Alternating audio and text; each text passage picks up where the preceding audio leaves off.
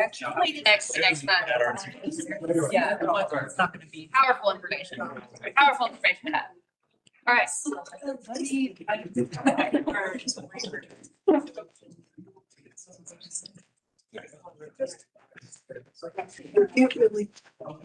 All right, folks. We have a new layout. Hopefully between the layout, don't mind me, I have Invisaligns and it like keeps me from being really loud for some reason. I don't know if I have, but if you can't hear, just wave us down. We'll try, but we're trying to make this more accessible. All right, so good evening and welcome to the August 6th, 2026 meeting of the Athens-Clarke County Planning Commission. If you're watching on YouTube, you will find a meeting agenda at accgov.com/planning. For those of you here in person, there is a sign-in sheet and copies of the agenda on the table by the door. Here's the process for the items on the agenda. First, staff will make a presentation.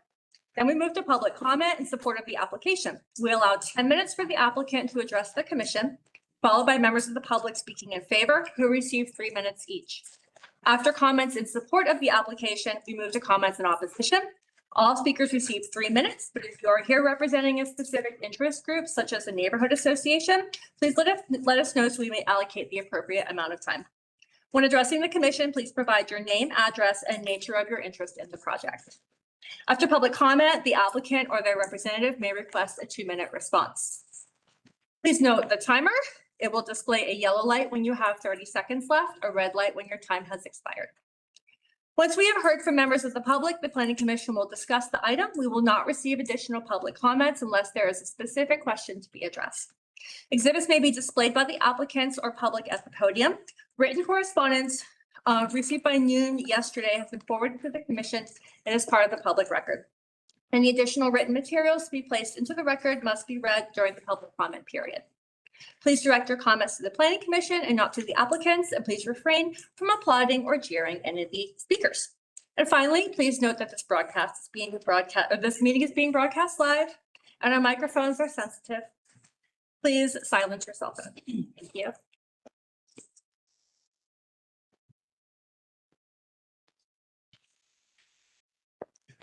And with that, does anybody want to make a motion to introduce staff reports and documents to the record? So moved. All right. All those in favor say aye. All right. Next is meeting minutes. Move to approve. Okay. Second. Okay. All right. All those in favor say aye. Aye. Right. May courts. No report for May courts this evening. Any public comment related to May courts? Right. So with that, we'll move to old business item number 1, 490 Clover Street.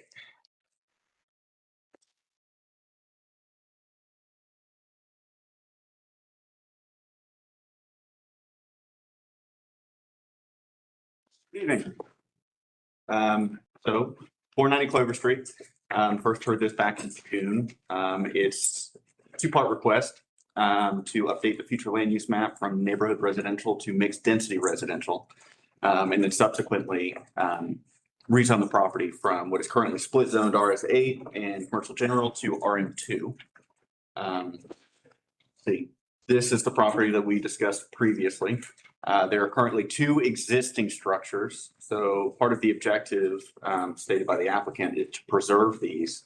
But given its legal non-conforming status, some things need to be brought in line with current code and updated to facilitate rehabilitation and improvement. This is what the property looks like currently. Actually, I think this specific photo might be about a year old. But this is Clover Street, and I don't believe we included these photos in the last presentation. So I wanted everybody to be aware of kind of what we're talking about. Of course, frontage, and then you can see left and right looking down the street, just to get an idea of the feel for the neighborhood. This would be the update to the future land use map. Excuse me. So it goes from neighborhood residential, as I said, to mixed density residential. little bit of a darker yellow there. This is what jumps out. This is the proposed rezone. So it's an existing RS8 neighborhood. The proposal is to upzone it to RM2. You can see what's currently split zone there on the left. That would be rectified as part of this rezone proposal. Just another aerial view so you can kind of see the footprints a little bit clearer. This was the plan that was submitted previously back in June. Again, those are the existing structures. Really what's being shown here is parking improvements to facilitate, extra beds that would come with RM2. This is the new site plan. So it was a response to staff comments previously. As you can see, they're no longer double stacking cars. They've widened the access at the street to 20 feet, which is a requirement for any kind of mixed density or multifamily development. Helps provide better fire access, that sort of thing. Generally speaking, staff does find it compatible with the 2023 comprehensive plan. A little bit strange, but it does increase the supply and variety of quality housing units, multiple price points. What we're talking about here is missing middle, so we'll circle back to that here shortly. It's redevelopment of two existing structures, which is good because it doesn't expand into anything new. It's an adaptive reuse, and as the last bullet notes, this is a very unique area in a unique neighborhood. I think everybody's at least semi-familiar with it. Inherently, it is not compatible with a future land use map. It does kind of stick out when you look at those color shades. It does create a spot zone, but it is also an attempt to meet the stated objectives of ACC's comprehensive plan. So, got some photos in here of some neighboring properties. These are actually two separate duplexes that are on the same parcel. Block and a half away. I want to say that these are at the corner of Gloria and Sunset. And they look nice. They kind of match the feel of the neighborhood that everybody's familiar with.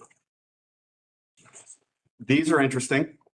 On the top, those two top photos, those are also existing duplexes, I believe. Those mailboxes have A and B units on them. So these are on Clover. So you can't really tell by looking at them. It's very similar if we want to go back to this. Now, granted, it is on a larger lot. It does have a large structure in the back that, of course, does encroach in the rear setback, like we talked about 2 months ago. So that will have to be contended with or avoided in the rehabilitation if they want to keep that non-conforming. But again, the point was to see how it is in kind with what exists. That bottom photo is just a guest house that was under construction. There are a couple of guest houses that were permitted in this neighborhood just in the last 2 or 3 years. Generally speaking, staff does recommend approval with conditions on this. As we talked about a few minutes ago, it does kind of align with ACC's comprehensive plan and its stated objectives. It's definitely unconventional. The map is uncomfortable to look at. But again, we think it is really for our goals as a community. Corrective actions, things to be aware of and things that would need to be addressed in the plans review if it were to be approved. Parking standards are different depending on the configuration of a multifamily unit. So parking standards are based on the unit size and bedroom count. So specifically, studio beds under 500 feet get 1 space. 1 bedrooms above 500 square feet get 1.5 spaces. 2 beds and up get 2 spaces. So it kind of goes up and it increases, and it's going to be a pinch point in the plans review, but it's not something that can't be overcome. And of course, fire safety, that will need to be confirmed and really thought through specifically for building B in the back. And then speaking to the nonconformity, again, according to 915.8, the area of encroachment is considered legal nonconforming. They do not have to remove it. However, they can't alter it. You can't increase or intensify that nonconformity. So that's going to be another pinch point in the design. Recommended conditions, if this were to move forward. Cap the floor area ratio at 0.4. So last time this was heard, there were some questions about how staff arrived at some of these. So we got here by taking the existing FAR, which I believe was 0.28, and padding it just a little bit to add some flexibility in the improvements. Recommended condition that this site does not allow for commercial uses other than home occupation permits. So this would be in line with any other residential property. And then the property shall be limited to no more than 4 independent dwellings. So the wording changed on that just a little bit to delineate how we treat dwelling units in RM, which is by the bedroom. And as a reminder, the acreage on this property, if it were to be rezoned to RM2, it would be 7 beds for the parcel. So this would be 7 beds split across 4 units, whatever mix works, especially with parking and that kind of thing. Here is the final product, well, the proposed product. So again, we included the photos just to kind of identify that the mixed density elements are already in this area, and it's part of what makes the neighborhood, right? It does have a lot of character. There are a lot of small single-family homes. It is not all this by any means, but the entire neighborhood is zoned RS8, and it doesn't really walk and talk like RS8. There are elements that staff believes are in kind with the proposal already in existence. Staff's report. You. All right, now we'll hear from the applicant.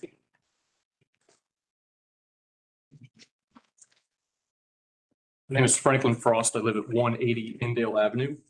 I'd like to thank the planning department for their efforts and communication through this process. I've been a resident of Athens since moving here in 2013 to start working for an architecture design build firm.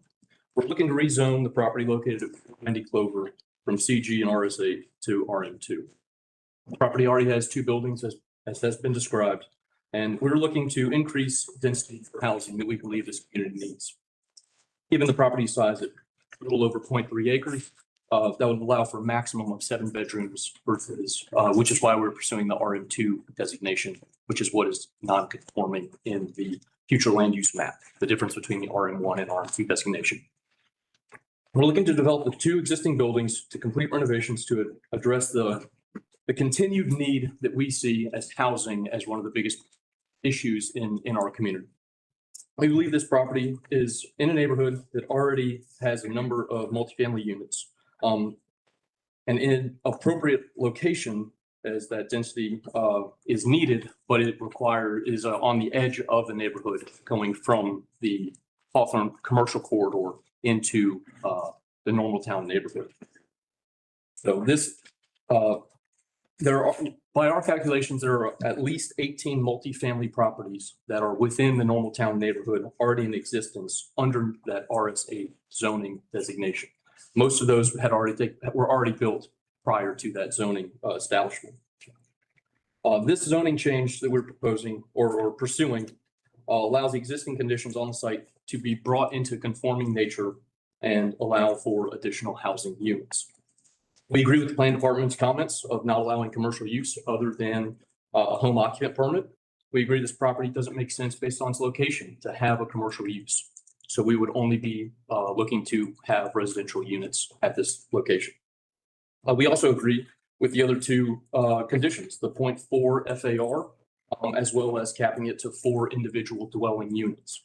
The 0.4 FAR limits the possible building size to about 5,300 square feet. So just to kind of quantify that in a square foot terms based on the lot. So we believe, that there are some single family homes that are larger than that in this neighborhood. So it is, again, the scale of the project is within the size of the neighborhood and something that can be supported. We understand the neighbors' hesitancy about the rezone in regards to the possible increased traffic and parking. We share your concerns about the increased cut-through traffic on Clover as well, and would support any community-led measures to mitigate that cut-through traffic, because we agree a safer neighborhood is the desired outcome. With the plan department's conditions on residential use only, we believe that the traffic will be less than the previous use, which was an active daycare. The rezone application is also just the beginning of this process, and the final design will be dependent upon the vote for approval. When we will then work with the planning staff to ensure that the final design meets all county requirements, especially the required off-street parking. So that is always going to be this flux of what will this site support and what can we park? And so we understand that, we are required to make sure that all tenants will have on-site parking, and we will be working through that as we develop this overall site plan. This project is being undertaken by people who live and care about this community, and we're trying to renovate 2 existing neglected buildings to create additional housing that this community needs. Thank you for your time. Is there anyone here to speak in support of the application?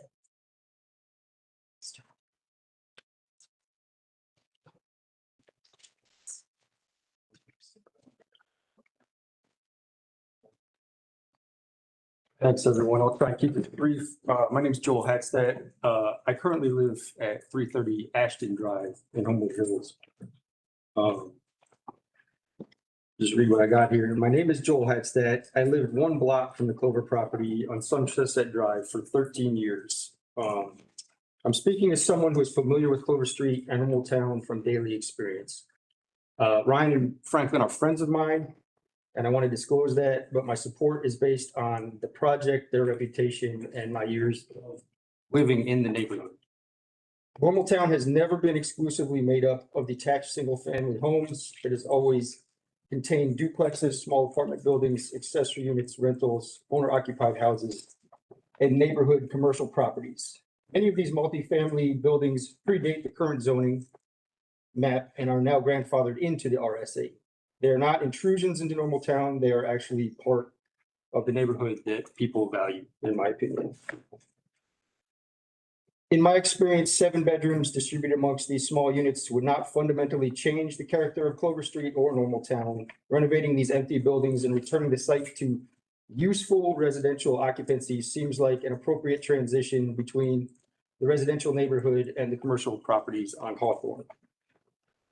I understand concerns about parking, noise, and future development, and I believe reasonable solutions can and will address those concerns. I do not believe 4 units and 7 bedrooms at this particular site represents an incompatible level of density. This is the kind of neighborhood housing that already exists in normal town and is increasingly difficult to create. So with that, I respectfully ask that you evaluate the proposal as submitted, and I support this submission. I support approval. Thank you. Thank you. Yep. Anybody else here to speak in support of the application? Yes, I am. Excuse me. Hi, my name's Eva Claire Schwartz. I live at 750 Boulevard right now, which is a subdivided unit. It's important to note that I live in a 1-bedroom dwelling. So I'm a social worker in this community. I went to graduate school here. I went to undergrad here. And when I graduated my master's program, it was really important to me when deciding between 2 jobs to return to Athens, because I think part of the reason we're all here is that there's nothing quite like Athens. I was really excited to come back under the prospect of being like a young professional here. That's a totally different identity, as a lot of us know, than being some sort of student in Athens. And it's really important to me in my social work practice that I reside in the county in which most of my clients and my patients also reside in and live in and work in. I feel like that brings a certain level of authenticity to the work. So basically, when I came back and I was excited to put down roots here in Clarke County, it was important to me that I have options as a single individual that was coming back to live. And I was not at a place financially. I just paid for a master's degree. I came from nonprofit executive leadership. These are not like large salary jobs. And so I wasn't ready to put down a down payment on a home. So I feel like the search for a 1-bedroom, safe, independent, community connected space is something that's very singular. Really a massive apartment complex geared towards 18 to 22-year-olds just wasn't going to be a big and good fit for me.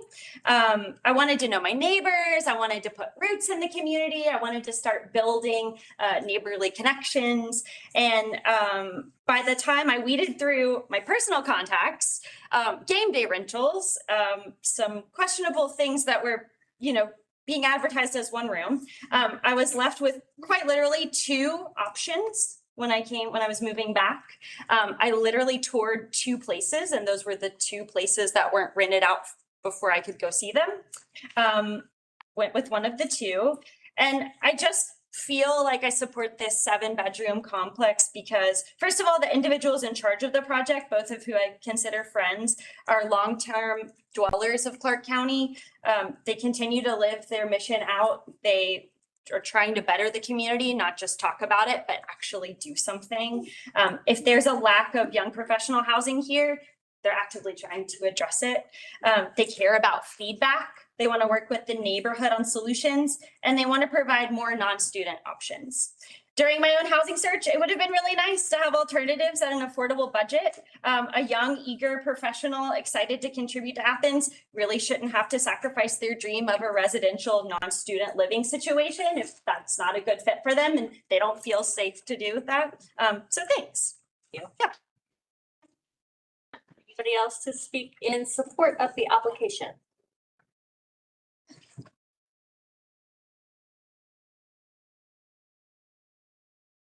All right, hearing none, is there anyone to speak in opposition to the application?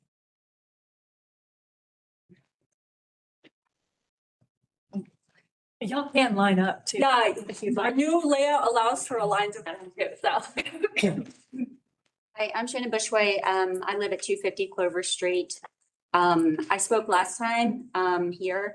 I'm here to oppose an RM2 zoning.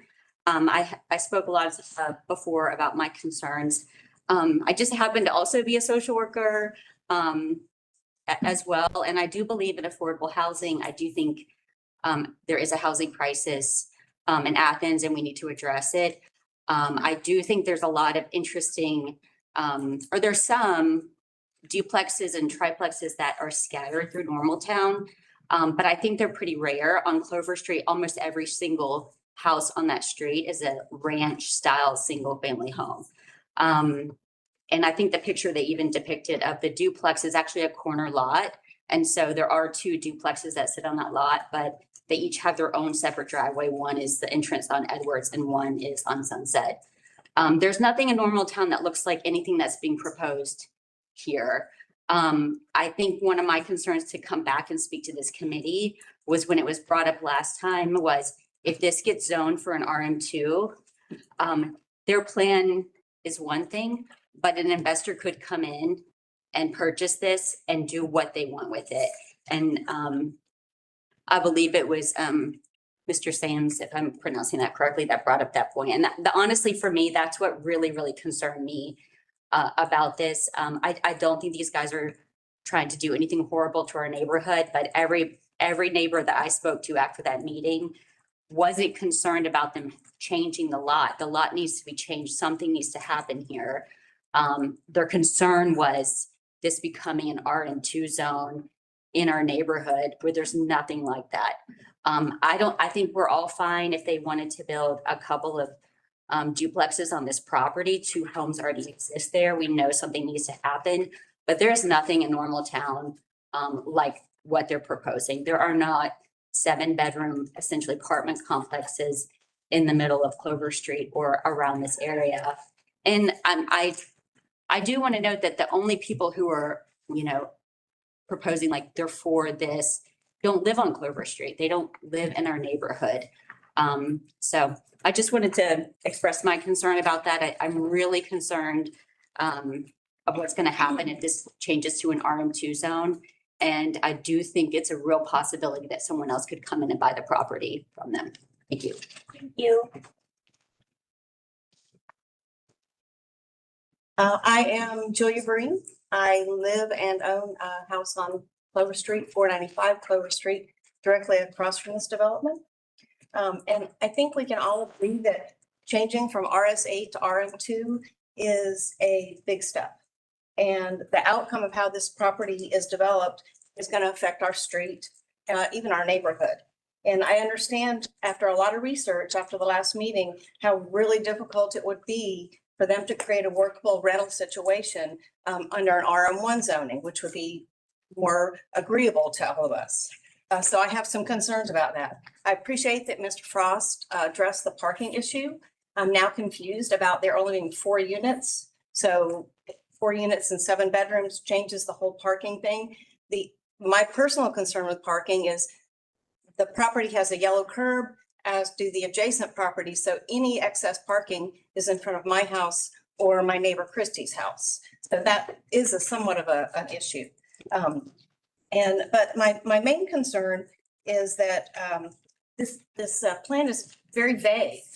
We don't have any real idea of what exactly is going to happen, what it's going to look like. I looked on the website when I was getting my notes from what was presented for us to look at, and other plans have renderings and drawings. And so I have concerns about that. Because this is non-binding, there's not a plan. If they choose not to go forward, anything could happen. We could have a 3-story apartment building go up instead of this lovely plan that they're talking about.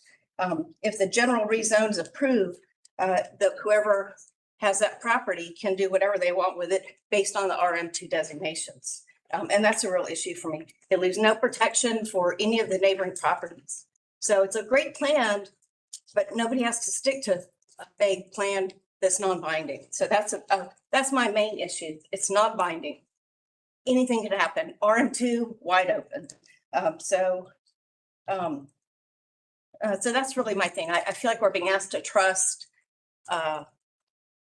And I appreciate that these are people in our community and they're friends with people here, and that's great. But what if they get in there and they realize they can't really rehab these buildings? I want something to happen too. It's an eyesore. It's derelict. And I appreciate that they want to do something, but I think we need a binding plan with an actual plan that they have to stick to, so it doesn't leave us open to what could happen later on. Thank you. My name is Pekka Honkanen. Unlike these people speaking in favor, I don't know the builders and I live in the neighborhood. So I live on 690 Edwards with my wife and 2 small children. Problem with this plan is not parking, it's traffic. So exactly 3 years ago, on 7th of August, 2023, I emailed the city about traffic speeds on Clover between Gilmer and Sunset. There is nothing to slow down traffic. There's not a single stop sign, not a speed bump, unlike Sunset and Holman. There's nothing to slow down traffic, and there's a lot of families with small children who live here. So if we increase density here, it's going to increase traffic speed, more and more traffic in this neighborhood. So that's the main problem with this. Thank you. Thank you.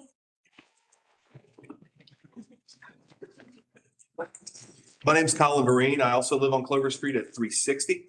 My mother just spoke. Don't let that influence the veracity of my comments. I agree with most of the things that have already been said by other residents in opposition. And my mother's main point of this is non-binding. We have no idea what the house is going to look like. Every other plan that you see on the Planning Commission website, there's at least like a rendering what the exterior of the house might look like. There's more detailed floor plans. And that uncertainty of whether or not they decide to go forward with it after the rent zoning is redone, which I think that was one of the points he made. We're waiting to do a final plan until we receive the zoning change approval. And, you know, I know Ryan personally. I consider him a friend and have for many, many years. I don't know Mr. Frost, but and I think that their parts are in the right place, but I don't know. I'm not in their head. They could be seeking this zone change in order to just then sell the property, which to my mom's point, could then end up being a 3-story apartment building right in the middle of the neighborhood. And I feel like that should be a genuine concern of the planning commission in this equation with the non-binding agreement that we're seeking. That's maybe my largest problem with it. The traffic is also another concern of mine. Thank you. Thank you. Anyone else to speak in opposition?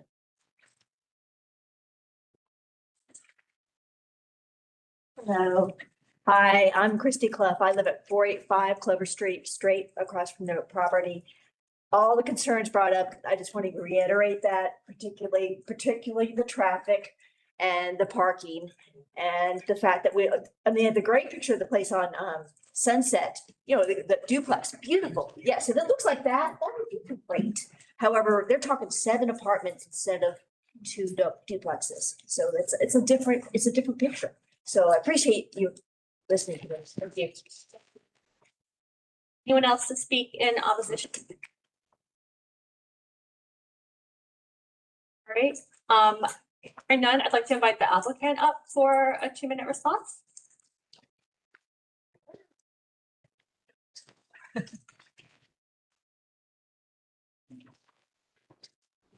Okay, so I think that get that in a minute.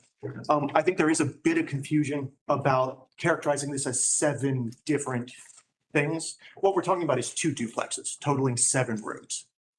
This is directly like the place on Edwards. We'll have a duplex in the front, a duplex in the back. There will be 7 bedrooms total. It will be the residential scale of the neighborhood. It'll look just like housing. It'll look like houses that exist everywhere else on the street. We're not trying to do anything crazy. I think that the binding site plan that people are talking about, we're going to be bound by the 0.4 FAR. We're going to be bound by not allowing commercial. There's lots of things binding us in the recommendation from the planning commission or the planning department. A lot of this stuff needs to get worked out. It takes a lot of time. It takes a lot of money, and we are trying to do this as efficiently as possible. We're not big developers. I build houses. He draws houses. We're putting our money where our mouth is, trying to sort something out. And before we dump a lot of cost in rendering, while we're already absorbing the financing cost of this, as we go forward through this process, we're trying to be very efficient. So that's why there's not a lot of pretty renderings that exist here. They're expensive.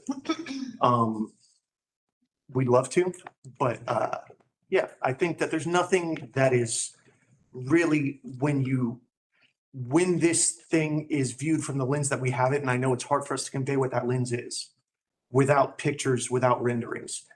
This is essentially 2 duplexes. A couple of them are 1 bedrooms, a couple of them are 2 bedrooms, and there are direct analogs throughout the neighborhood currently. Thank you.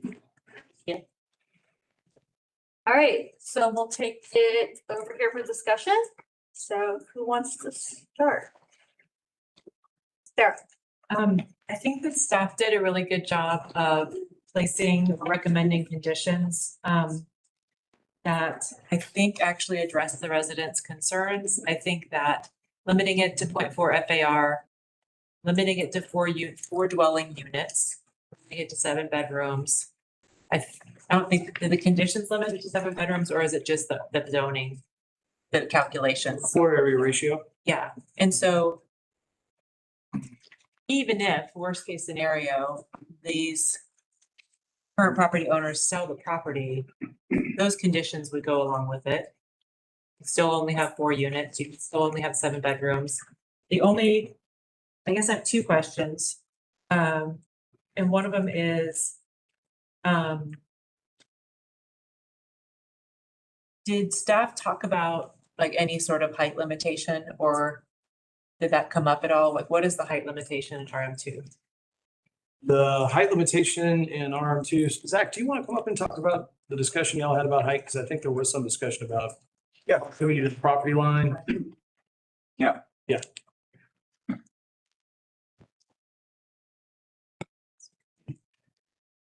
So if the commission wanted to entertain an additional condition for height, that's not incorrect.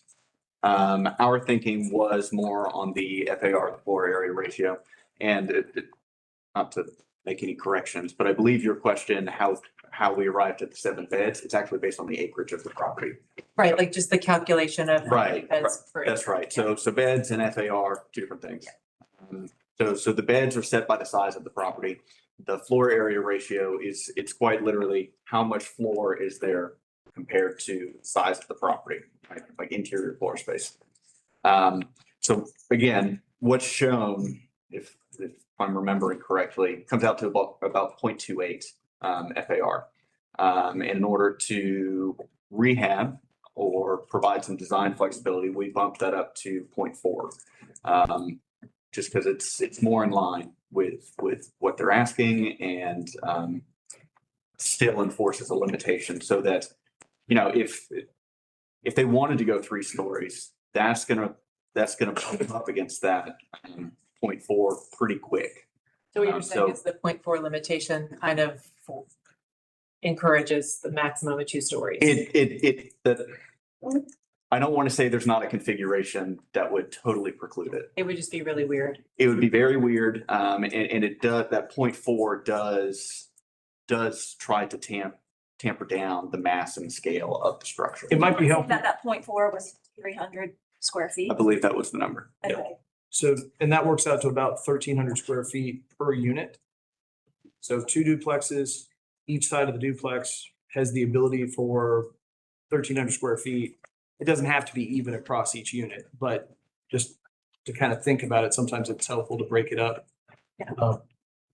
Yeah, the unit mix is really what's going to play into it. Yeah. Okay, great. I think these conditions are great.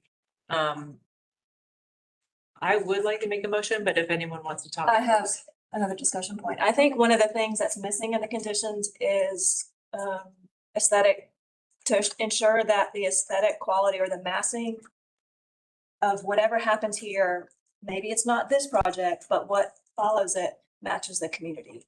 Because I do think in spite of, it's kind of back to what you started with, there are ways that this new zone, in spite of the FAR, in spite of, height restrictions, that would still feel like something very different.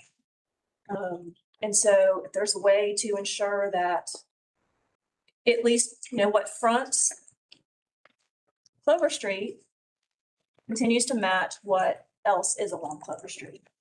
I think that's important. Alex has his hand up and then he's here. Me? Yeah. Okay, so I don't see how we can start putting RM2 in an RS neighborhood. That's not going to be a shocker to most of y'all. It introduces new rules. It does leave a lot of unanswered questions. It's not even binding. The value of this is going to go up immediately with the RM2 typically. Can't see the future, but that's what might happen there. We keep the term, even from it keeps being called a development and in a single family neighborhood. And that's a word that should not really mix into single family. And so in the majority, I know there's just a little bit of CG to RM2. That's just a small part of it. So I'm concentrating on the RS8 to RM2. And I would also say on the future land use, this is a spot change that just does not make sense. I understand there's 2 buildings there, but just because a property has 2 buildings anywhere in Athens doesn't give it the right to automatically be RM. And there are a lot of places with RM, or rather with two structures on it in a single family. And this is just another one of those. So I would definitely be opposing this.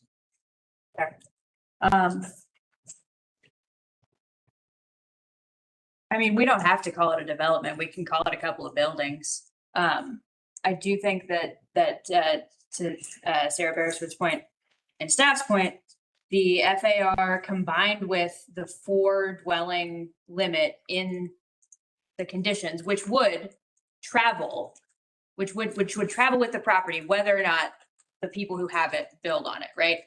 Anyone who buys this property is going to be bound by those same conditions until and unless someone seeks a rezone.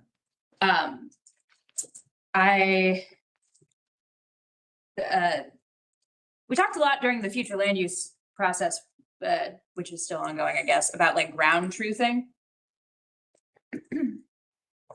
which was seen as a good thing to do during the future land use process.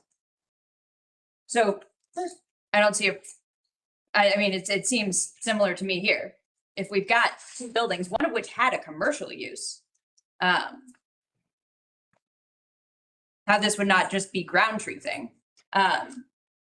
It's a slightly uniquely situated parcel in that it is right at the tip of this street that is pointing directly towards a minor corridor. There's a couple of duplexes, which I heard in public comment. Fine with a couple of duplexes, don't want anything crazy. We have these conditions that would make anything crazy practically very unlikely, unless someone just had millions of dollars to burn and was like, I want to build a 100 square foot around tower, which would height restrictions for RM2. I appreciate the applicant's comment, which is something that speaks to a lot of comments that we get here, that renderings are expensive, planned developments are expensive, and requiring those things for a small redevelopment, a granular, gentle density increase by a local developer. That's how we discriminate against our local developers. In favor of, the big builders who have a lot of capital, a lot of cash in the bank, they can shell out for all the renderings, they've got all their stuff in-house, et cetera, et cetera, et cetera. One other thing I wanted to note, having more people living on the street is statistically correlated with making people on the street safer from speeding cars. It's there is a curve through which has been studied. There's a curve through which increasing density leads to less speeding on streets. There's just more people coming in and out. There's less opportunity for the dashing through. And then you're talking about people who actually live on the street, right? People who call that place home.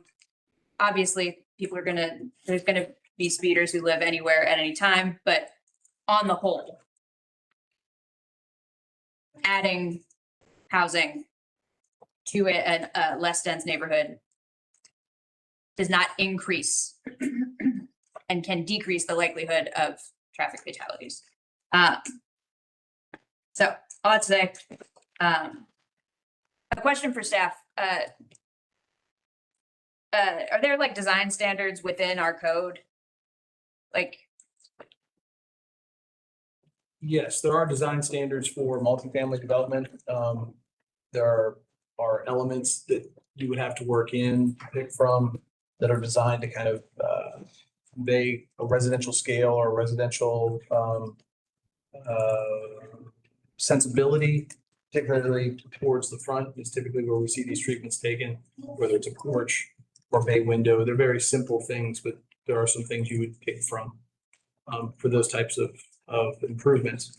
The forward building on this was constructed as a residence. So I would say we would look in plans review on what elements are currently there, and if they satisfy those standards, well, then they'd be encouraged to be retained. If they're going away, they would have to add something that meets those standards. okay, so the question of like, design, are they going to put something crazy looking in here? That is another question that gets handled in plans review, right? I wouldn't say plans review handles crazy. But plans review will administer the code and there are some real baseline expectations for residential design. That's all. Yeah, so I guess my big picture view on this is that as a way to address our shortage of housing, I think it's good on balance to have one-bedroom units in our neighborhood so that young professionals, non-students can find a place to live if they are tired of having roommates and not be forced to live in big buildings with predominantly student populations. I think that that's undoubtedly good for the neighborhood. I think that to the extent that this proposal keeps the existing buildings, which are already part of the existing neighborhood character, that seems good. I take it that that's not binding at this point, although perhaps we could create a condition that says, you know, that the applicant intends to keep the buildings. That's what they say. They're going to just renovate them. And, you know, perhaps maintaining the existing building footprints could be a condition that would alleviate those sorts of concerns. On traffic, it sounds like the problem is cut through traffic on Clover Street more than it is resident traffic on Clover Street. And I'm sympathetic to that. And, you know, we have a program that was revised in the last year or two to make it easier for neighborhoods to request and get the city to put in speed bumps. And so if the Clover Street neighbors have tried that in the past and haven't gotten very far, some of my neighbors tried to do the same thing on my street and a few years ago, and it was the county's process at the time was very difficult. And I understand that it has become easier, and so that sounds like maybe a solution that people in the neighborhood would be interested in pursuing. But Sarah Gehring's absolutely right that having a few more neighbors on the street who live there and are driving slow because they're about to pull into their driveway or whatever is not the kind of traffic problem that, you know, people are concerned with. And if anything, it reduces speeds of other traffic because there's more people pulling in and out. I did wonder if I understand the applicant's point about a binding site plan being expensive to develop and get perfect. And then if there's something that's a little bit wrong, when they get to plans review, they could run into trouble. But I did wonder if we could condition any aspect of the site plan, Bruce, like perhaps the existing building footprints, make that a binding aspect as a condition of any rezone if we were to recommend. Certainly can. That may be a good question for the applicant. Okay, if that would be a problem for them, yeah, I'll ask them that in a second. The other thing I wondered about that's kind of related is about lot coverage. As I understand it, the existing two buildings on the site and driveways and so on already exceed the allowable lot coverage in RS8. Is that correct? Correct. I suppose another condition could be just that the lot coverage shall not exceed that shown on the plan, because I understand the neighbors don't want some other person to buy the thing and tear everything down and just put up, you know, a single apartment building that's out of keeping with the neighborhood, but having the lot coverage limited to what's shown on the plan and having the building footprints, a binding aspect of the plan, I think would address any reasonable neighbor concerns specifically about the character of the neighborhood. So I guess let me ask the applicant if you would approach the podium just so that you can answer the question of if one or the other or both of those conditions would appear problematic to you, either keeping the building footprints or limiting the lot coverage to not to exceed that shown on that version of the plan. So this is where we get into the design of the actual project. And so if this off-street on-site parking is the driver that we hear from the neighbors, we're going to try to increase that on site. So if we bind it to what's shown here, and then we are able to add two additional parking spaces in design, say at the front of the building, because now with the addition on the north side of the property being a new front porch, working with planning, is that the new front yard? And so is one more parking space available in front of that existing front porch?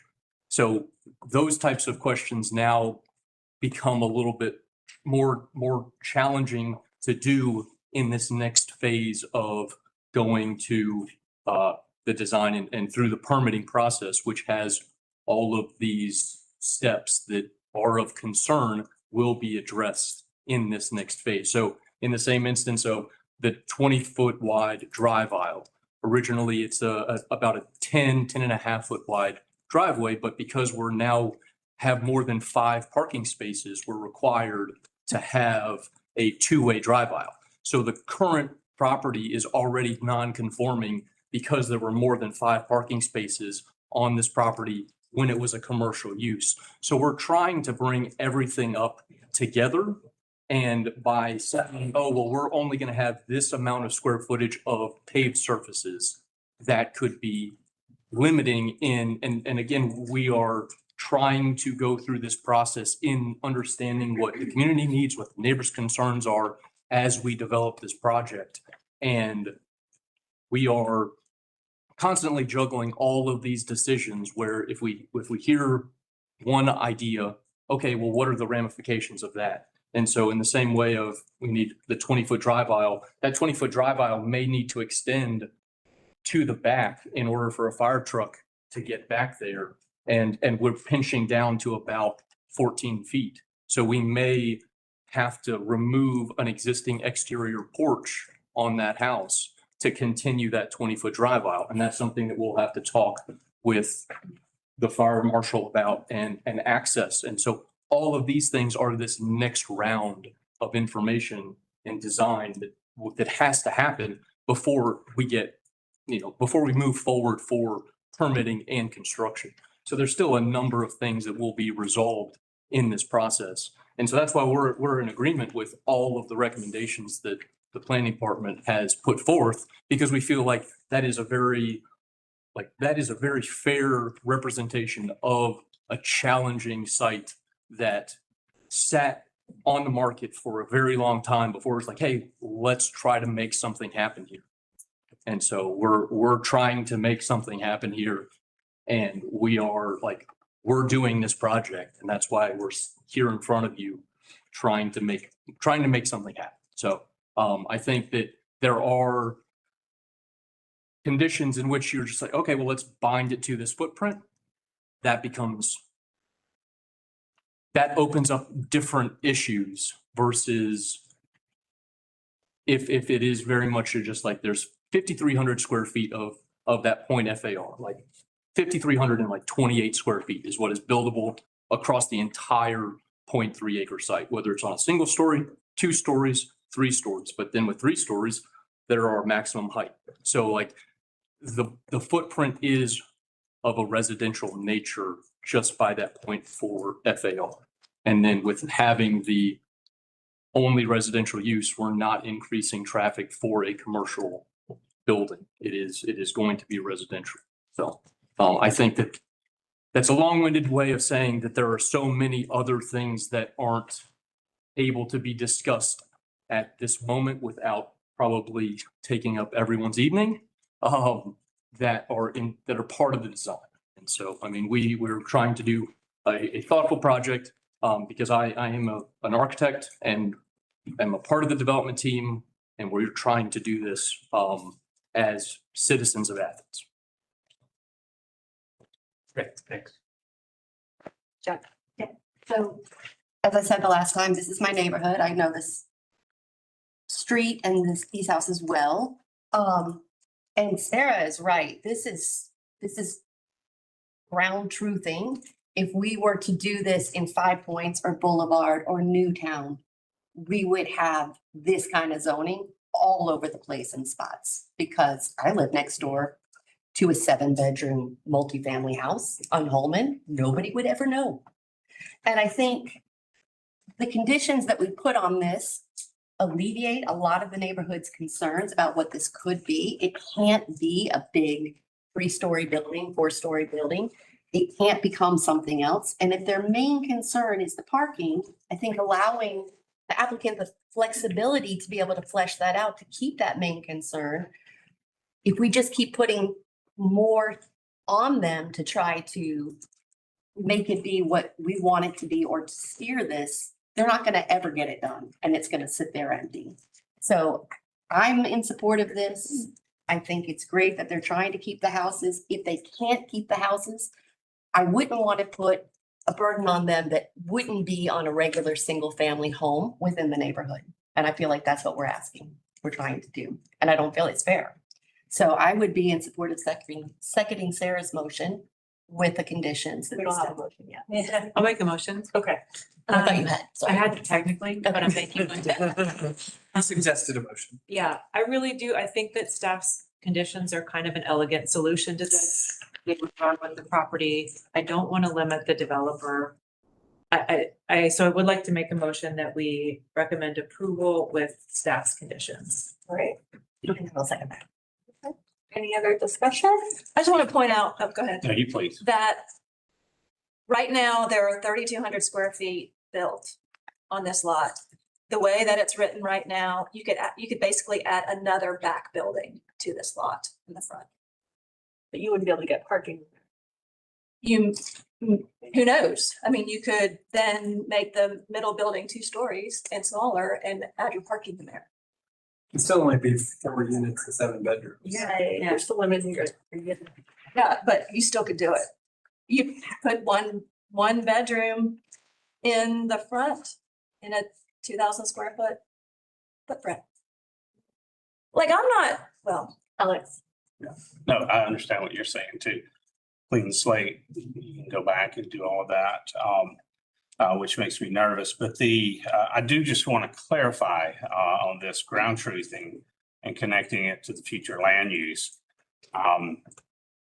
Those were typically neighborhoods, like everybody got ground truth, not just spot here and there. And I want to get, I maybe don't know this. It sounded like you were saying 5 Points has RM2 scattered throughout. Is that? Saying that if they were to actually have zoning that was representative of what was going on in those homes, there's multifamily there.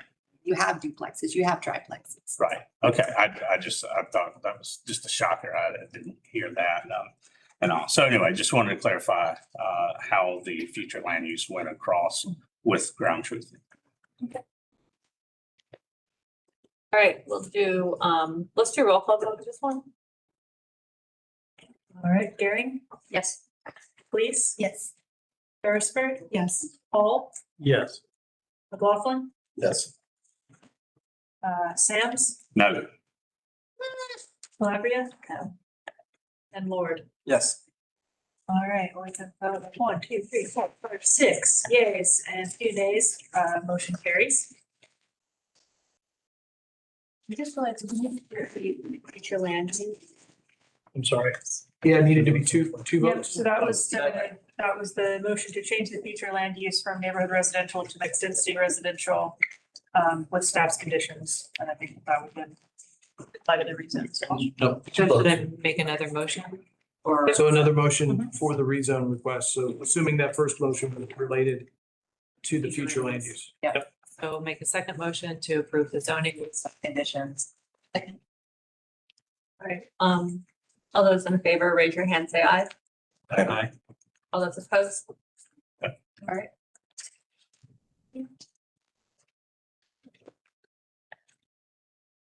Great, item 2, 940 College Avenue.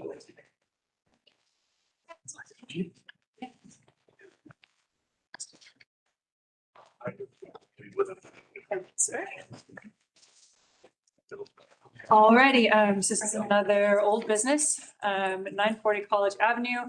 It's a master plan development. There is no future land use map change requested. For this plan development, there is a zoning map change request from employment industrial to mixed density residential. The site is currently used as a concrete masonry unit plant, so quality block. located on College Ave. Another thing that is unique about this site, as we talked about last time, is it is surrounded by railroads, around railroad tracks, which limits the parcel. And we can also see, I mean, it is everything we've got going on. We've got a lot of industrial buildings, not a lot of trees, and you can see it's an active site. Some photos of the current site. This is on College Ave facing east. We've got some topography that slopes upward as we enter the site from College. These are some views of me climbing behind the field at Lake Park, giving you some overhead views. Again, we've got a little bit of topography going on. We see the railroad here, and this is actually a slope increase where this tree line is. Again, looking at this topography along the south boundary of the parcel. And this is a little bit of what's going on the inside. Again, we've got railroad tracks right here. We can see the industrial use currently happening on the site. This is just from a service road facing northeast. A little bit of context in the neighborhood. These are the homes on Elizabeth Street that is adjacent to the applicant parcel on the north. You can kind of see the scale of the development happening already. Part of this, again, no future land use change. It is currently slated on the future land use map as mixed density residential. This proposal would align with that definition, so there's no change as part of the application we've received, but there would be a zoning change. Again, currently it's used for concrete masonry work, which falls under employment industrial. Switching this over to RM3 as part of the planned development to allow for mixed density residential use. A little bit of environmental areas, not quite touching the parcel, but there's enough of a stream buffer close by. I wanted you all to have that context. And this is the plan that we received as the application. Again, we can see there is a mix of uses. A big part of the application was focused on keeping this development in scale with the surrounding neighborhoods. So you can see we have a few larger buildings as well as some smaller options. There is a kind of central on-site amenity proposed. One change from that first plan to now is I'm fairly certain the pool was not a part of that first application we received, so that's a new addition. But a lot of the other design elements are largely the same. We're not seeing a lot of shift from that first review. So with not a lot of shift in that site plan, there's also not a lot of shift in our staff analysis. We believe it is compatible with the 2023 comprehensive plan. It's redeveloping an existing site, which aligns with our goals. It is removing an intense industrial use and providing a transition from the surrounding residential areas and the commercial mix of downtown, that kind of stepping down approach that we've heard not only in our comp plan, but also in our future land use efforts.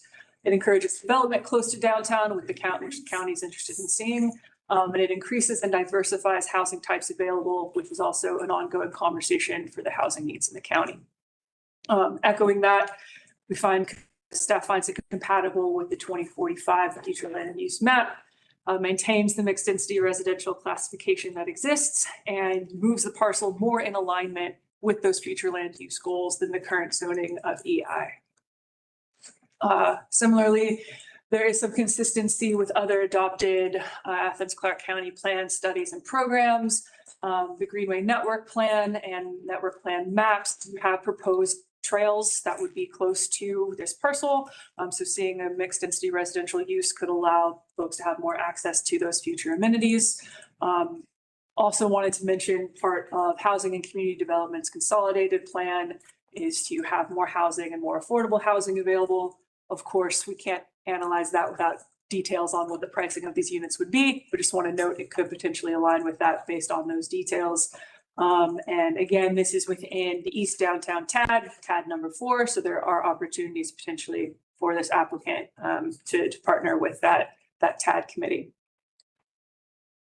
Staff finds that it's partially compatible with the zoning map and the ordinance.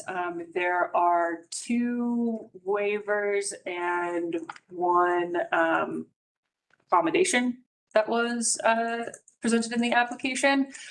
Staff does support both waivers that we received, the conserved tree canopy. We wanted to make one note on there that the application doesn't propose any additional planted canopy to cover the conserved canopy loss. Usually we do see that as an offer in these applications. So we support the waiver. But we just wanted to note that that could be a potential condition or something that the commission could look at.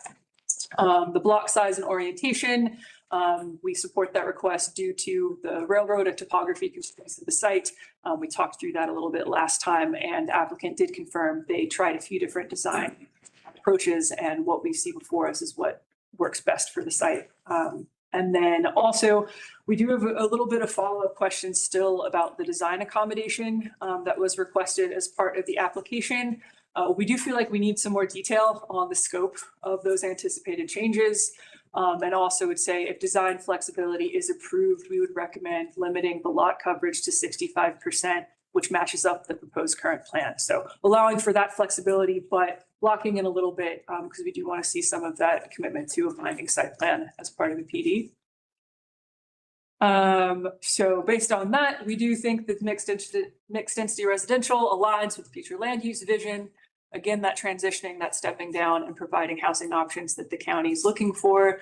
But we do have a few of those unresolved staff concerns, specifically around the trees and also the scope of the design flexibility request. So with that, our recommendation is to table so that we can work out those details with the applicant. And so we have specific recommended conditions for that if you did move forward with an approval. The other thing I did not talk about is these trestle modifications, which I know the applicant will speak to in more detail. That was something we saw a change in the application as well. There was mention there's been coordination with one of the railroads to potentially raise one of the bridges. They're exploring a few options there. We think as a condition of approval, we would need more assurances of where we're at with that, what those agreements are looking like, what approach the applicant wants to move forward with.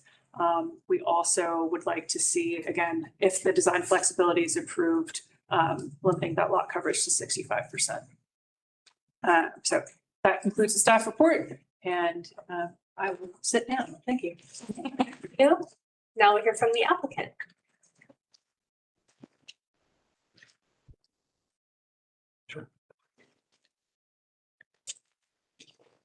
I'm Brett Nave, 300 Plum Valley Studio, being the architect. I'm gonna cut my time short. Bruce is gonna help me 2.5 minutes, maybe 3. So try not to speak too fast because Joseph has a lot of things to talk about on some of these conditions.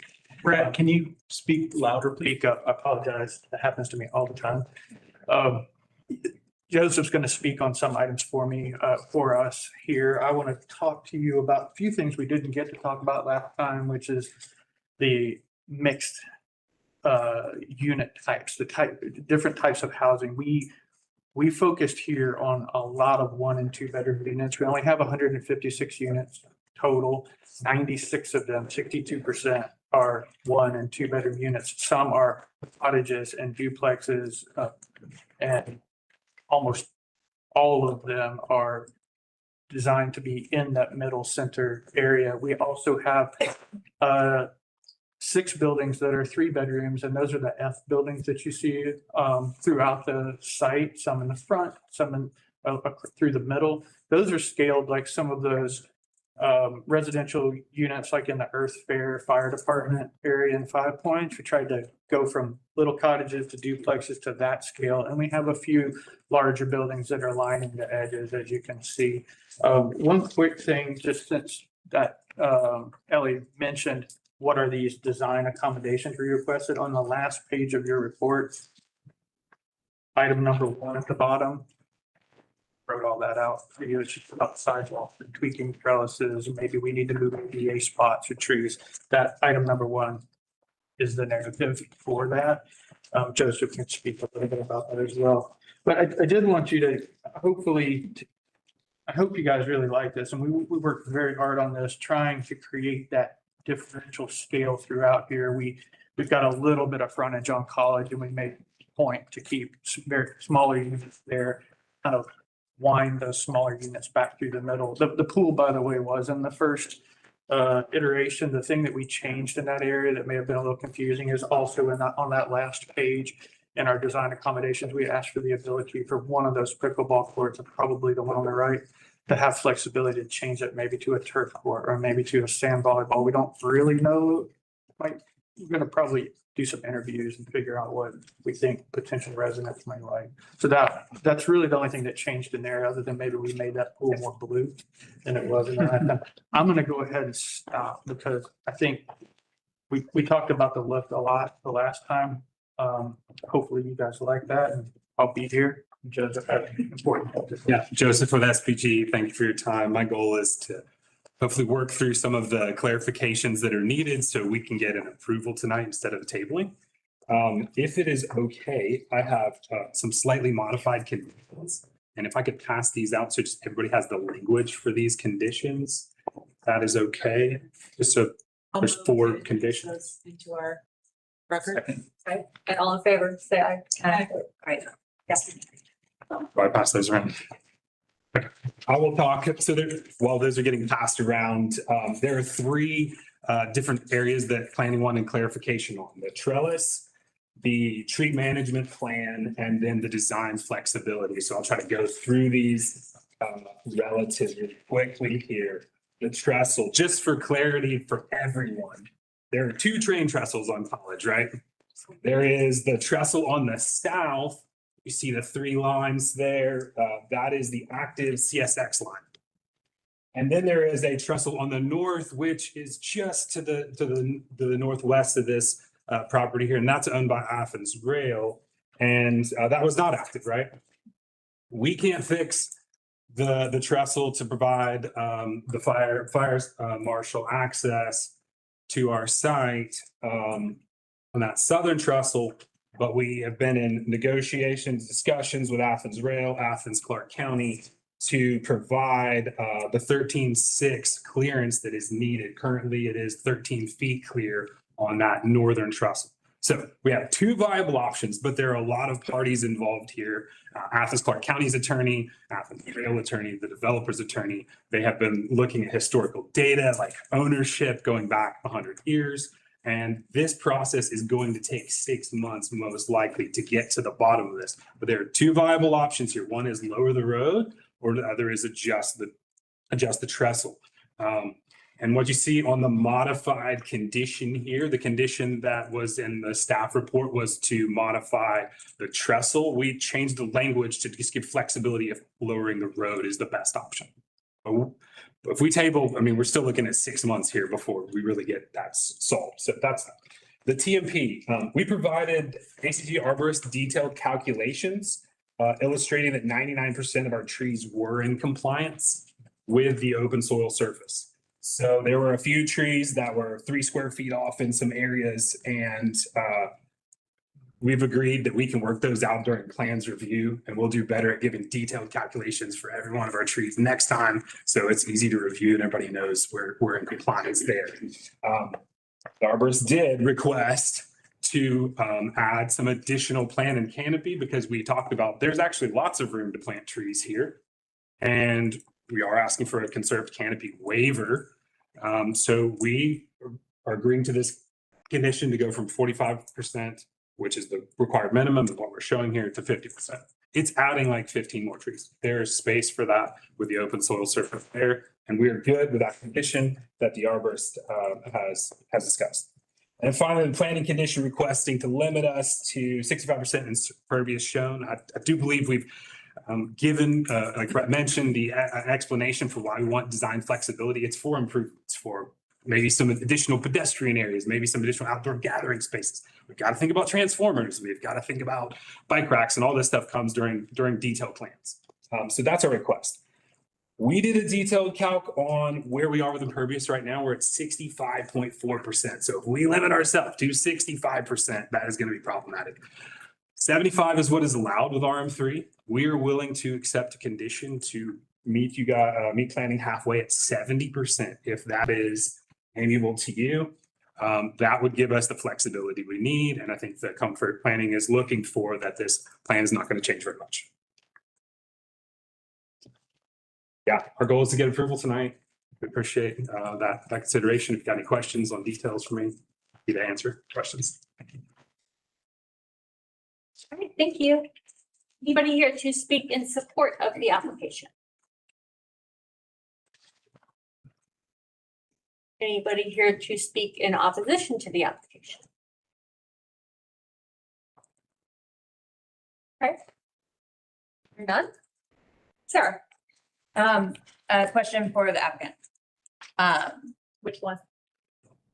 I'll say the question and you can decide who will, is the best person to answer.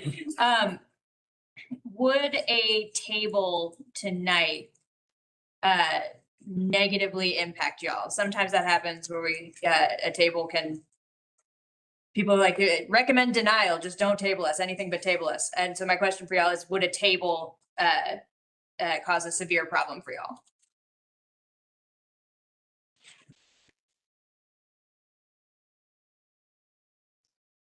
Take a shot at that and tell me if I hit what you're getting at. We have a little bit of time. Not a lot, just because how things work and carries and so on. Ideally, we think we've covered all of the conditions that warranted the bringing up the table. I mean, everything we've worked with, I've been talking with Mark about this forever, and everything we've heard is everybody at planning actually likes this project. And the table was just on some little technicalities. We actually have those technicalities worked out. Some of the comments like from TPW and so on were actually leftovers from the previous staff report. They didn't get changed. It wasn't that they were still comments. So I think that, and Joseph knows a lot more about this, so maybe he'll do better. But I think we would love for you guys to, if we can talk through each of these, if we need to bring up some of the rest of the staff at ACC, they have, information on this. We can maybe talk through that. And you might see that we're past those items that may cause a potential table. So. One quick thing, we have scheduled a meeting on August 18th with the TAD committee to talk about this. There are TAD funds, TAD is interested in maybe participating to get, some more life safety concerns resolved here. So we would like to have approval going into that and to keep moving forward with our schedule as it is. Okay, thank you.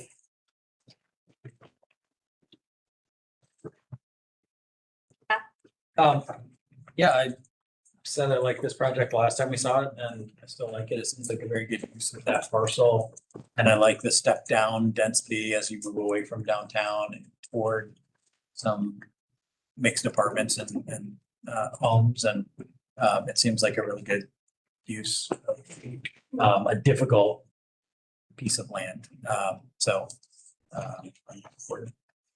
I'll make a motion. I will make a motion to approve with the versions of the conditions that were passed out to us by the applicant today. I'll second that. Okay.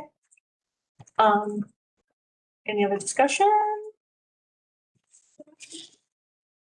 Future land use or reset? There's only one vote on this. Apologies. All right, so all those in favor, raise your hand and say aye. Aye. All those opposed, raise your hand, say yay. All right, thank you. All right, next item number 3. 1200, 1295, 1465, 1465A, US 29 North. Again.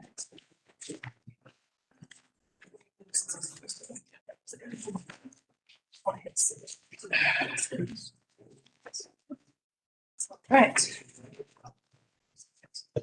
All righty, this is staff report for 1465, 1465A, 1200 and 1295 US 29 Highway North, otherwise known as Pinewood Estates. Special use request in agricultural residential zone.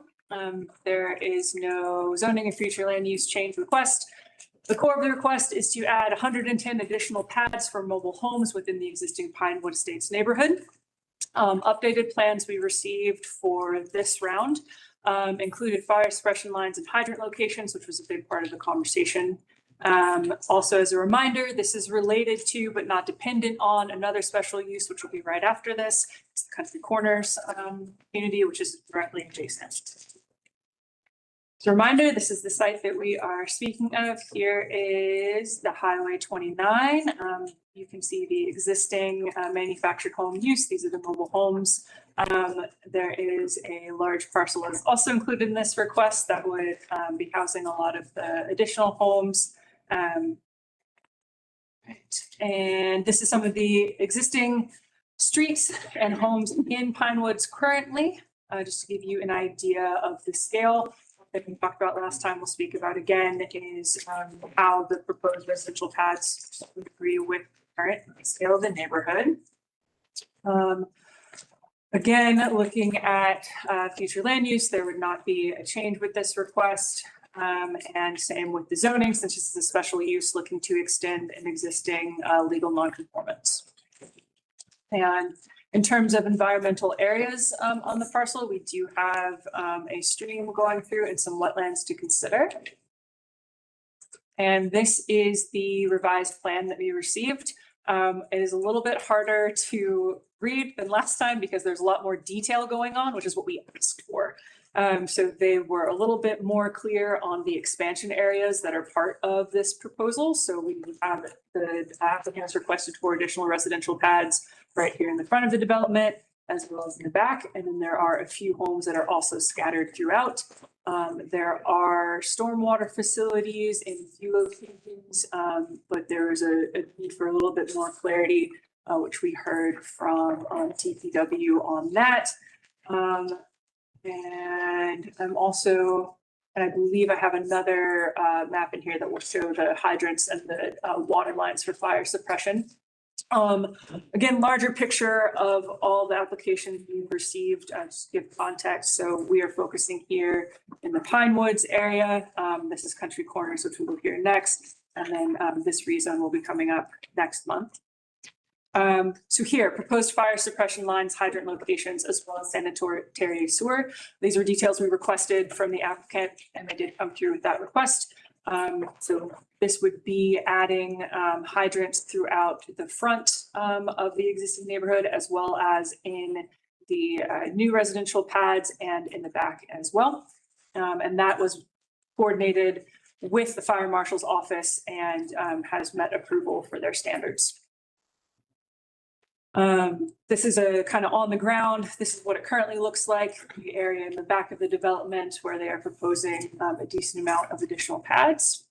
And then this is going to be that front area closer to the highway, also where a decent amount of the pads are proposed. Staff analysis is that the application is partially compatible with the comprehensive plan. Again, showing those existing homes, the homes that are proposed as part of this are of a similar type and existing scale with the current community, which would support growth while minimizing financial displacement risk for existing residents. That aligns very much with Athens-Clarke County goals of housing security for folks. A combination of resident-owned and lease-to-own agreements also supports ACC's goals for housing. Pricing information would help us accurately assess that affordability, of course. Developing undeveloped land rather than redevelopment of it does not align with the comprehensive plan because it would be developing undeveloped land and is not dealing with existing structures. Also, there was a little lack of clarity on stormwater management treatment facilities, which again, we heard from DW on. This is just some examples of new homes next to existing homes to show again how it would mesh in with the existing neighborhood. And these are some of the proposed new manufactured homes that were submitted as part of the application. It is incompatible with the future land use map. Again, this is a request to expand a legal non-conforming use, so it would not conform with that future land use designation of a major corridor, rural, or neighborhood center. And also by nature, it is incompatible with the zoning map and ordinance for the same reasons. Wanted to do a little bit of math for y'all.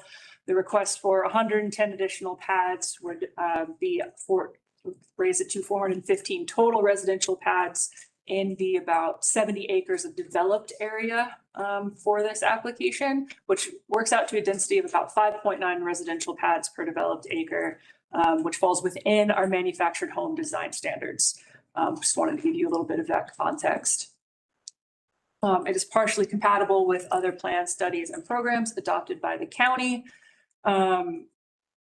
specifically with affordable housing investment. Again, the mix of rent-to-own models and rental models would apply with that, developing homes of similar type to help limit financial displacements.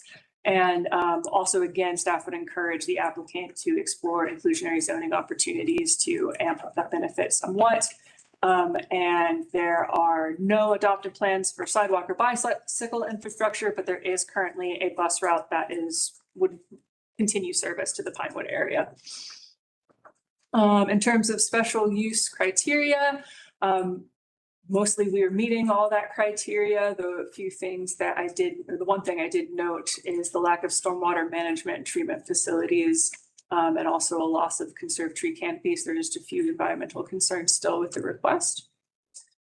And the overarching recommendation for this entire application, was a big part of our conversation last time as well, is very much tied to domestic water service for these residents.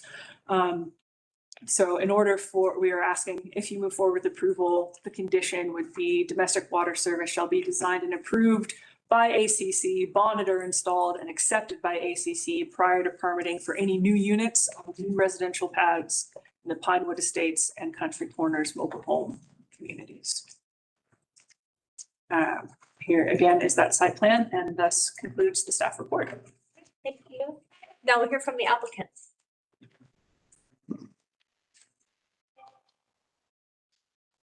Good evening, Jeff Carter with Carter Engineering, 1010 Commerce Drive in Bogart.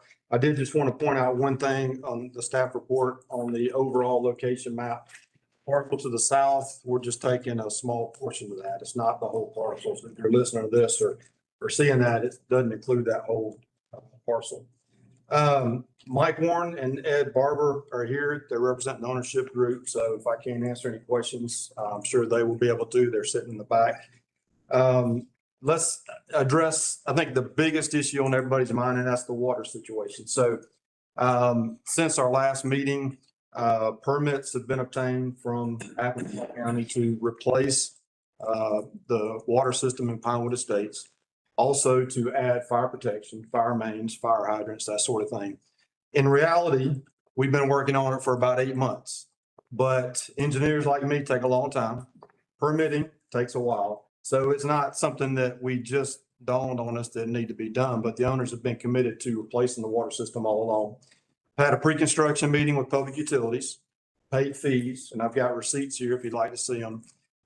Paid the fees, had the meetings, got a contract signed. We got one more pre-construction meeting with Transportation and Public Works. So once we get past that, water will be replaced in Pinewood Estates, okay? So everybody gets new domestic water. They'll also get much needed fire protection. And so that is coming, that is imminent. These guys are not waiting on this special use approval to do that. They've been actively pursuing that for quite some time. It is expensive. It's over around $1.5 million. Every construction project I've ever seen costs more than that than you think. So it's going to be at least $1.5 million. How do you pay for that? This group is not, they don't have stacks of money like most people laying around. So we have to be able to offset those costs somehow. So part of what they're wanting to do is increase the density to pay for the infrastructure upgrades. So that's a big part of this. The other issue that we talked about last month was getting clarity on fire protection. We've met, swapped emails with the fire marshal's office. And I would like to just read you a quote from an email I received from the division chief fire marshal. I have reviewed the plans for the Pinewood and Country Corner special use permit based on the information provided. The proposed water supply and fire protection infrastructure satisfy the fire marshal's office requirement for this stage of the project. So what we did was, after our last meeting, we met with the fire department. We talked about how to get more fire hydrants within the park, and we've added a bunch. There's actually a separate sheet in these plans that show where the fire hydrants are going to go in the expansion areas. So just wanted to make that note. The other issue that was brought up was the traffic. Since our last meeting, we've done a comprehensive traffic study. We've actually studied every intersection from Country Corners all the way up to Highway 72. And so was a really expensive traffic study. It's like 15 grand. Went through a lot of the analysis, submitted that to Transportation and Public Works. They reviewed it, and I can just read you quickly their synopsis. After reviewing the TIA, which is the traffic study submitted by the applicant, TPW shared the report with GDOT and has arrived at the following assessment. The impacts of the additional traffic loads from this project do not have substantial impact on the levels of service with the intersection at Country Corners Drive and Trail Creek Drive and Highway 29. And so that study has been done, it's been vetted, it's been reviewed, and that's it does not change the level of service there at the intersection. So the other factor I think that's significant for us here in Athens is the affordable housing component. By allowing this density, we will be, as staff said, around 6 building pads per acre. If you look in the code for the manufactured housing development in chapter 916, it allows 8 building pads per acre. And so we're still significantly, even with the addition, we're still significantly below what could be approved with 8 building pads per acre. The cost of a 3-bedroom unit is between $90,000 and $120,000. So you can't obviously go buy a house for that, a stick-built house. And so it's very affordable for, and they're nice that there are options to purchase outright, or there's an option to lease to own. And these manufactured homes, a lot of the materials, especially on the exterior, are the same kind of materials that are used on stick-built homes. So there's pictures in our packet that reflect the theme and what they look like. And they're nice, nice looking units. And there's even examples of ownership here that have actually sold them for more than they paid for them.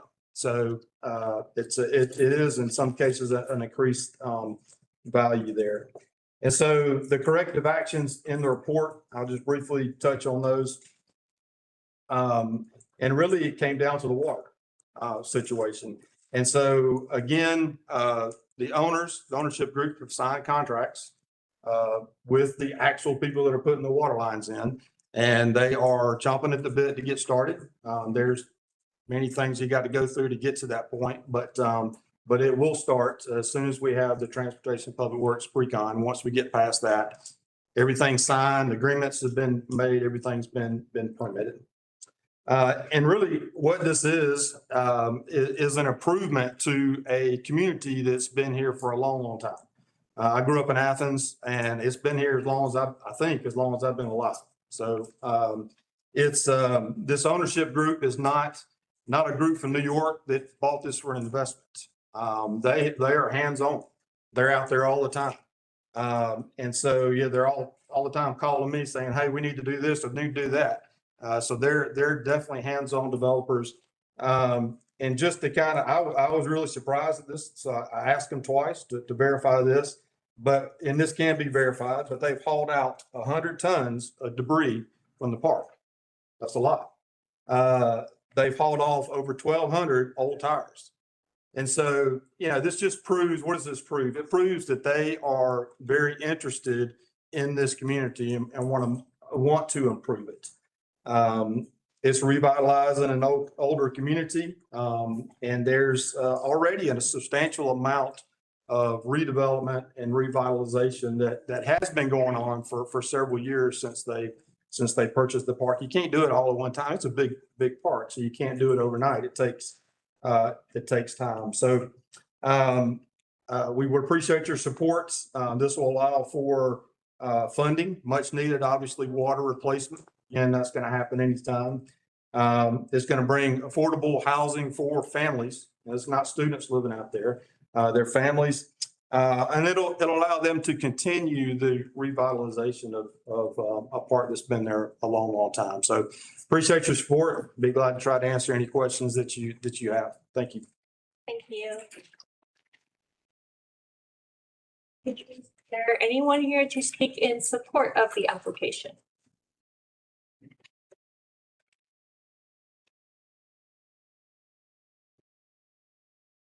Good evening there. My name is George Barnes. I'm a proud owner of a new house that's been there 3 years in the Pinewood Estates. They've done very good extensive work in cleaning up and freshening up this community as well. The only thing that might be, be a little issue right now is stormwater. It does drain very naturally though. The topography of the area, it does drain very well. I can attest to that living there. The water has been the issue, but will be rectified some. I'd like to see a green light be able to put forward to get that all moving and get everything more built. Okay, thank you. Thank you. Anybody else to speak in support of the application? Good evening. My name is Evelyn Rushing, and I'm here to representing the Pinewood community. We're very glad to hear that, well, they're very glad to hear that the water is gonna be fixed and it's already gonna be working on it. We have received emails with these updates. So, yeah, I mean, we've been waiting for this for 20 years.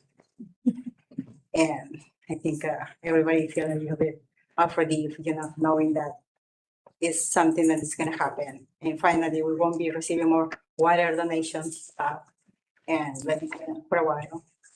We're very glad on that. And yeah, just looking forward for that to happen and to finish and start a new thing for them to start a new thing. Hi, I'm Mickey Chastain. I didn't know when to come up, to be honest, because I want to speak in support of approving the special zoning request, but I would like to ask you all to consider approving it at a lower density than is being requested. Some may be wondering why I'm here tonight. I do not live in that area. I live on the west side of Athens. And the community members in those neighborhoods, many of them are feeling very vulnerable in this time for multiple reasons. I believe they are vulnerable and so are not able and willing to be in this space to speak on their own behalf. There is also some concern, I believe, about the possibility of retaliation against some of these who are feeling vulnerable if they continue to speak out too much on their own behalf. And so I'm here to speak on their behalf. I want to express appreciation, of course, for the many improvements that have had the investors that landowners have made to their property there, for their commitment to get the internal water infrastructures corrected. They say, as they've recently said, they currently have those funds and plan to have those repairs made for the current residents by the end of the year. But a couple of things that we're just asking for you all to keep in mind in this recommendation. First, we keep saying these tenants at Pinewood, and unfortunately my comments are also including Country Corners. We're calling them homeowners. They own mobile homes, and that they do own the mobile homes they live in, but they do not own the land.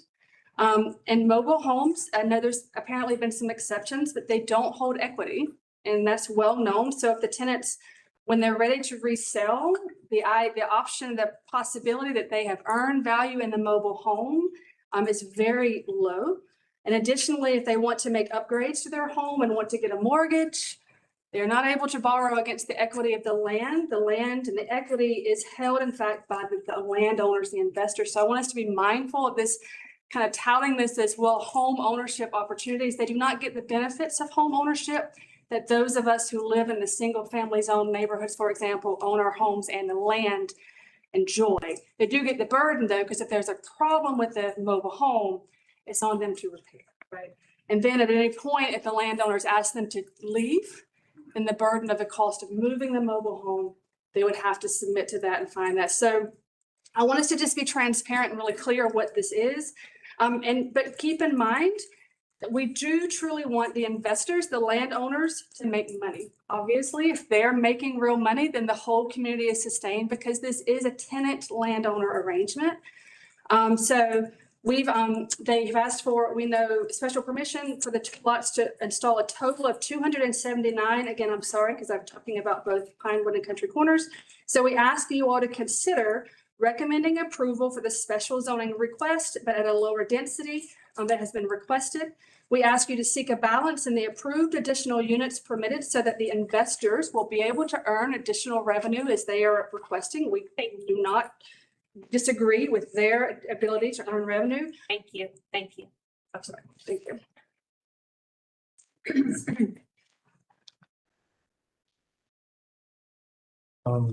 Good evening, Broderick Funnian, PO Box 295, Athens, Georgia. I'm here in support of the Pine Woods development, as well with the conditions that the water is taken care of. And it sounds like from the engineer and the developers that there are plans underway to do that. We're giving them a good faith effort that they are going to follow through with that, regardless of this approval tonight or denial. Just want to give a little bit of context to the water situation. I've been working and advocating and working alongside neighbors in the Pine Woods community since about 2017. More recently, I was able to do a project there, art project to the Pine Woods Library. While I was there on almost daily basis, I saw pallets of water being dropped off.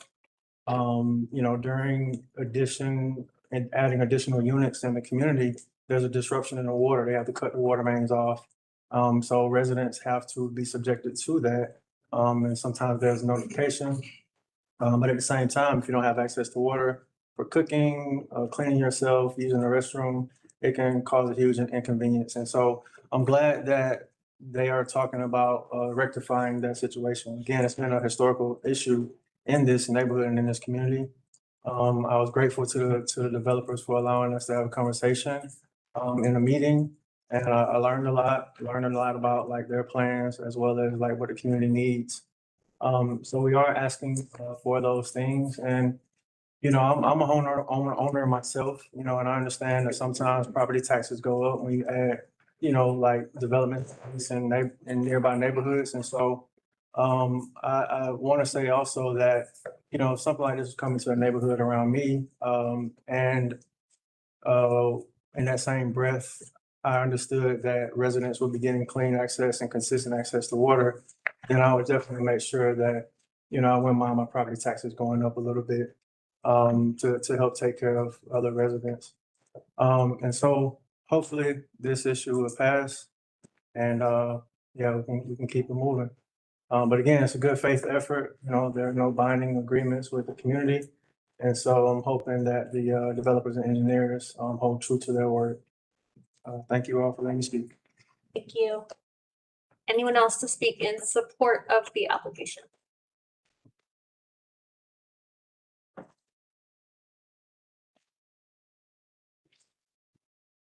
Good evening. I'm Ed Barber, one of the owners of the property. I just want to correct a couple of things that were said. The idea that that the homes depreciate and are not worth anything is old information, incorrect. Their reports, having owned over 200 something homes that we run on a lease to own program, we've never lost money on a home. When a tenant has to leave, medical reasons, death in the family, occasionally, very rarely, an eviction that we have to do because we can't pay, we take the homes back and we've never lost money on a home.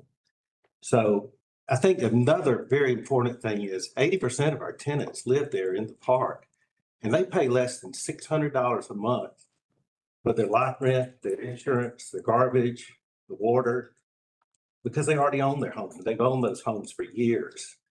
So this idea that you don't experience the benefit of ownership because you own a manufactured home, that was probably correct prior to the HUD regulations that were put in 1982. Now, and especially because we buy homes that are upgraded, that have full OSB wrapped homes, farm sinks, stainless steel appliances, hardy plank siding.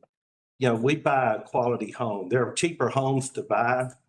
And I think Jeff said the number of, 70 to 110,000 is our home range. We could drop that down as low as 50 to 65, but that home is not a home that you or I, or we would want to put somebody in, plastic tubs, plastic fixtures, thin linoleum.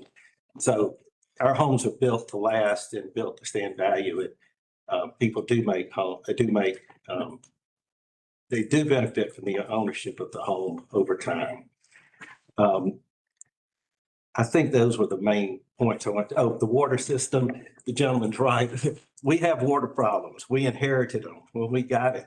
Somebody said to us once, well, we didn't have these problems before. And you did, but you didn't know it. The former owners, because it's on a well, didn't repair the water lines. You wouldn't believe the leaks we found. We have repaired over 200 leaks in Pinewood. We finally came to the conclusion about 14 months ago that we just got to rebuild the whole water system. It's just what we got to do. Working with the fire marshal who needed the fire hydrants in there, like, well, now's the time to do it. So we've already got the money. It's in the bank. We've left the contracts and we're going forward with it. So we acknowledge there is a big problem with the water there. We couldn't even find all the lines. And so we just got to replace it all. And we've signed the contracts to do that. The work will start. We've already ordered the material, the HDPE pipe, the ductile iron was ordered today. So we're moving forward with that. It will happen. So, thank you. Anyone else to speak in support of the application? Anyone to speak in opposition to the application? Okay, hearing none. Who wants to start us off? I have a question.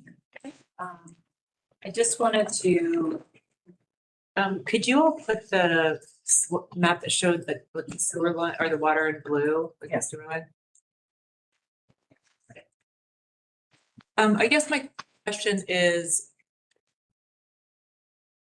does this represent all existing and proposed new pads having both sewer and water? Yes, it does. Okay. And so even though, like, so the mobile homes that are existing on kind of the right half of that plan, what sewer line are they tying into? They are tied into the Athens-Clarke County sewer line runs along the top of the drawing there. There's a public line that runs at dead ends at Country Corners. You can kind of see it on there. And we're We got a little laser pointer, we can help you out. colorblind, so there you go. Comes right through.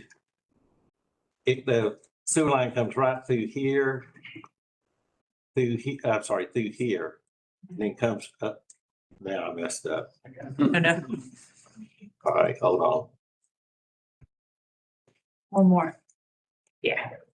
And goes up there. So when we bought the park, there was an oxidation pond, and we connected to the public sewer. We're currently on an outflow meter, and we get billed monthly. We spent the money, $250,000 or more. Then we spent the money and closed the oxidation pond. You'll see coming up in a little bit, Country Corners is still on an oxidation pond, but it's on public water. So we have Pinewood on private water, public sewer, Country Corners on public water, private sewer. Our plans are to connect it to the public sewer, and we've already been working with the staff in the planning department on that as well. We will bear the cost of those things. Okay, great, thank you. And the water line, just to be clear, so the blue water line, that's all 8-inch ductile iron pipe. The water system will still be private. It'll be master metered. We will have multiple meters in the park, and it's all, and we work with the staff on it. But then we put in the lines because we wanted to give it to the county, but we can't do that because there's not enough room to put the easements they need to service public lines. And matter of fact, we're directional boring a lot of it just because there's just no way to get it in there any other way. Are you directional boring both sewer and water? No, the sewer's there. Yeah. We don't have to do anything with the sewer. The sewer system is in for both parks. All we've got to do is connect at Country Corners. At Pinewood, we're done. When we convert to the water, public water, we will go to, we'll do away with the outflow meter on the sewer. Okay. And so the sewer that we're seeing on the left-hand side. That's water. That's the one that says proposed sanitary sewer currently. Oh, yeah, sorry. Yeah, that's new sewer. the service.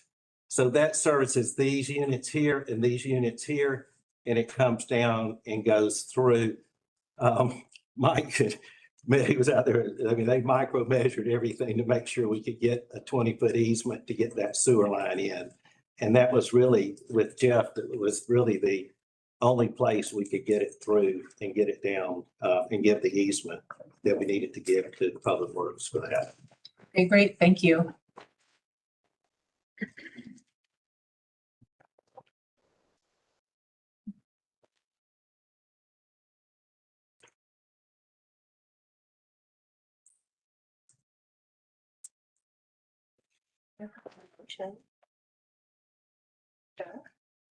I would like to make a motion to approve with staff's conditions. Condition. I second. I'll let Ellie figure that one out. I'll give you the next one though. All right, all those in favor, raise your hand and say. That's good. Sorry, That's yes, my question. discussion, yes. Sir, so with staff's condition, is that the corrective action that's listed on pages 7 and 8 of the report, or? That is. Robert, do you want to put it on the screen? Yeah. On page 2. Yeah, okay. That's sort of taking those corrective actions and putting them in a condition. Is that what that? Okay. Yeah, so that was just, I guess my question is, that does address the 2 corrective actions. You had in mind. Okay, thank you. So I have another question. I thought I just heard that the water service to the individual pads was going to be private. This says domestic water service shall be designed and approved by ACC and accepted by ACC. So the design would be accepted. Oh, not the lines? Correct.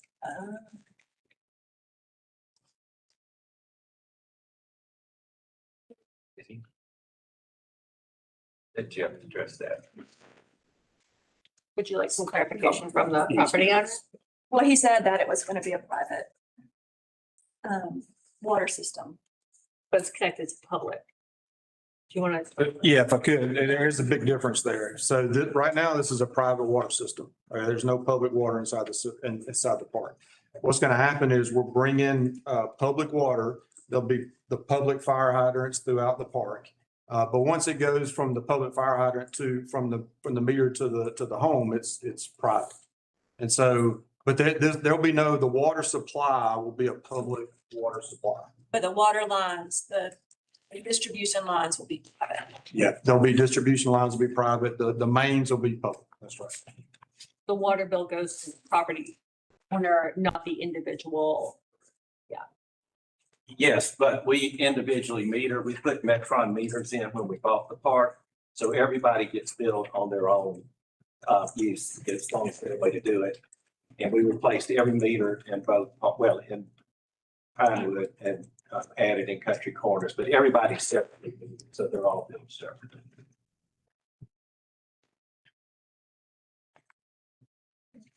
Good.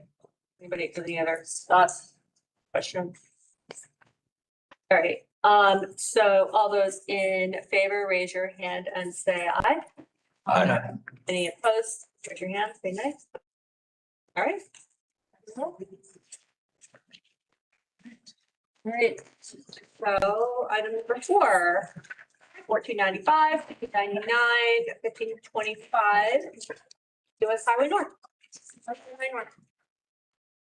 All right, staff report for 1495, 1499, 1525, US Highway 29 North, otherwise known as Country Corners.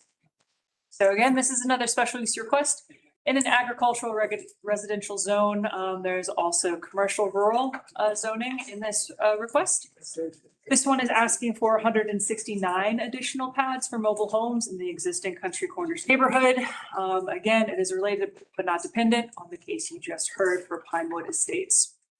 This is the parcels included in this request. So just for a little bit of context, Pinewoods that we just discussed is right here to the south. You can see this is a little bit of a heavier wooded site. The oxidation pond, which we will mention a little bit, is located right here. We've got Highway 29 North running adjacent as well. And then just to point out, there is a parcel here in the middle that is not included in the request. All right, current existing conditions inside the neighborhood. This is a playground and kind of an example of existing streets off the main entrance to the neighborhood as it exists. No request to change future land use. And also no request on zoning as well. Again, because this is looking to extend a legal nonconformance. And environmental areas. This is the oxidation pond again. So we do have some streams and some environmental areas running through the requested parcels. This is the current plan. Same story as with Pinewoods, a little bit harder to read at this scale, but it is giving us more detail that the staff requested. So the expansion areas are highlighted. So the concentration of the pads are going to be both on this side of the parcels that are adjacent to the highway. Both of these are currently wooded areas, and then there are also additional pads tucked in and scattered a little bit throughout. And for context, so we're talking country corners. This is Pinewoods that we just discussed, showing how those interplay. Looking at the proposed site for the additional residential pads. This is looking at that area that is on the south of the site. We're looking on the north access road, we're facing west. You see there's a good amount of wooded area where those proposed pads would be. Right here, we are looking at the proposed site of additional residential pads that would be kind of tucked behind this amenity area. Again, mostly that is a wooded area currently. Staff analysis, similar to Pinewoods, it is going to be partially compatible with our 2023 comprehensive plans for the same reasons. Proposed homes of similar type of the existing community can support growth while minimizing risk for financial displacement for existing residents, a combination of resident-owned and lease-to-own agreements. Again, it's looking at the development of undeveloped land rather than redeveloping an existing structure. And then there is impact on existing infrastructure, specifically here with, we've got some comments on stormwater again, and sewer, which need to be addressed. Examples of new homes next to older homes showing that proposed mix that's part of the application. And these are those new manufactured homes included in the proposal that we received. Just to give you an idea of scale and massing. It's going to be incompatible with the future land use map as well as incompatible with the zoning map and ordinance, again, because this is looking to extend an existing legal non-conforming use. We also recognize, I didn't say this last time, but we recognize that the legal non-conforming status kind of shows the limitations of our existing code. So this is an opportunity to bring this property into code compliance, specifically for the health, safety, and general welfare of our residents. A little bit of the math, same as last time. This is the application is requesting 169 additional pads, which totals us out to 351 total pads across about 68.7 acres of developed area. That's going to bring us to a total density of 5.1 residential pads per developed acre, which is within the design standards of 8 units per acre in our current code. It's going to be partially compatible with ACC government plan studies and programs, again, for all of the same reasons we just discussed Pinewoods. And looking at special use criteria specifically for country corners, there was some additional notes specifically around transportation. Again, it meets the criteria for the special use, but there was an added note from TPW just noting that the corridor of US 29 highway is within the high injury network. So there are some safety concerns just to note with the application. And again, making a note of the tree canopy loss and a suggestion to maintain a 10% tree canopy with this proposal. Our staff recommendation is to approve with the following conditions. Looking for stormwater management and treatment facilities to be provided for comments we received from TPW. Also, again, this is the community that is needing sewer access. So sewer access must be provided with adequate spacing between utility lines, which was specified in comments we received from Public Utilities Department. And again, this carries the same condition as Pinewoods and country corners are related but not dependent. but it would carry the condition that domestic water service needs to be designed, approved, bonded, installed, and accepted for Pinewood. And there's our site plan, and thus concludes the staff report. All right, thank you. Now we hear from the applicant. All right, so I'm Jeff Carter, 1010 Commerce Drive in Bogart. I'm with Carter Engineering Consultants. We're the civil engineers on the project. There's a lot of similarities with this and Pinewood, so I will try to be brief, but there are a few things I did want to point out. First of all, this park is already connected to public water, and so that's a big difference between this and Pinewood Estates. The water issues. There are no water issues. There was, however, fire protection issues. And so just like Pinewood Estates and Country Corners, we met with the fire marshal's office. We swapped emails. We had meetings since our last meeting with you guys. And the ownership group has shown on the plans new fire hydrants in the expansion areas. And so I just wanted to make sure that it's just same as Pinewood Estates as far as the fire hydrants go. Same thing with the traffic study. The traffic study that was submitted included both parks, Pinewood and Country Corner. So we have the exact same outcome as we saw in Pinewood Estates. The same type units in Country Corners that we just talked about in Pinewood Estates. Same type of mix, same type of cost structure. I did want to point out one thing that I should have pointed out in Pinewood Estates is when you see these units here, this is not an overnight bring in 100 units. The owners, based on the market, feel like, and you guys can correct me if I'm wrong, around 20 a year. And so it's not like this is going to happen overnight. So I just wanted to make sure to point that out. If we only sell 20 a year, we're gonna fire our salespeople and get somebody else in there. It'd probably be closer to 40 a year. Okay. 50. I'll stand corrected then, 40, sorry. All right. As far as the corrective actions, I did want to make just a couple of comments on that, especially if they're going to go to conditions. Corrective action A has to do with stormwater management. We have absolutely no problems with that. It's very difficult to show details on stormwater management, at this scale, but I can assure you that everything that's in the stormwater manual will be followed here. For the expansion areas, item corrective action B provides sewer access with adequate spacing between utility lines per PUD comments. That really needs to say for the expansion areas. There's already water and sewer here, so it's really for the expansion areas.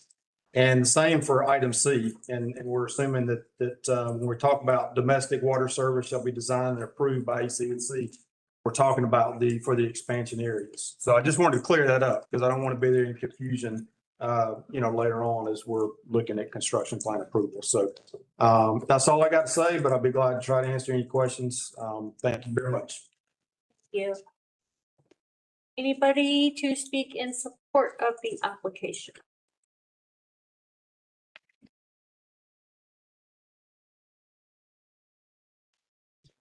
Hello again, Broderick Flanagan, PO Box 295, Athens, Georgia.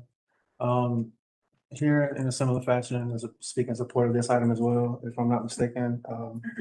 The financing to do the water in Pinewood is contingent on both being approved. And again, in Country Corners, you're talking about a quality of life issue as well with the sewage.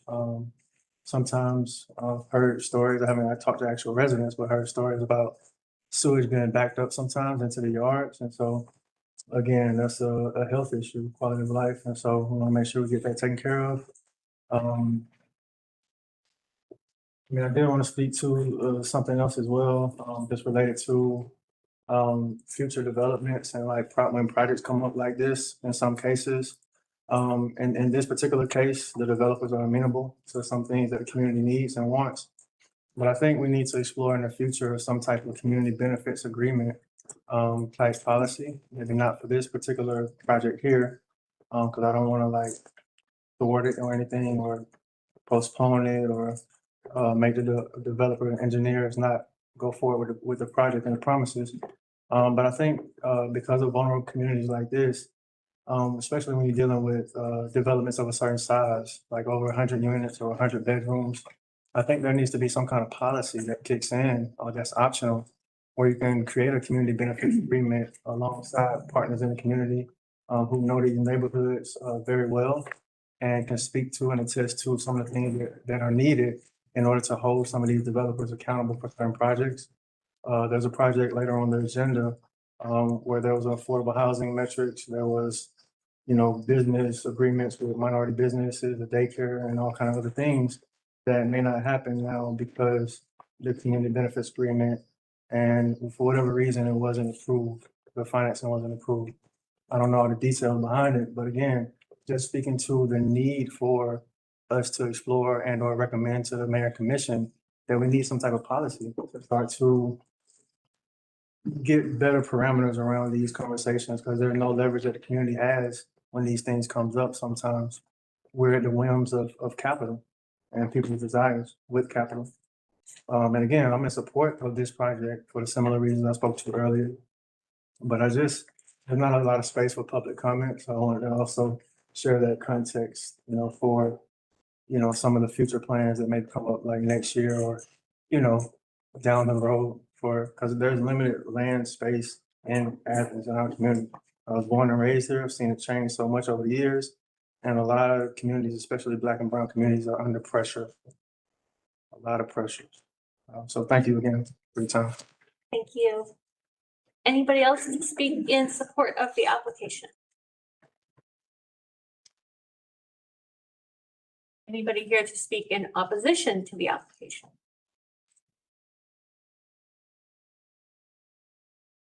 Okay. All right. Who wants to start us off? I'll make a motion to approve the staff conditions. Any discussion? I will say one thing, I like Roger's idea. I don't know how or when or No, I thought it was a good reminder. I feel like whether or what that looks like, but I think it's an interesting thing to think about. the idea of community benefit agreements, I think, yes, it's been a while since that's been mentioned. Full scale, like you said. I'm glad he brought that up. Yeah. I think it's just something, put a pin in it for now, but something to think about. Yeah. That's all. I think we should, I think it's a go forward with the kind of thing. Yeah. Okay. Any other thoughts? Ask a question. Do we want to amend the condition to include the phrase for the expansion areas as requested? Yeah. Yeah, I think the wording of the condition's inclusive, Great for that. but the clarification was helpful. Yeah, I'll just note as the motion maker that that's how I read the staff's condition. As applying to the new sites. All right, so all those in favor, raise your hand and say aye. Any opposed, raise your hand, say nay. Thank you very much. On to new business. 660 West Broad, West Broad and 363 Reese Streets and North Finley. Yes, presenting the staff report for this project. This is PD number 2026-07-1360. Tonight for comments only. It is a one request, so future land use map change from mixed density residential and major corridor to downtown. And a zoning map change from commercial general and, excuse me, mixed density residential RM2 to commercial downtown with a planned development in the west end downtown design area. This is for a multi-use development.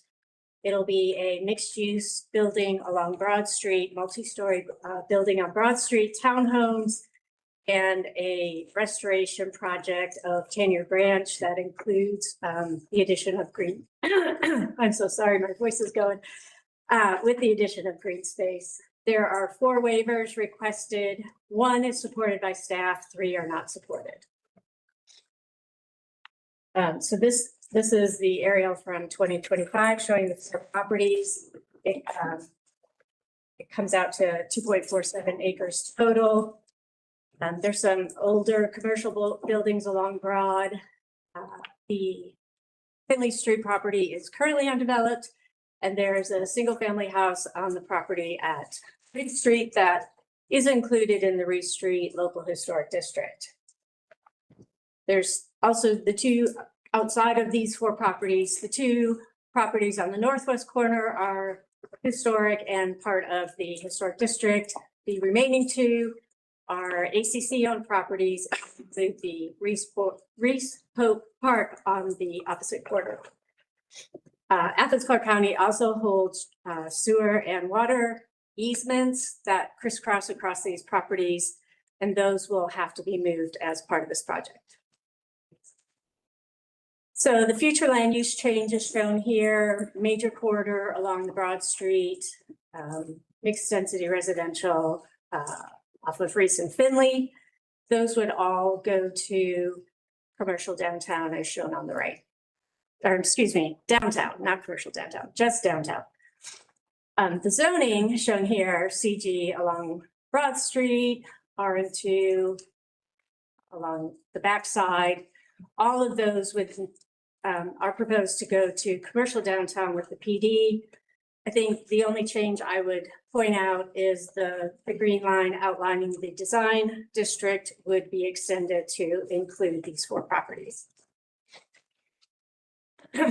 This is the current picture of the environmental areas. It's a little weird right now because it only includes the daylighted portion of Tanyard Branch. The portion that's piped does not currently have any buffers. So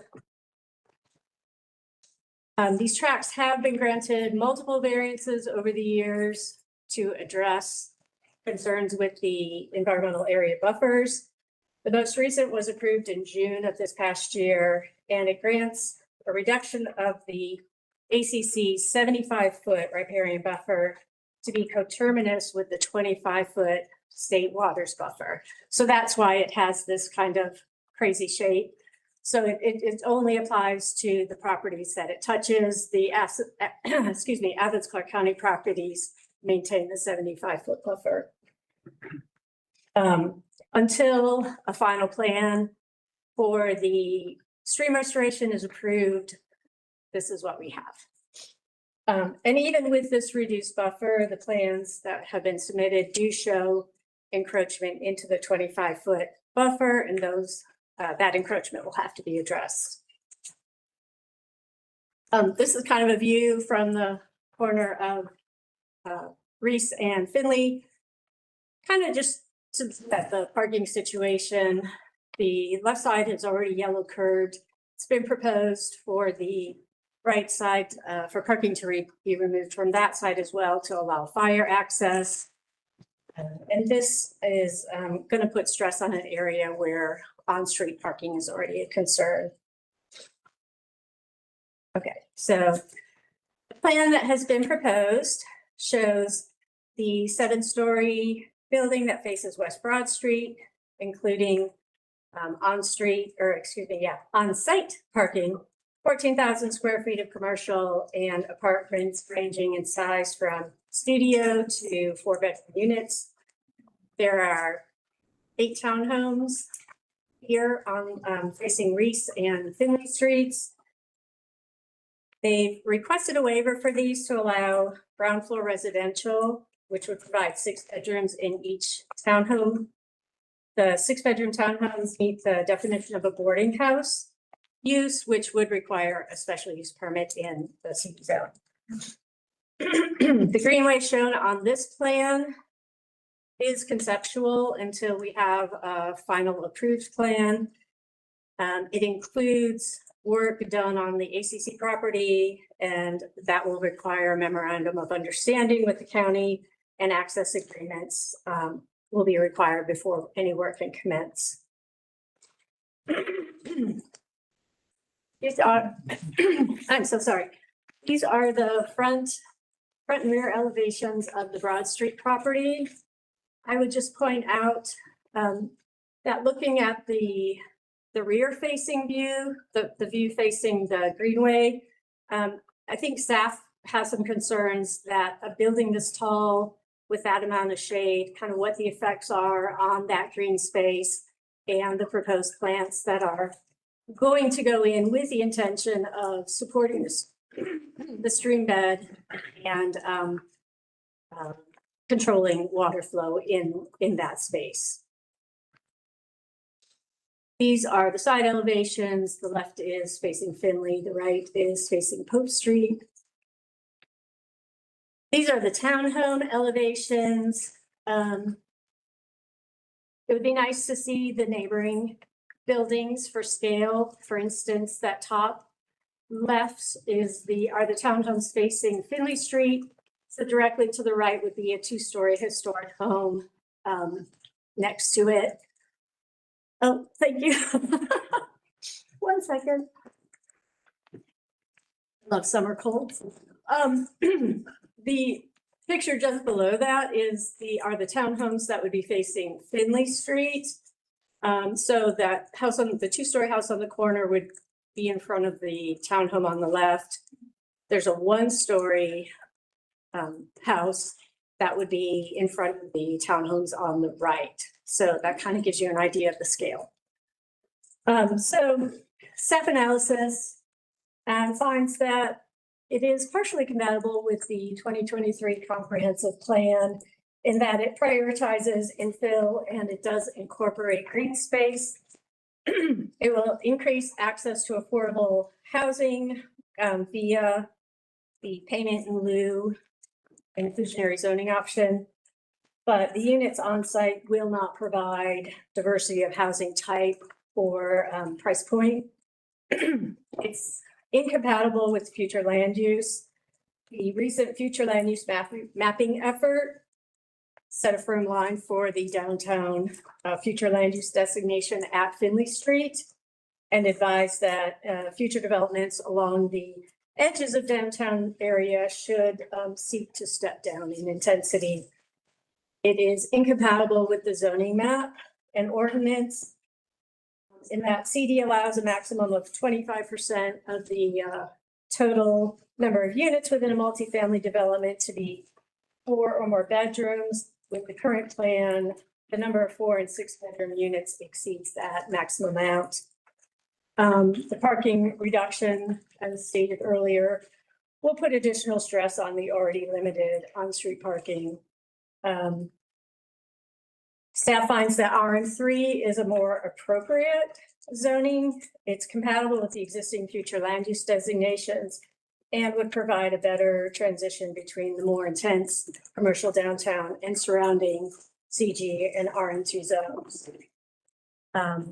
Stated earlier, the 4 waivers, 1 to remove the requirement for the ground floor commercial, only for the townhomes. This is not supported by staff. They've also requested for tandem parking in the on-site parking. It's been staff's interpretation of code is that a parking stall is for 1 car. So stacking cars in a mixed use parking deck just is not supported. The third waiver regarding transparency, I think the narrative from the applicant states that there's a 50% transparency requirement, but that actually applies to the west downtown design, or West Athens downtown design area. This would be in the west end, which has a 30% transparency requirement. So it's not really clear if this one is really needed or not.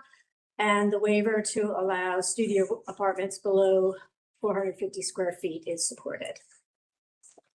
We have a few corrective actions, and I'll try to go through these really quickly. The project shows work on properties not owned or controlled by the development team. These will require a memorandum of understanding.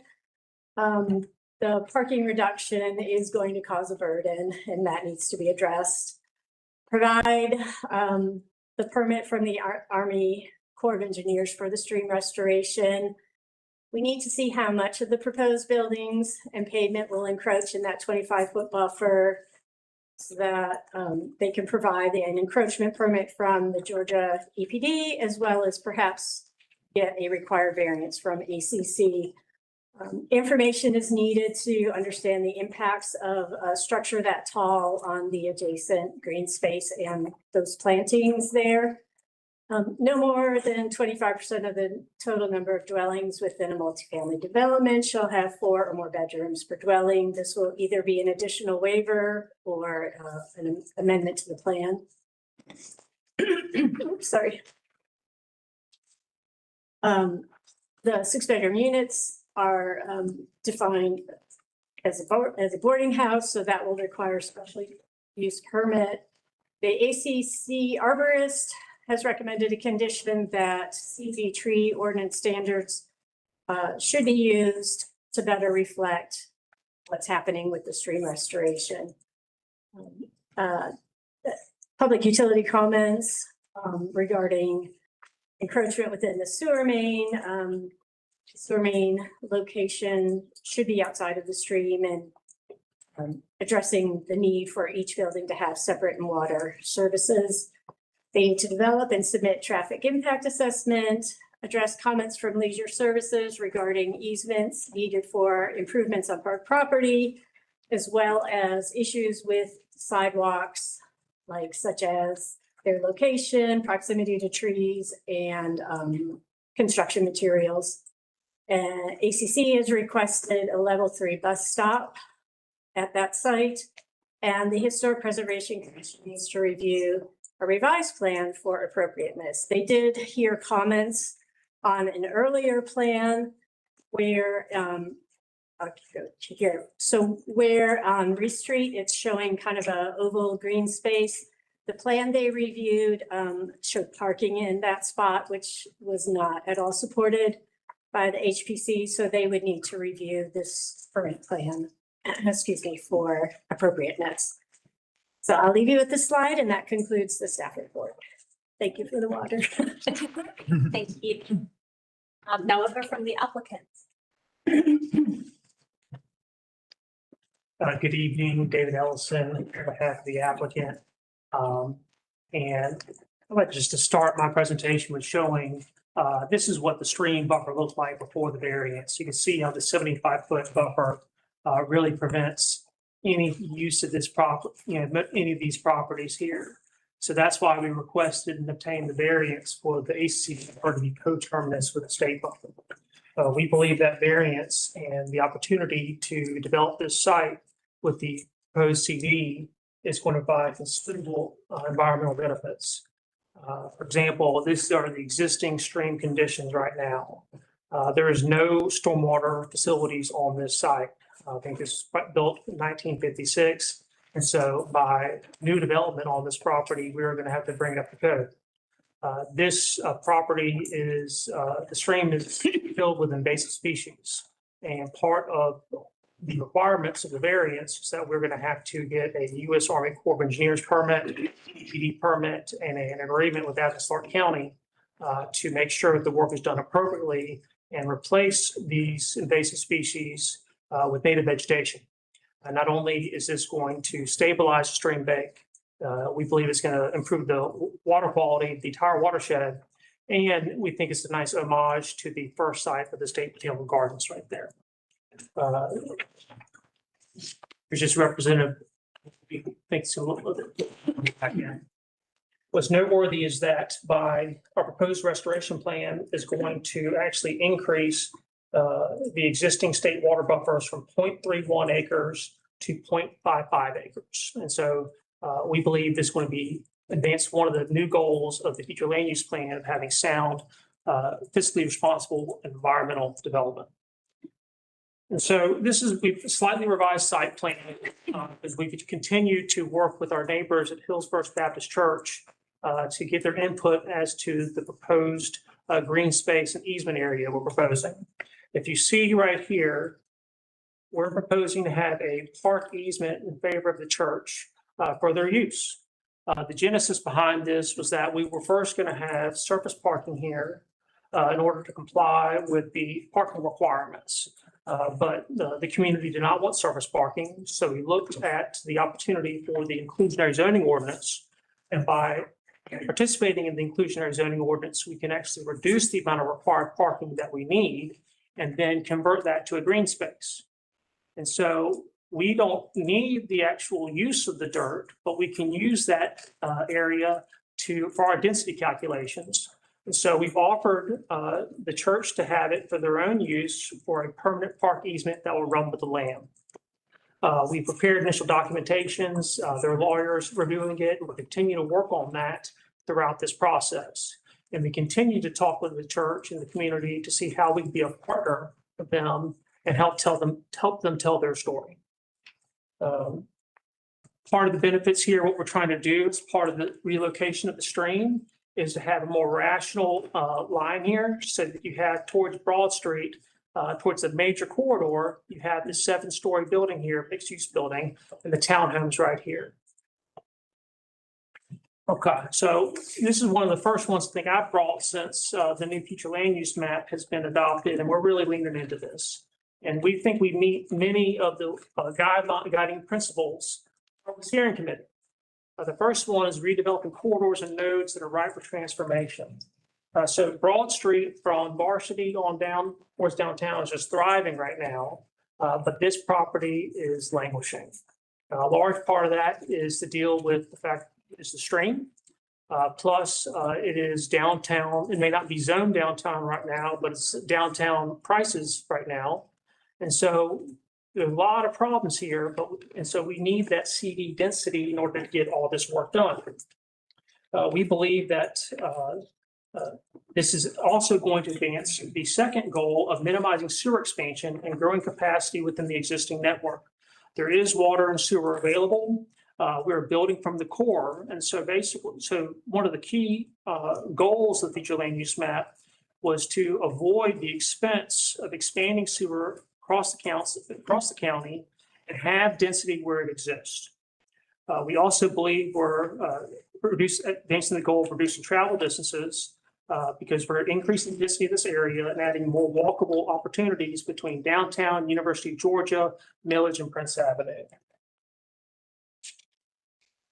So this was Urban 3 study that was used as part of the guiding steering committee.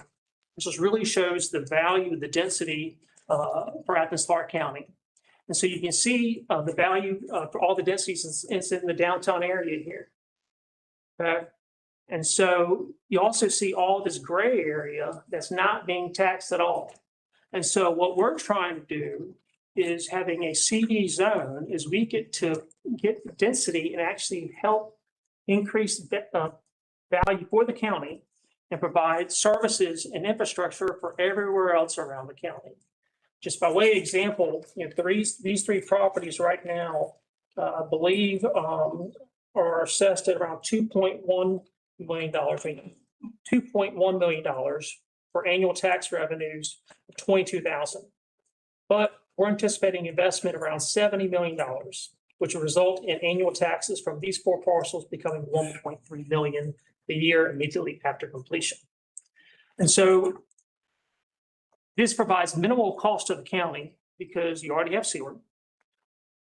Any sewer utilities improvements are going to be done at developer's expense. And then the entire county is going to benefit from this increased revenue at this particular location. This also helps increase the goal of improving the corridors. As you may drive by, it's an old rundown building and an old trophy shop. And we're trying to replace it with something like this. It's a view from Hills First Baptist Church. And you see that by incorporating the stream, we're providing a natural buffer between the commercial side on Broad Street and the Reese Pope neighborhood, which is Hills First Baptist Church. You see the green space right here. Here, again, here's from the other view of what we're trying to propose. And you can see again how the Broad Street side is going to have the density and the height. And then this is going to be the townhomes that's going to be compatible with the next density residential. Now, there's been some criticism that we should not be CD. But I submit that if you look at the characteristics matrix, we are complying with the goal, with the major corridor and the mixed density residential. We are not going to have 10 stories. We're not going to be a 100-foot tall store, 100-foot building. We're going to be a 7-story building along Broad Street. Even though we're participating in the inclusionary zoning ordinance, we're not going for the maximum density or allowed by right.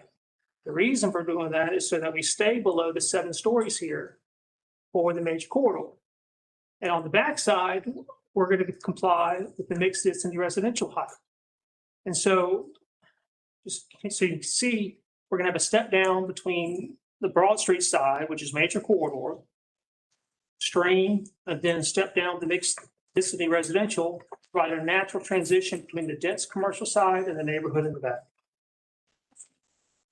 And so we believe that this satisfies all the goals of the future land use. And we'd ask, obviously, which is just for comments tonight, but we ask that you please keep it in mind and ultimately recommend approval. So a few comments.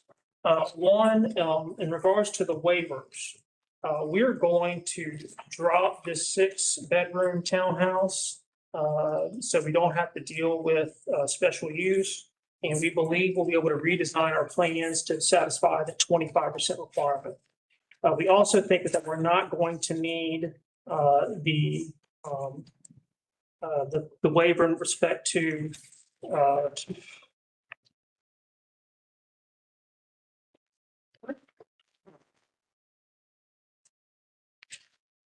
transparency requirement. One thing we are interested in hearing your comments on is on tandem parking. This is a new one for me, but since there is concern about parking in the area, we have proposed tandem parking to try to keep as much parking on site as possible. We don't need the tandem parking in order to comply with the county code, but we have proposed that, and we want to hear your thoughts about that so we can know if we want to include it going forward. We can assign the tandem parking to be by rooms, so we can have roommates share the tandem parking and coordinate that. But again, we believe that this is going to be a great project with the community and the entire neighborhood. Thank you. Thank you. Anybody here to speak in support of the application?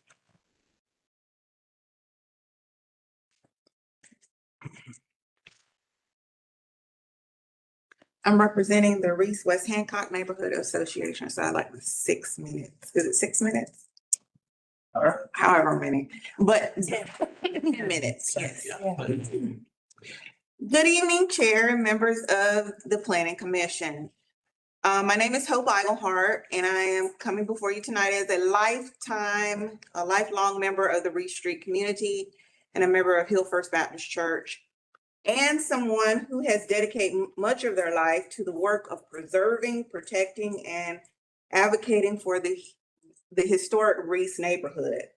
For me, this is not simply about a development application or a line on a map. This is my home. My family has been connected to this community for generations, and I have spent years working to ensure that the progress in Athens does not come at the expense of the people, the institutions, the church, and the history that have made Reese what it is. Tonight, I want to acknowledge the proactive effort for the Cardinal Group because they have made strong efforts to engage our community regarding this project. Previous developers who are currently selling these parcels to Cardinal did not make a meaningful effort to engage us. Plans were presented, but the people who would be most directly affected were not brought into the process. Cardinal has approached this differently. We have communicated regularly, sometimes weekly, about design concepts, traffic, green space, the church, and the impact of the development could have on the historic neighborhood. And most importantly, they have listened. For the beginning of our highest priorities have been clear.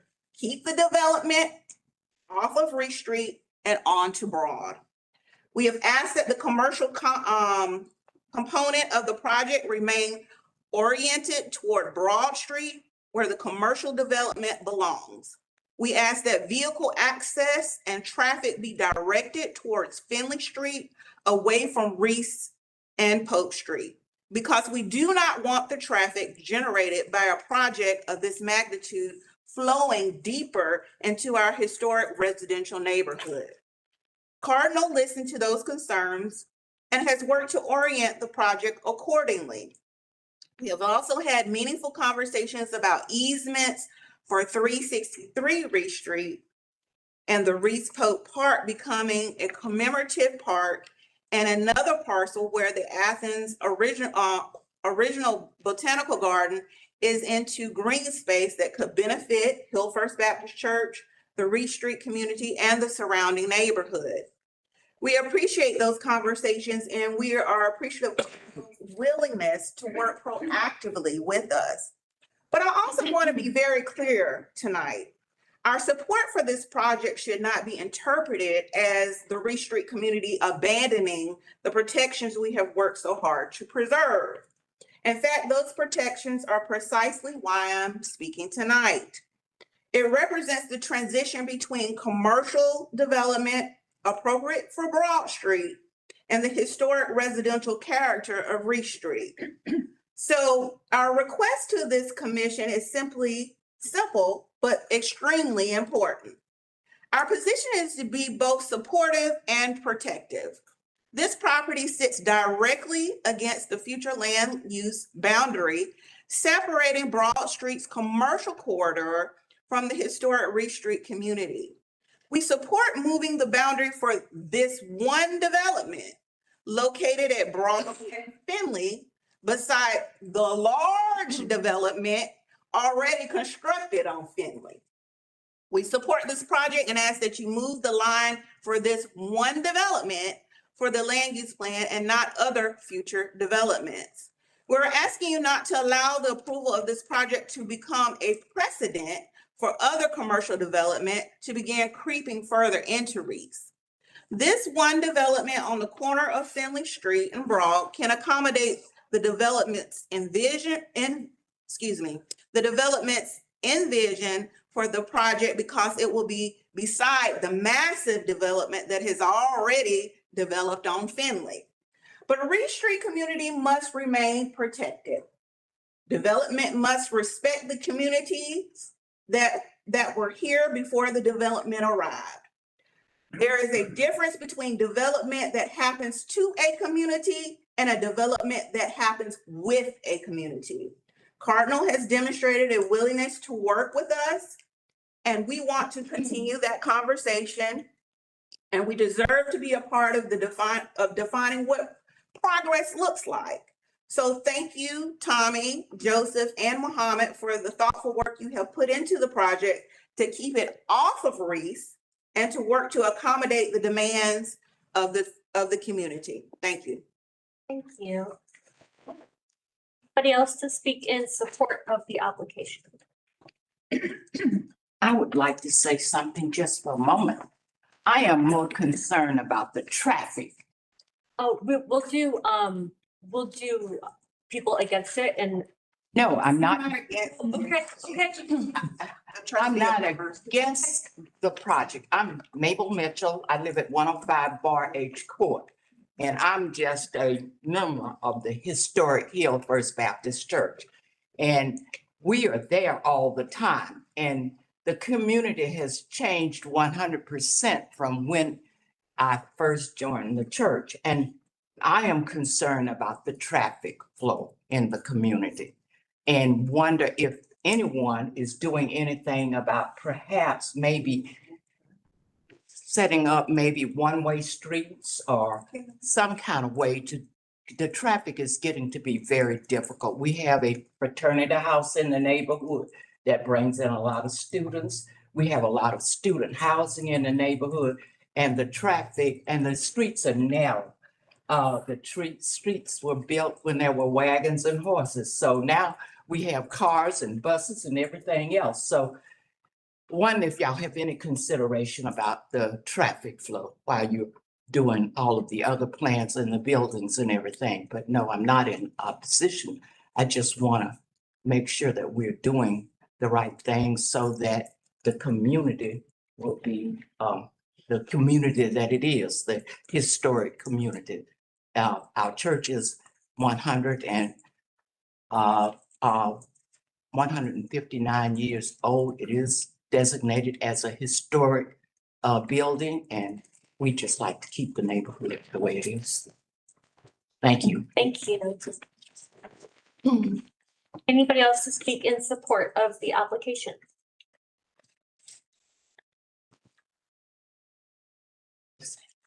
Anybody to speak in opposition to the application? Yes. My name's Ellen Harris. I live at 126 Deering Street, and I want to call your attention to the proximity of this building to the 100 block end of Deering Street. There is, Broad Street is there, but that's in a cavern.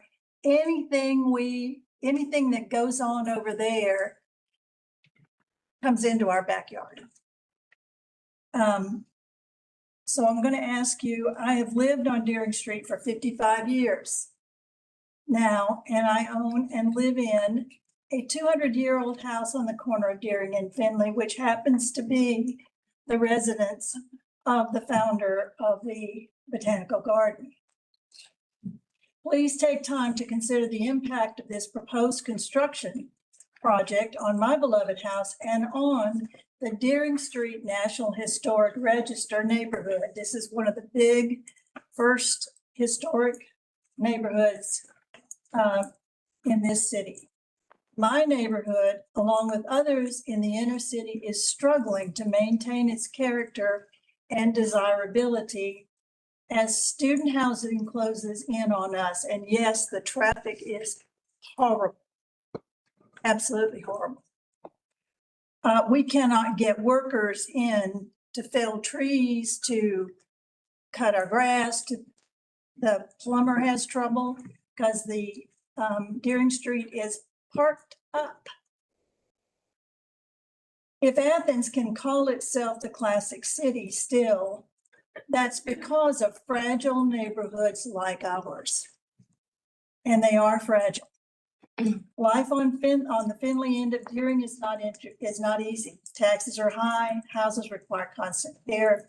During the construction of that mixed-use complex on the northeast corner of Broad and Finley, we suffered through at least 2 years of jackhammering, constant, and the incessant backup beat of construction machines. And I'm going to stop for a moment and observe that my husband was at home on hospice for 9 months. And those backup machines went the entire time. Beep, beep, beep. Horrible. Absolutely horrible. When it was finally complete, more problems. Parking spillover, traffic noise, all that. For all this misery, we've obtained no benefit. Over the last 4 years, the city got rich, the developers got rich, and my taxes went up 27%. Since receiving our notice, we've had very little time to organize and navigate the website. Is my time up? Yeah. 3 minutes. 3 minutes is up.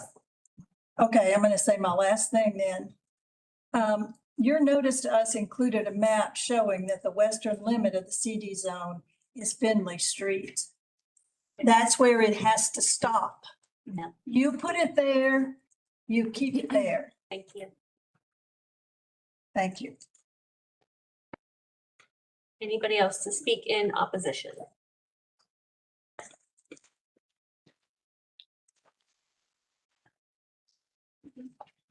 Good evening. Thank you guys for listening today.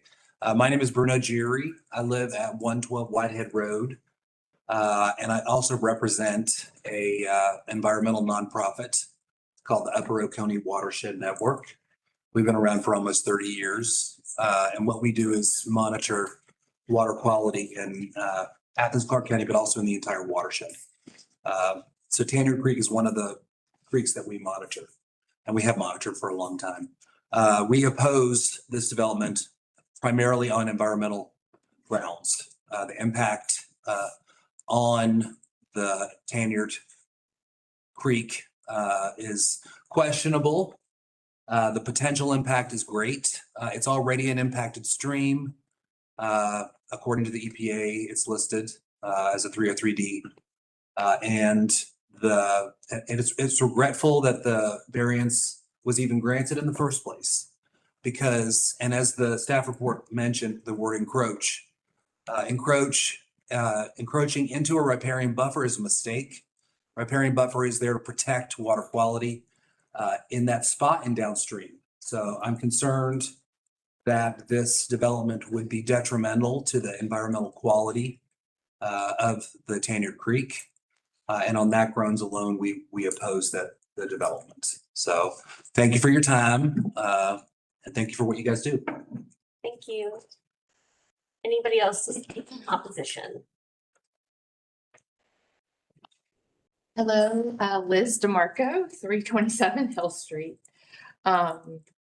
So I am strongly opposed to rezoning these parcels to accommodate this development that is oversized for this area. I definitely appreciate that the amount of work that they have in reaching out to Reese Street Historic District. But I just want to push any developer a little bit further even. With considerable effort and thoughtfulness, our Athens community has made a future land use plan. Protection of the Reese Street Historic District, which includes the vibrant community of Hill First Baptist Church, should be the primary consideration here. Hill First Baptist, to me, is one of the most stunning historic buildings in Athens. It is elegant, beautiful, and luminous, and I feel like the size of this development impacts that, and definitely the community. Also important are the green spaces, Reese Park and Tanyard Branch. Another aspect of this development impacts the experience of traveling down Broad Street, which I have done for the 48 years of my life. So I can say that here is tremendous potential for development that honors the topography and feels more in keeping with Athens.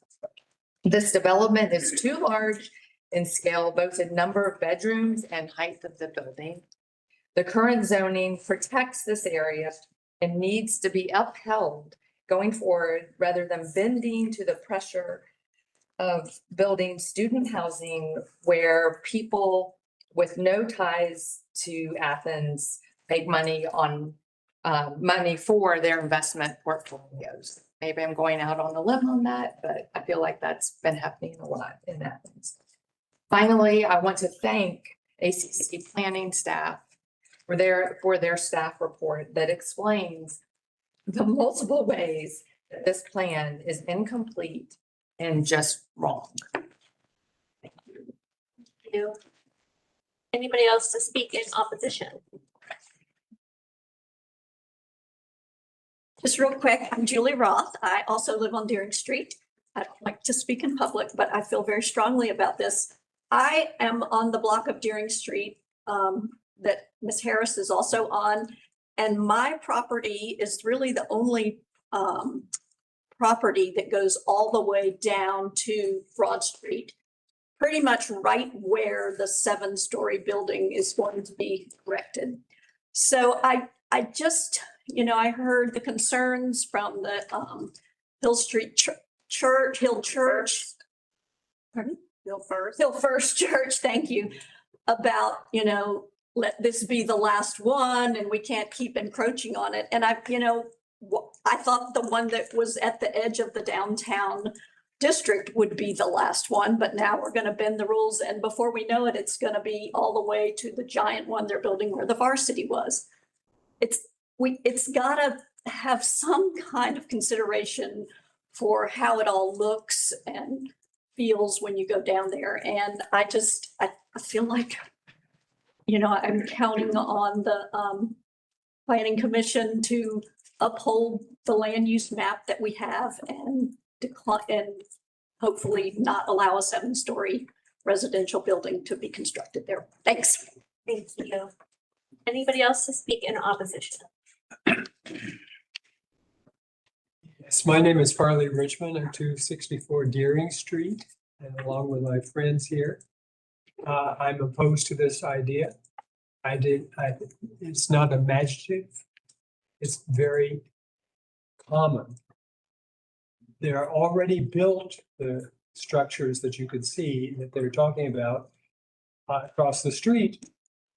And what it appears to me is that the imagination should be focused, as they're suggesting, on the church and on the potential for changing the way this area looks.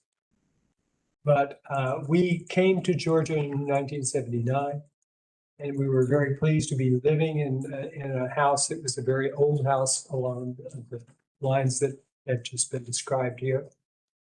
But I don't see imagination in the projection of what should be done with the space. Certainly, we've not been consulted. And I think it would be appropriate for you to come up with an idea to get the community to sit and talk with you specifically about the idea of changing this in the way that's been suggested. Thank you very much. Thank you. Anybody else to speak in opposition? Right. I'd like to invite the developer up for 2 minutes. If you would like to on to anything? Not. Yeah, just a few comments. Yeah, in respect to the height and the size, we're consistent with the future land use map that was just recently adopted. And while we hope this project is ultimately approved, no matter what, any project that comes in here is going to be likely 5 to 7 stories high. Again, even though we're going for CD, it's going to be a binding site plan. It's not going to be a 10-story building. The height is going to be defined. And just the other point too, in regards to environmental, this stream is likely impaired because there are absolutely no stormwater management facilities on this site. The stream bank is not stable. In order to do the work that we're going to do here, we have to bring up the code. We have to get approval from the U.S. Army Corps of Engineers. We have to get approval from Georgia EPD, and we have to get approval from Athens-Clarke County Transportation Public Works. We're going to be solving an environmental problem here. Finally, there's a comment about traffic. We do have a traffic study, and we've also been talking with the church as to what they want in regards to traffic improvements. And we'll do whatever the church wants and or what the county recommends with respect to traffic. We also have members of the development team here as well. If there are any other specific questions. Thank you. Thank you. Great. So I thought for our discussion, we could make about the future land use issue first and then go to the zoning portion of it, since it is like a 2-part question. So but anybody want to talk about the future land use? Thank you. Alice? I'll step in on that. As a member of the steering committee, future land use, we talked about the corridor. We put some time into making that area a major corridor and where downtown begins and stops. And it wasn't just looked at and, that looks good. We put time into it. We put the line there because downtown needs to stop there. That's really all I've got to say about that. Sure.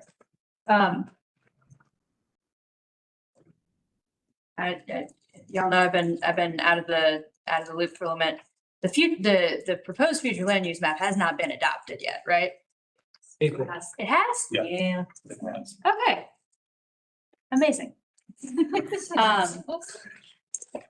Okay, so I guess I guess I have a question for the applicant about this change because it's currently major corridor.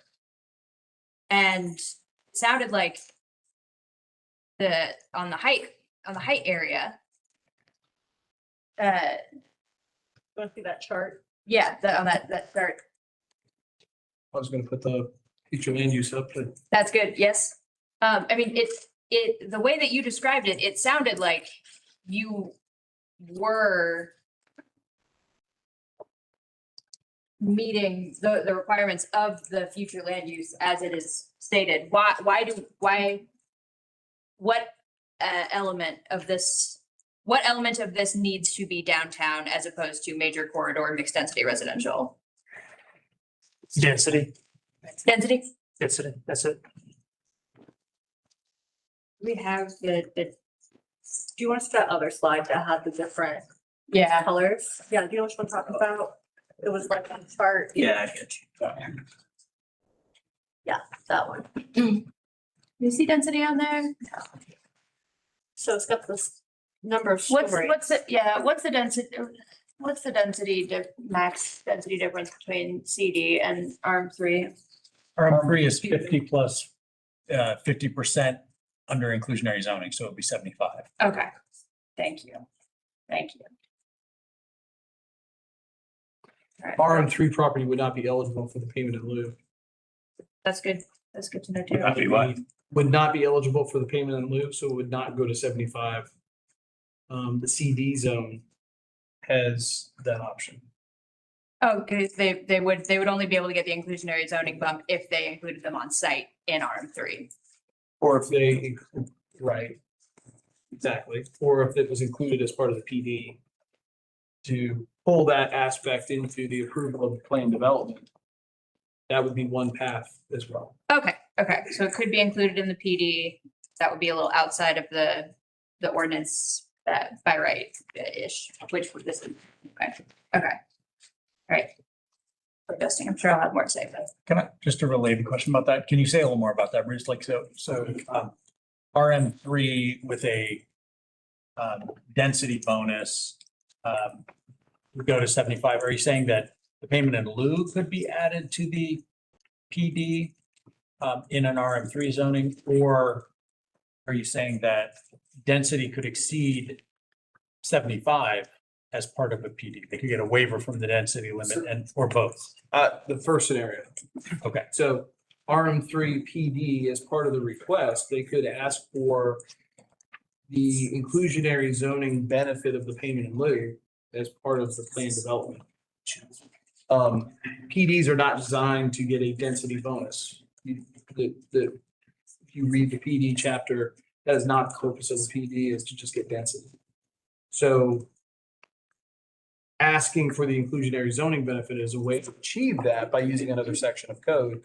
But that comes with that understanding of the programmatic requirements that go along with inclusionary zoning, rather than just like, we want 125 units, per acre, or whatever they would ask for.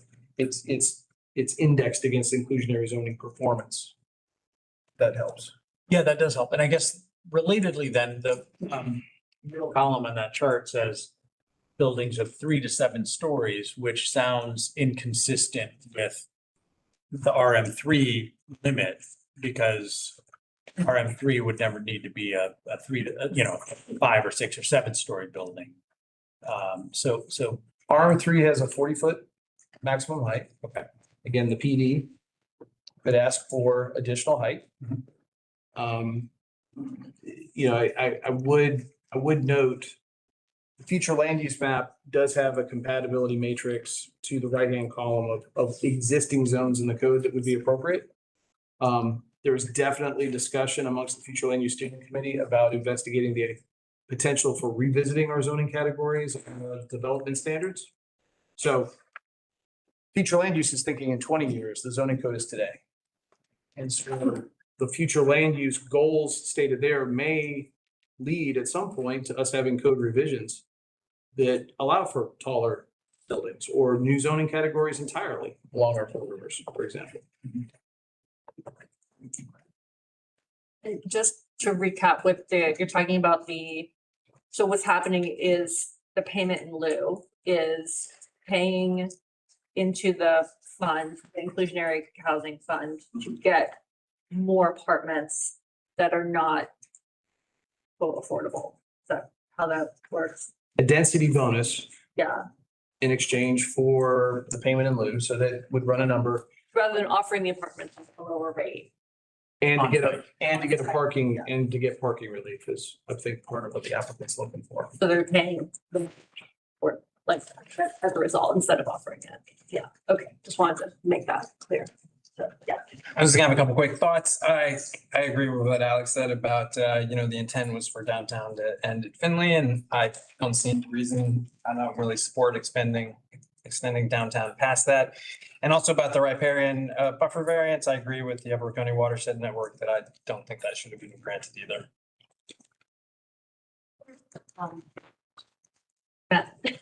Yeah, I had a few comments. First of all, I really appreciate the applicant's engagement with the community. I think it's extremely important to protect the Reese Street community. And so my starting point on this was, I think, to agree with Alex and Mike that downtown ends at Finley. And, although we have a 7-story building or 5, whatever it is, across the street on Finley, it ends there. And I would need a really good reason to be persuaded to extend it. So I think if the Reese Street neighbors said, this is bad, we don't want it, I would tend to stick with my kind of initial sense on that. There's a lot that I love about this project, though. I think student housing with less parking is great when it's walkable to campus. I don't think that every student in town should have a parking place in their apartment building. And when they do, they just drive more, and that makes it a nightmare for everyone. And so I think generally less parking is good in student developments that are close to campus. I think the stream restoration and park expansion aspect of this project are really commendable. I think that those are great for the residents of the neighborhood who would not be living in a building on this site. I think that's all wonderful. And on the subject of tandem parking, I think that's fantastic too for student housing that is near campus, because many of those students will not drive the 3 blocks to campus and pay to park on campus. They will walk to campus or take the bus. And so tandem parking seems like a great idea in student housing developments. And I wish we saw more of it. I'm glad to see it here. And let me just put in my vote for generally allowing it, for what my opinion may be worth to staff when you guys are looking at projects that people want to do tandem parking. I think we should be nudging the developers in that direction. That all seems good. I have no problem with density on Broad Street. I think, it's a corridor. That building is absolutely terrible looking.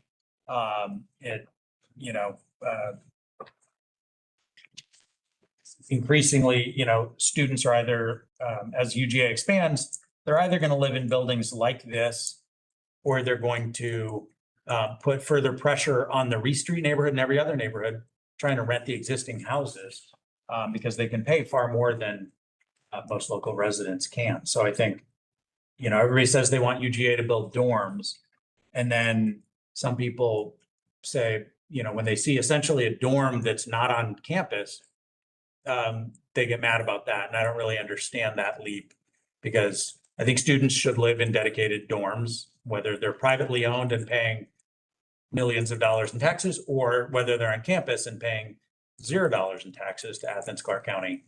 I think students should live in dorms rather than putting further pressure on the rental market in town here. I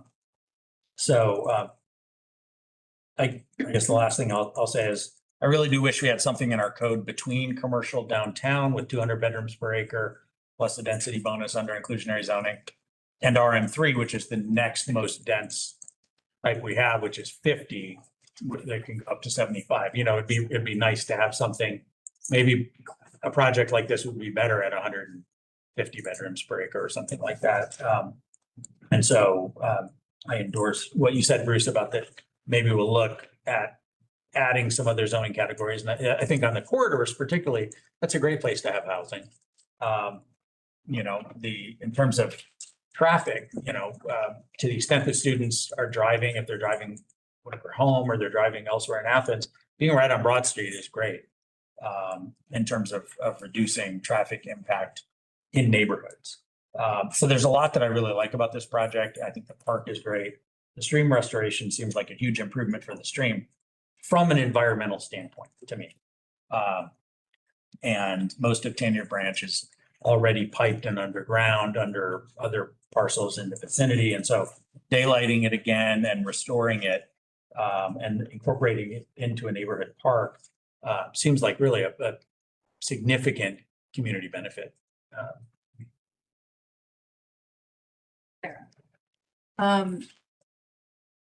Yeah, I'm currently in between. I'm with Matt on the tandem parking. I think that the 6-bedroom townhouses seem fine. When we saw this parcel in the planning commission 3 years ago, I remember saying, I think, when folks from Hill first came and spoke out against it, when there was a lack of collaboration there, I remember saying in my comments then, you need to get the support of this community. And it looks like someone has, and that's really a valuable endorsement to me. I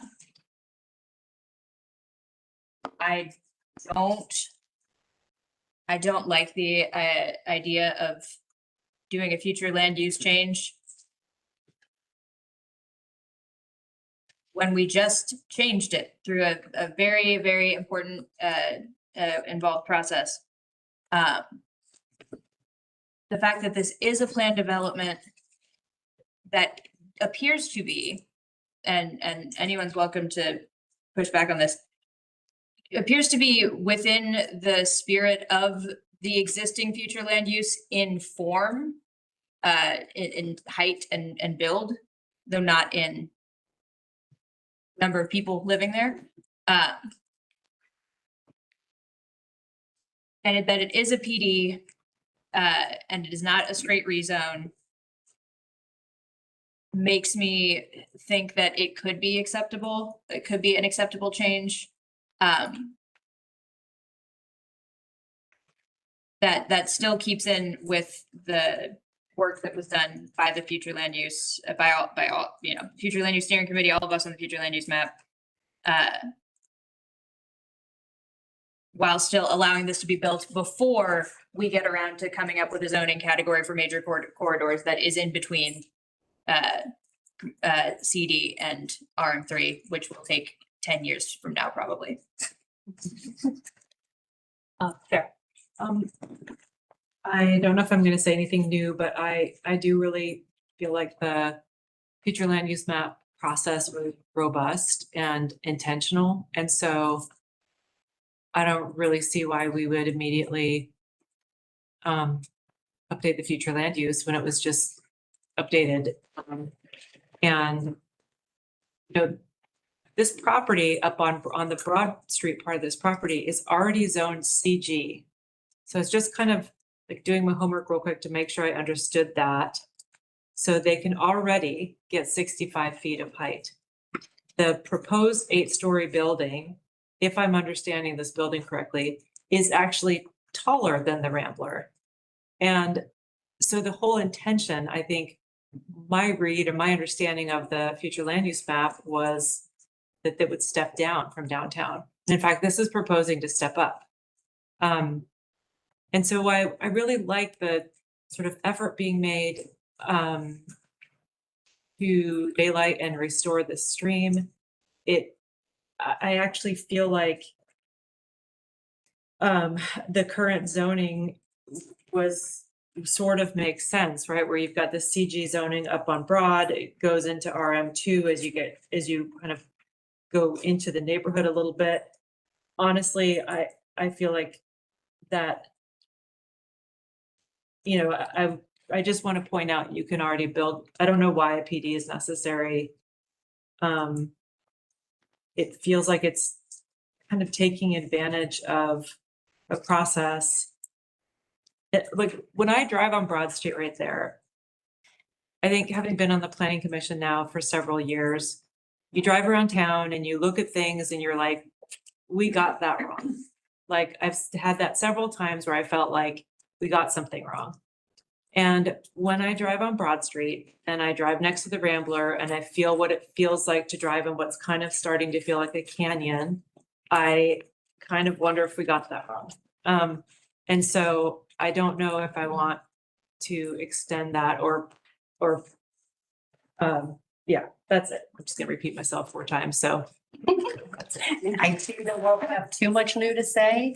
I came into this feeling like I wouldn't like this project. It was too much and was gonna move a needle that we just said. But I really do appreciate that they have the support of the Reese Street neighborhood and of the church. And I feel like this is gonna be a difficult parcel to develop in any way, between the land costs, the topo, the stream. It's going to have a lot of challenges, which means that whatever ultimately comes here is going to need to have some density to offset that cost. I understand and appreciate that. I don't know if this is it, but I do really want to support a developer that's making effort to try to work with the community. Because at the end of the day, that is what's most important to me, is making sure that the Reese Street neighborhood, Hancock neighborhood, that's all protected. And they're not having something put on them that they don't want to have. Can I just ask the developer one question? Can you put the site plan back up? One thing that kind of bubbled up in my head as we were talking, so there's the stream buffer, is that approved? Like, is this plan for the stream approved, or is this pending approval of this being okay to do?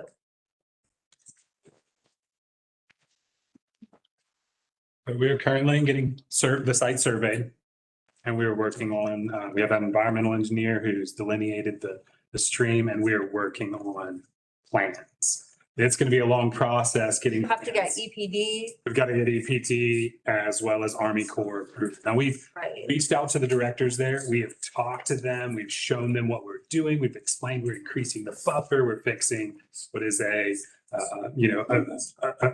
invasive covered stream with lots of waste in there. So we're fixing that. They're in support, and they agree this is a benefit. So it's just a matter of doing the plans. But this could actually completely change. No, it would minor changes. Okay. Yes, but there's only so far we can direct that stream or make it move. So it's going to be, essentially, it's coming out of a pipe on Pope Street and it's going to go back into a pipe on Finley, kind of in that same location. So the undulation might move like a couple feet north-south. And would that change where the buildings could be located because of any of that? It's not going to impact where we have our buildings, because we are increasing the buffer that's currently there. Available to the stream. So riparian buffer is big deal, Bruno, and would love to talk to you more about this, because I want to understand what you're thinking. This is very different than other environmental engineers we're talking about, but we're increasing the riparian buffer. So always usually a benefit if you're increasing the riparian buffer. We're not going to have 25 feet on both sides, but that is all part of the variance process with EPD and with the Army Corps that we're sorting out, and they understand that. Because they see the benefits of. Might look at a map and see there's the buffer, 25 feet either side. you're saying, well, maybe it's 15 feet here and it's 40 feet on that side. Precisely. Okay. And more like, sorry, Tommy developer, more like 23 feet on this side, 40 on that side. So as he mentioned, the current riparian buffer is 0.23 acres. We're increasing that almost double to 0.4 acres. So we're actually further. No, I understand that. I just wanted to make sure like what we were looking at was actually. And so I want to emphasize to you, there can realistically, from our perspective, we can't really change it any further from where we have today. The reason why we are going through this is because currently the stream cuts through the parcels in a way that basically, I mean, developers have been trying to develop this now for over 10 years. The two parcels fronting Finley and Broad have been vacant for 8 years. So Broad Street has a commercial building that's been vacant for more than 8 years. The whole building along Broad Street that you all mentioned, it's 50% vacant as well. And it's been that way for 8 years. So, and the stream that cuts through here, it makes it very, very difficult to, and so that's kind of the hardships that we've been like navigating through. And that's kind of why this is, you know, a situation where PD was really the only path forward with all of these different kind of puzzle pieces forming together. But I want to give you the confidence that we've worked with so many different consultants. We worked with the neighborhood to try to find a way to make sure that the stream and riparian buffer is kind of the best case scenario for everyone. And so we don't expect there to be really any changes. And as he mentioned, we've spoken with the Army Corps of Engineers and EPA, and they are in support of this. So we're in. All right. Yeah, of course. Hi, which one? Yeah, I just wanted to respond to something Jen had said earlier about kind of implying that the neighborhood was on board, because I heard something very different. I heard that the church was on board, but every neighbor that spoke, I think, was against it. Well, there's two different names. Yeah. Let's go ahead. Yeah. So the neighborhood on the other side of Broad Street, primarily or entirely, the folks who were speaking against. Yeah. So I wouldn't necessarily say they have the support of the neighborhood. They have support of some of the, They have the support of a neighborhood. a neighbor, yeah. Would you like to characterize the support of the neighborhood? So I spoke for the Reese Street community, which this is actually affecting. My neighbors here live on the other side of Broad Street in Deering, where they look at us, right? And then my neighbor Liz lives in Cobham, which is neighbors to us. So they are very much, concerned about what happens with Reese, but they don't live in Reese. I live in Reese, and I have been the steward of Reese, helping to get the local historic designation, right? So yes, I am very concerned about what happens with Reese because this has been part of my life's work. And I'll just say thank you. Thank you. I was like almost physically angry when I first saw this, and hearing Miss Eilhart speak has completely, it's as if like a wave washed over me. Like, I still don't feel great about it. I still wish it was 2 stories shorter. But I don't get a vote in this, so what do I matter? Yes. And I just want to clarify my point. It's not that I don't hear the concerns of the Deering Street neighborhood. I do. I understand traffic. I understand the noise. Being that close to downtown, I do think that some of that is going to happen. My immediate concern is what's going to go on right behind the property in the Reese Street neighborhood. I do feel like I lived in the White House that's right next door to that in college. I understand that anything that happens right there is going to impact the people that are directly behind it more intensely than the people that are across the street from it. So no slam on Deering Street. It's just wanted to qualify that. Just pointing out that there was some negative comments. So along the lines, and I think like everybody, I think we have to say it, it is great that the developers did reach out to the neighborhoods, because that is the golden ticket out of town. If you don't do that, you need to include the neighbors, and it's good for us to hear the neighbors and what they say. But I would also say that kind of back to the future land use. I kept my remarks very short, but I'm gonna keep these short on that too. It's, if you look at intensity, and that's what they're looking for. Height is not what they're looking for. They're buying the intensity. And I mean, in very simple words, it says it right there, major corridor, high intensity, downtown, very high intensity. And, you know, my college English teacher, I think, said, don't ever use the word very, come up with something better. But that, we actually talked about that. I mean, it's an emphasis that it's, you know, it's just more. And the numbers prove that. And so it will spill into Reese. The neighbors at Reese may be for this, or some of the neighbors and the church. It will spill out into Reese, just like these others do. And I cut through a lot through there, and their cars lined up already. And it sounds like they're gonna have more parking available per unit at the ones that are already built than this will. So I don't know whether, if their parking is less, they're not parking on Broad, they're parking in the neighborhood, and they're gonna drive through the neighborhood. So, but even if they built something that matched with major corridor, that's not like it's gonna be invisible to the neighborhood. But I still, you know, like I said, if it were me, I wouldn't have downtown going to Findlay. I think downtown, and the way I see that side of downtown, it should stop at Pulaski because of the types of buildings that were already there. They were not at all downtown buildings. That was before my day. That happened when Alex was younger. So, but yeah, that's just, I'm kind of on this one, kind of like, and I'm not against ever not moving the future land use a little bit. It's not like it's just perfect and it can't breathe and move a little bit. But I think this is a pretty strong line, like we've seen in other things where like, that just makes sense. And at the moment, that line does make sense. And I mean, the general public's gonna, you know, they're already saying it's what we need is, what we don't need is one more building that looks like all of this. But if they can stay in by right, if they can do what they are allowed, they can build this a lot easier. Once they start asking for these kind of things, and this is just a comment, and it's what we're seeing. You start asking for more right now on something that a lot of the public doesn't want, it's gonna be very hard to get through, because we're not the last say. We're just recommending no way to go.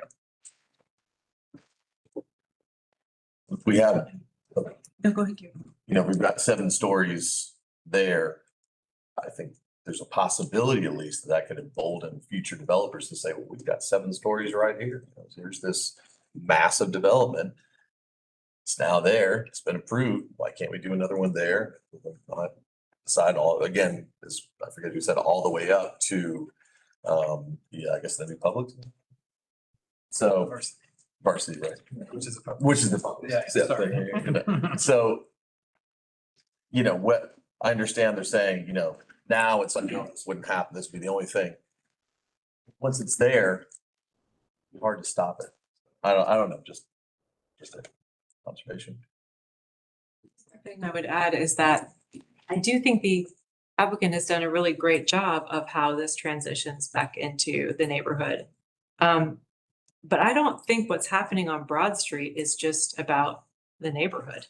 Like, Broad Street is really a corridor. It's really one block literally away from downtown. So like, I don't think that, like, I'm really glad to hear about the engagement the developer has had, but I have an interest, and then the folks across the street in Deering, up in Deering have an interest as well. I think it's fair.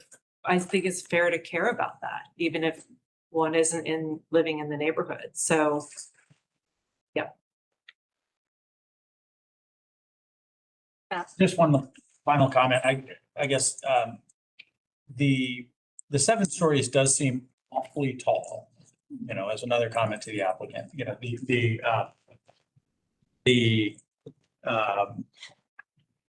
as I said, something in between commercial downtown and RM3 would be great if we had it on the books. But a commercial downtown rezoning that doesn't utilize the full density allowed in commercial downtown might be more palatable to some people if it was a 5-story building, not a 7-story building. I realize that means fewer apartments and fewer bedrooms and so on. And the economics of that may or may not work out, but just some, since you're here for comments and you've heard what everyone has commented, if there's a version of this that is has all of the benefits, but a little less height, that might make the difference to some people. Could I respond to that? I really want to take a break, so, yes. Okay, I want to piggyback off of Matt's comment. If we're moving away from the future land use discussion and talking more about the form of the buildings. Yeah. Changing the height can also be changing the massing. And so instead of a block that is consistently the same height, stepping in might be a way to address the perception of the height and still allow for development density at a number that is perhaps higher than you would normally see. But what you're appreciating from the roadway is something that steps back from the roadway, either and perhaps from the neighborhood. Maybe it's fine on Broad Street. And I'm posing this for the planning commission really to kind of think through. But if on the side streets it stepped in towards the neighborhood, certainly on the north side of it stepped in, it might actually daylight the street. Because what we're really doing is taking it out of a pipe, but keeping it in the dark. And so I think that is something that's probably worth consideration. And if you all find that to be something that's reasonable, it could be part of the guidance moving forward. I also want to comment on the math of the buffer. The buffer is smaller. The buffer is smaller. The amount of stream that's being buffered is greater. Because they're daylighting stuff. Yeah. So I just want to make sure we're all understanding where the numbers are coming from. The buffer is smaller, like by quite a bit. The amount of stream is greater. So, okay. But yeah, if that's the massing of what's being proposed is something worth talking about, that might be super helpful guidance for the applicant. It's similar to what we did at the varsity property, where it went from a larger structure to that stepped back. It's different on different blocks, but that same effect, because we were kind of like, ugh, really big. So, and everybody looked at the best plastic and thought, ooh, so, yeah.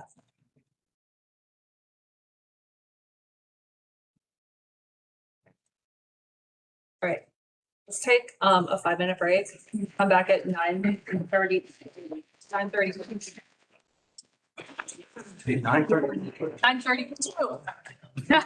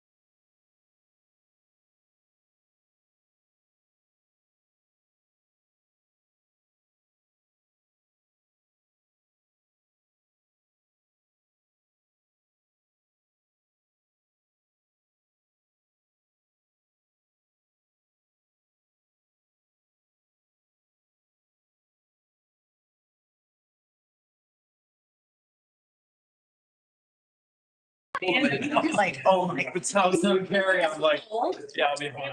I'm just not sure I'm gonna stay awake forever. It was like, uh-oh. You ready? I'm troubled in the- Just a minute. Our next one, 2295 Barnett Road and 170 Forest Road. Start with the staff reports.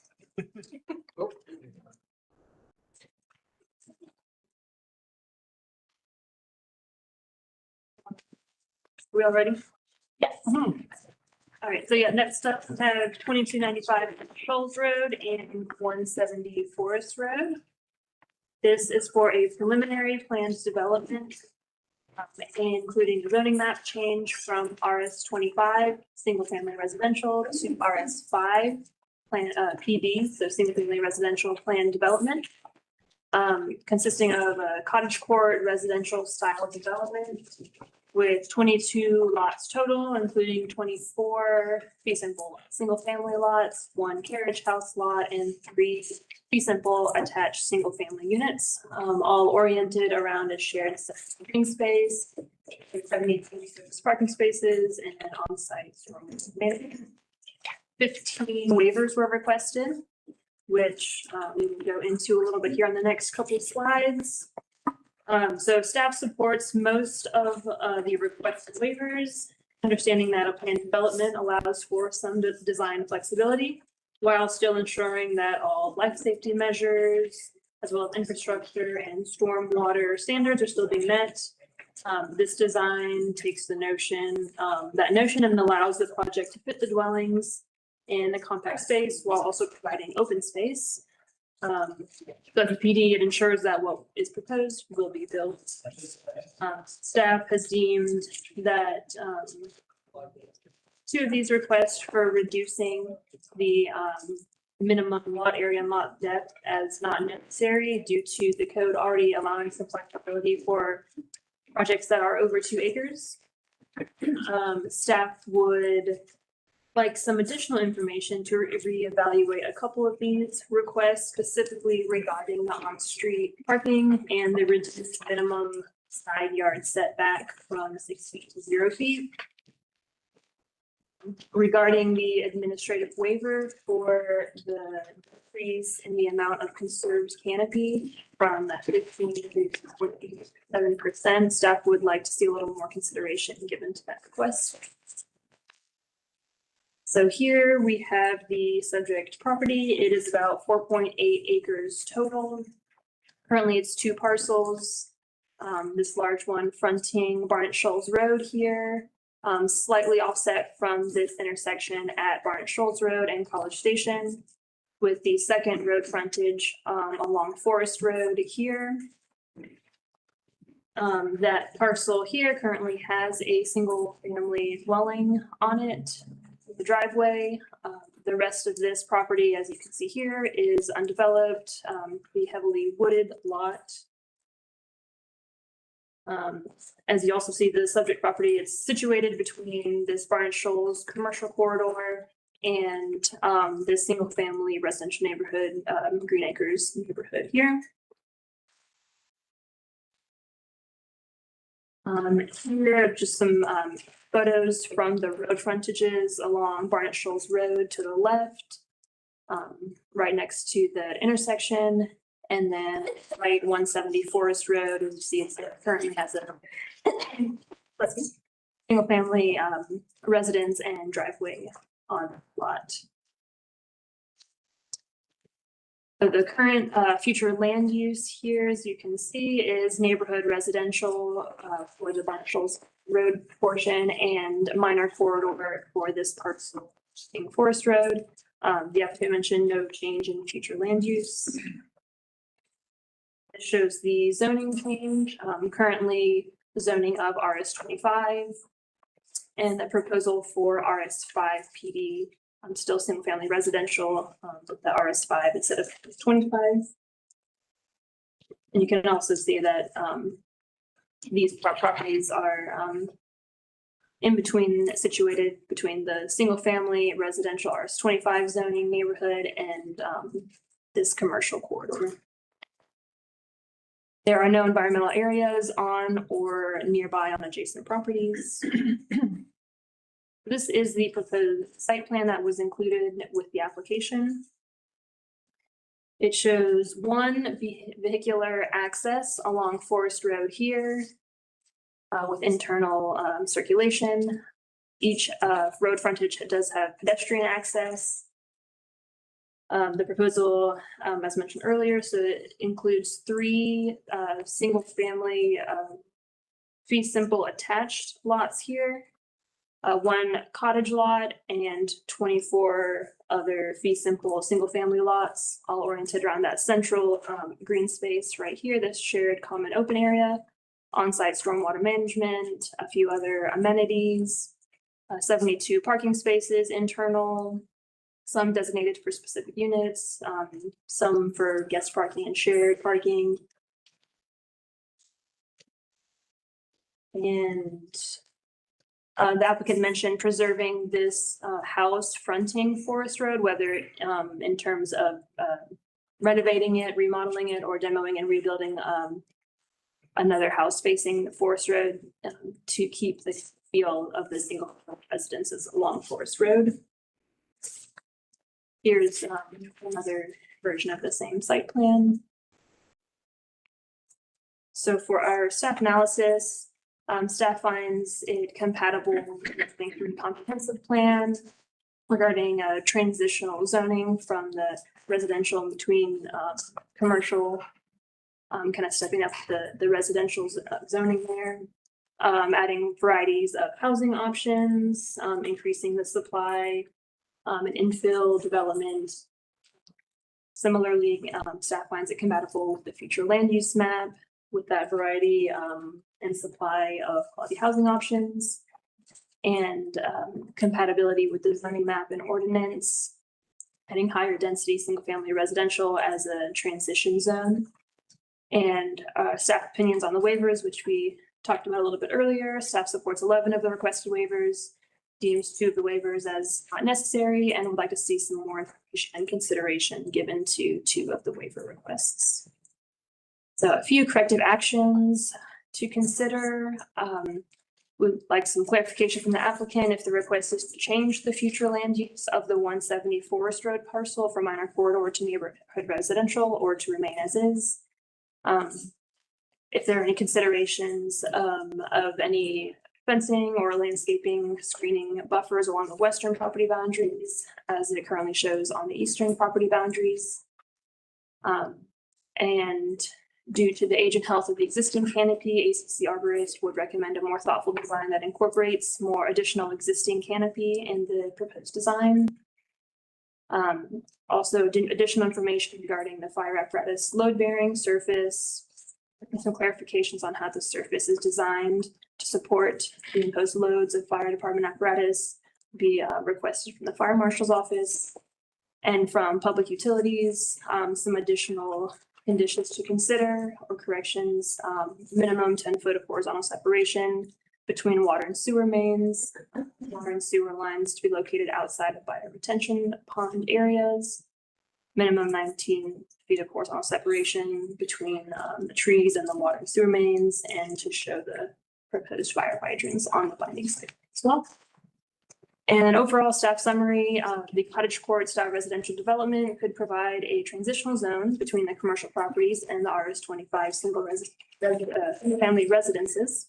And the design and scale are intended to fit within the surrounding neighborhood and provide additional housing options. And again, it's just comments only, but that concludes the staff. Thank you. Now we'll hear from the applicant. Good evening, Joseph Bates with SPG.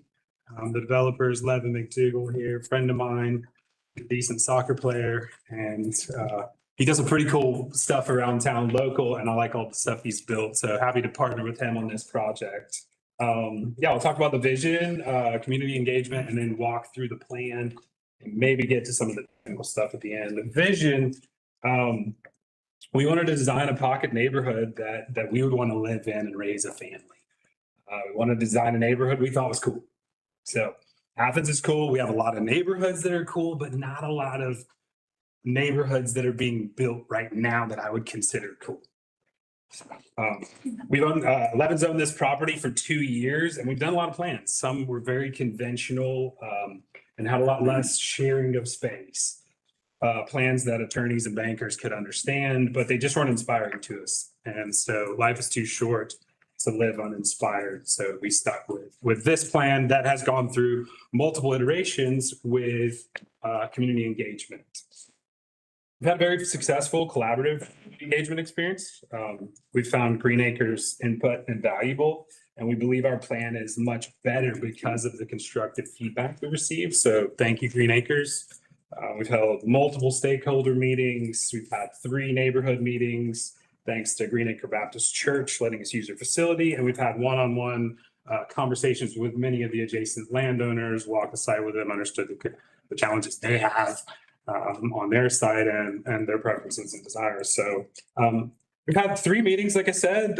We've made changes after the first and the second, and I think every time our plan was getting a little bit better. And when we presented the third one, we didn't have any comments from the community. It felt like they were all in support, and I believe they're all in support, so feel pretty good about that. Some have written letters of support. I looked at the agenda and some were going to come and speak in support, and I said, this might not be the meeting if you plan on getting home at a decent hour. Yeah. So if I could walk through the plan, that would be great. Is there a way I can go back to that colored version? Yeah, I got you. Thank you. Okay, well, I'll just start at Forest Road and then kind of work our way back. Yes, there is currently an existing house there. It is a brick ranch. It has had a small addition on it that is on this side, right where our driveway was going to be. We always intended, first 2 iterations that we brought before the neighborhood, we wanted to keep that existing house. And it was like, we didn't see any other way, but we were going to take out that addition and was making the brick ranch a little bit smaller. But we didn't want to create a gap tooth in the existing neighborhood. But after considering this, we've met with other developers, builders, and we thought about this more. We realized we needed a gateway to this little pocket neighborhood. We wanted to have some modest signage. And honestly, the existing house there isn't all that amazing. So we're going to replace that. And what we love about this idea is that will be like phase 1, our sales office. So that can be built relatively inexpensively without building everything else out to get some synergy with the community. We can make sure that it stays attractive on Forest Road as people are driving by and doesn't become an eyesore during construction. So pretty excited about that kind of change and thought and idea. We will have, this driveway will be some kind of a decorative paving there, a nice entry. And then once you come in, you terminate on this green, and that's where you parse off on either side to some crushed stone drives and parking spaces. It's very flat out there. We like the idea of crushed stone when you can get it flat and the maintenance issues aren't as much as if it's like a real steep site. The common green here, most of the homes, or all of these right here, are fronting that common green. And we envision that having, yes, lawn, but trees, some seating areas, garden areas. Maybe there's a community herb garden, cut flower garden, maybe some veggie boxes. These don't always look that great a lot of time of the year, but we think that's going to evolve over time as we build out the houses. And that's one of the things we're asking for, design flexibility. Like we might come up with some great ideas as this thing gets built out to make that communal space really special. I've done lots of greens, lots of communal spaces. Some are loved and used and some aren't. So we like that idea of having flexibility to figure out. And then we're showing here, what we'd like to do is I would love to do a timber frame structure there with masonry, chimney, maybe a pizza oven, get a TV there, and a space where every Friday people can come out there, bring a bottle of wine, have dinner together, hang out, and enjoy a nice spring or fall evening, maybe summer. Some are a little bit cooler than others. Let's talk about, and then we come around here. This is shown illustrated in blue, but it will be our bioretention facility, and that's going to be a very shallow storm facility, only 2 feet deep. So during non-storm events, it will be lawn and it can be a usable functional space for playing in. During storm events, it'll be really usable for the kids, especially my kids who love to go find all the puddles.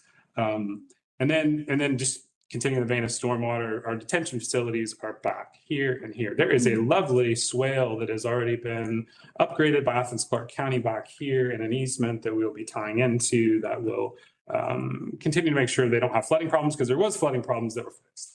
There are challenges up here. We're working with these neighbors because it's really tricky. Right now, it just like sits in their backyard and in their front yard. And so we're working, we've got some ideas where we've engaged them on how we can solve this stormwater. This is, one of the oldest, maybe the oldest neighborhood on the east side. I should know that. But they don't have stormwater infrastructure on this side of the high point. There's a high point around right there.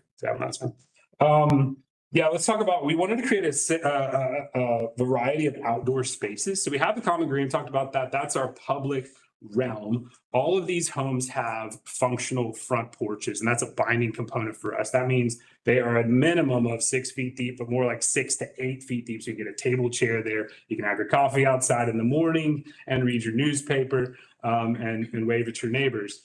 That's our semi-public space. And then all of these also have, if I could just stop shaking.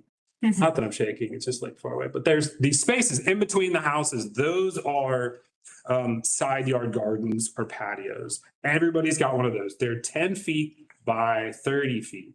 And that is why we're asking for a 0 lot line setback there. We've done this at Water Park on the homes that are getting built right now. And in the HOA documents, you just have a maintenance agreement for that owner who's got 0 feet to go paint the side of their house to do the painting. So those spaces we think are really cool. That's our private space. So everybody gets a private space, everybody gets a semi-public space, everybody gets a public space. On the edges, we did a great job of listening to the neighbors and put an opaque fence, which we were all about, all the way here, here, here. And when we forgot to do it on 140 right there, thank you for catching that, planning department. We've talked to Mr. Stephen Bush, who also called us. Why didn't he get a fence? And we are going to add that for the master PD. So get that sorted out. Let me talk about architecture real quick before I close. Yeah, these cottages are going to be nice. They are going to be a traditional style. So nothing trendy here. They will not be slab on grade because that's not traditional architecture. Our homes were meant to be elevated, and each will have a functional front porch, like I said, side yard, private outdoor space, simple massing and quality architecture detailing. We've explained some of the binding elements of that make sure that gets perfectly. And then the townhomes on Barnum Shoals will be all brick. Brick just felt right for the residential in this busy corridor. And I don't know if there are images of I guess you have images of the architecture there that we've got in there. I guess the last thing I'll say is that comment on trees. We're going to work with Mateo, our buddy Mateo, and talk about trees and how we can conserve as many here. We will have an arborist on board with the construction team, and we have found that essential, maybe more important than getting the credit for saving trees on site. So to get credit for a conserved canopy and a conserved tree, we follow Athens-Clarke County has like the general arborist rules where you avoid getting in the critical root zone. Now that's the way that it's done in Athens code. It's blanket across all trees. Doesn't matter whether it's an oak tree, which is really bulletproof, or it's like a maple tree that doesn't handle a lot of roots disturbance. But what we've found really important is bringing an arborist on so that if we're getting around any trees, and we've got examples like Mathis Apartments, El Barrio, and then Wire Park's another one. There's no way we're getting credit, according to an arborist, for saving those trees. But here we are 7, 8 years later, those trees are still looking good because we worked with an arborist to make sure they were getting the nutrition they need. They were making sure no pests were installing them. We were root pruning properly instead of how they often do it in construction sites. So we're gonna work with an arborist and get that sorted out. So thank you. All right, anybody here to speak in support of the proposal? Anyone here to speak in opposition?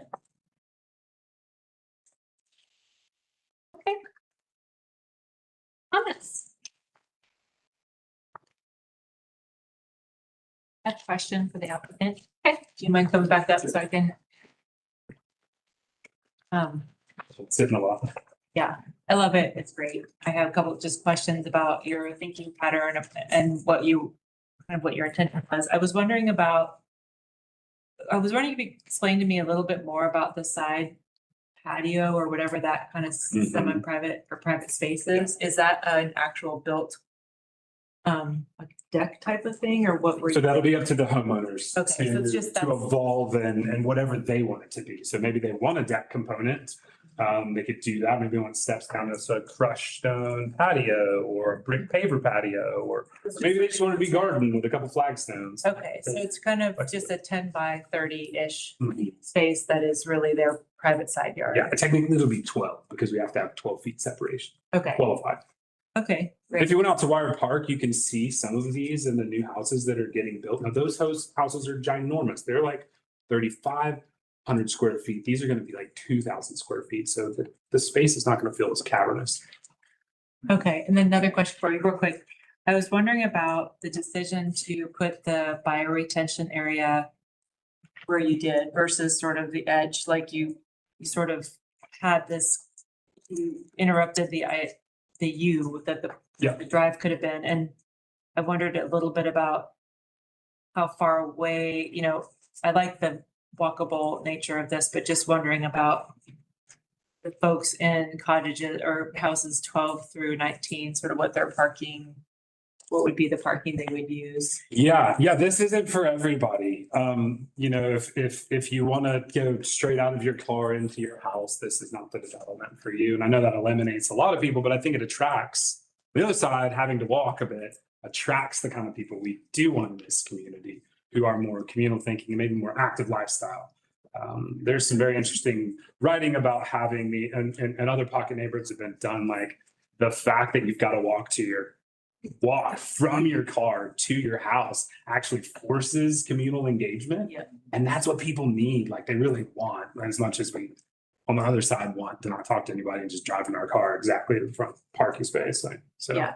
That was kind of the thinking. And then as far as the stormwater goes, like I'm a landscape architect. I love artful stormwater whenever I can have like those low impact kind of development. Stormwater facilities, I like to do that instead of like the big hole in the ground in the back of a development. And so again, like the idea is that to be a feature to be really cool and celebrated and known amongst the community of like, hey, this is how we treat stormwater. It's a really educational thing. Okay, great, thanks. Okay, question. Yeah. And I am so sorry if this is in here somewhere and I've not been able to find it. I tried. I'm just curious, when you say in the report, like the homes will be of a modest scale, what is the square footage about? Like the square footage range you're looking at for the detached single family? Yeah, no, thanks. Good question. I think it will be in the range of like 1,800 square feet to 2,000, maybe 2,200, but these will be 3-bedroom homes. Like we've done some of these pocket neighborhoods. We've done our research. This is not necessarily an entry home. I think some people, this could be their first home. I think more it's going to be people's second home, maybe. And that's going to allow us to have some of the finishes that we wanted to have, some of the finishes the neighbor was asking for, and a kind of design that was maybe more family oriented than some of the smaller, like 1,400 square foot homes that may only have 2 bedrooms that would be really, really expensive per square foot and not be for families. Thank you.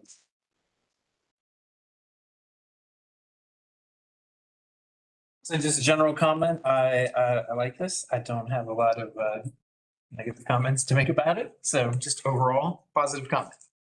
It's cute. Yep, like it. I mean, this looks great. I love it. It has my support with the issues brought up by staff. They're still getting worked out, assuming those will get worked out. On the nature of the scale, it is interesting. This is the thing that has gotten the support of the neighborhood. The neighborhood did not like the projects that we've seen that had smaller and cheaper homes. Some people don't like affordable housing, but they won't say it. They won't say it like that. But this is still good. People, it is still got spaces for people that want to live here. And I totally support it, but I did just want to note that.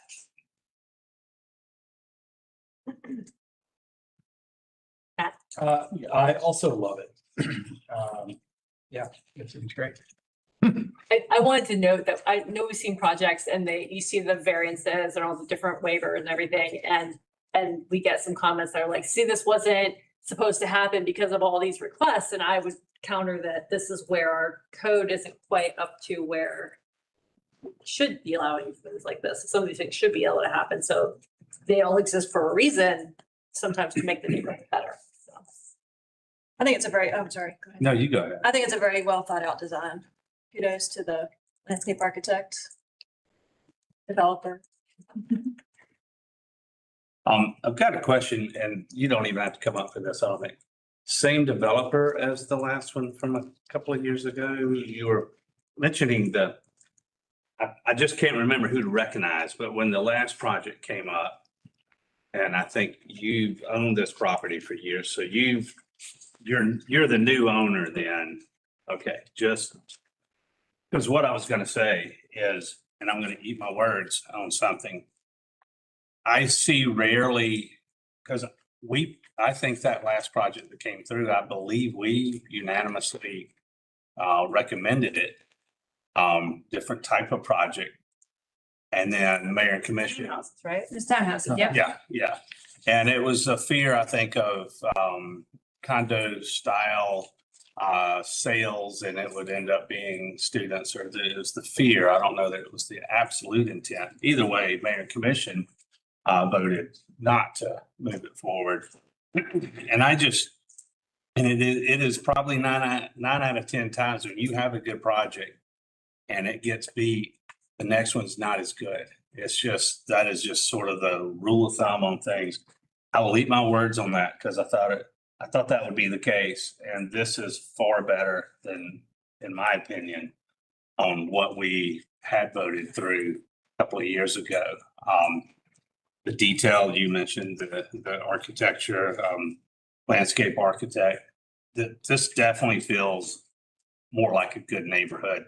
And it's on the edge of the neighborhood where I like things that are a little different. I love that transition instead of plopping in the middle. But I mean, I wish I could find some more negatives that help you out so that you can, because I don't want to slam a negative on you when you bring it for a vote, but definitely a good direction and a well thought out project from my view. Is it going to be phased construction, or do you anticipate doing it all?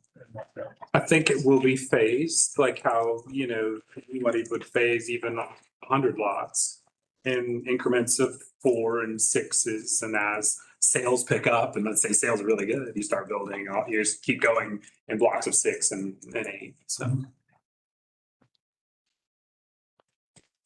All right. Great. Thanks, guys. All right, so 4320 Atlanta Highway.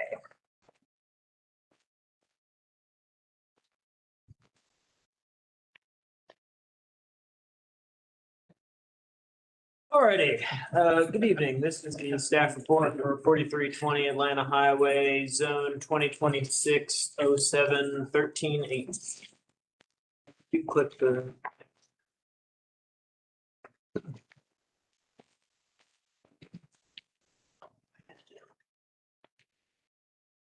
Just click on the black.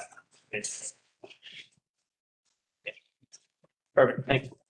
All right, the request is a type 2 rezone request, change from EO Employment Office to RM3 Mixed Density Residential. There is no change to the future land use necessary with this request. The purpose of the request is to go to RM3 for a multifamily development. In their application report, the applicant stated that the goal is for a 60% AMI development, for 100% of the units to be served towards a 60% AMI average median income audience. This is a 2025 aerial of the property along Atlanta Highway. Right here is CarMax, and there is a gas station right here. This is the former site of a salvage yard, which ceased operations in the early 2000s, and it operated for several decades prior to that. I have here a aerial photograph from 1998 showing the extent of the salvage yard on the subject parcel. As you can see, it was quite extensive. There was a lot of salvage cars on the site, as well as a lot of drive aisles. Remnants of those drive aisles are somewhat still there today. I've included some photographs of the site. Right here is the entrance off Atlanta Highway in the top right. And sort of progressing through the site, you can kind of see there's still some detritus around on the site, but it is largely wooded with pine trees, with the exception of some of the drive aisles. As stated earlier, the current future land use is to remain. That's a general business designation. RM3 is consistent with the general business future land use, so no change necessary there. As you can see right here, the current zoning is EO, Employment Office, and the change would go to RM3. This would be a isolated zoning district around some largely other commercial developments in the general vicinity. There are not the actual environmental areas on site. There are some riparian buffers that bleed over from some adjacent parcels, as you can see there to the north and to the west.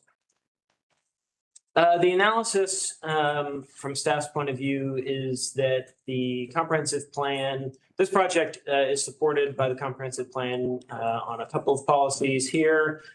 Specifically for the increased access to affordable housing, as this is targeted at 60% AMI as the primary point that's supported by the comprehensive plan.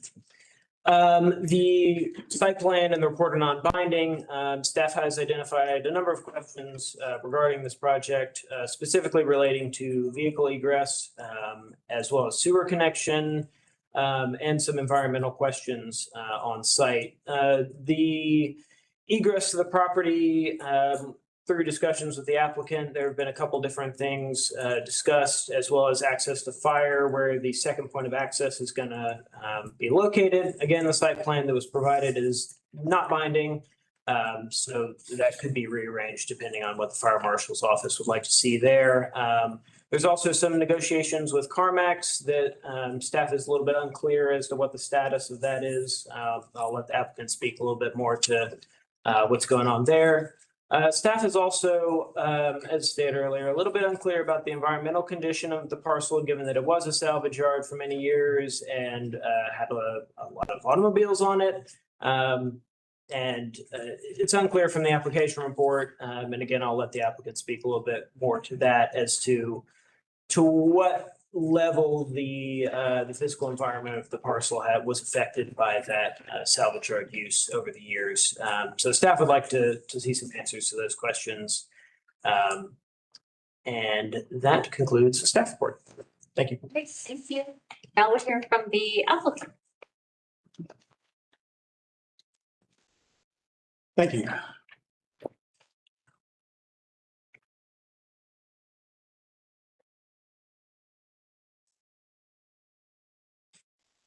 My name is Scott Haynes. I work for W&A Engineering at 355 Anita Street. We're here tonight to present this project at 4320 Atlanta Highway. We're representing Dominium on this. To clarify a question that came earlier before this hearing, Alewind Enterprise Inc. is the property owner. Dominium is the developer who's seeking to purchase the property. And they're here tonight. We'll be able to answer some questions if there are some for them. Project is a piece of ground that's approximately 18.57 acres. It is currently zoned EO, and we are asking it to go to RM3. It is the former location of an automobile salvage yard that has remained largely vacant since the operation ended in the early 2000s. This proposal provides an opportunity to return a challenging site to a productive use, deliver binding affordable housing, address potential legacy environmental conditions, and extend sanitary sewer infrastructure that can also support neighboring economic development. Here's an aerial. It looks very much like the one you saw just a moment ago. As you can see, the traces are very faint here, but where the old rows were, where the cars were stored. Today, there's a bit of debris from broken concrete, things of that nature still on site. You can also see this site is very insular and this very large block. Site history, of course, there was a salvage yard in operation here. It ended in about early 2000s. This property has been available for employment-related development for more than 2 decades, but it has otherwise remained vacant, no takers. We believe 2 practical barriers have likely contributed to that condition. One is the absence of sanitary sewer, and the second is the additional investigation and potential cleanup associated with the former salvage yard use. And we're not arguing that the development under EO is theoretically impossible, but we are saying that the history of the proposed property demonstrates substantial practical barriers to realizing productive development under the existing zoning. We get into the environmental issue here. We agree that the historic salvage yard use warrants careful investigation. And a phase 1 environmental assessment has been completed, and a phase 2 ESA investigation is currently being mobilized. The phase 2 will evaluate the identified conditions and determine whether remediation is required.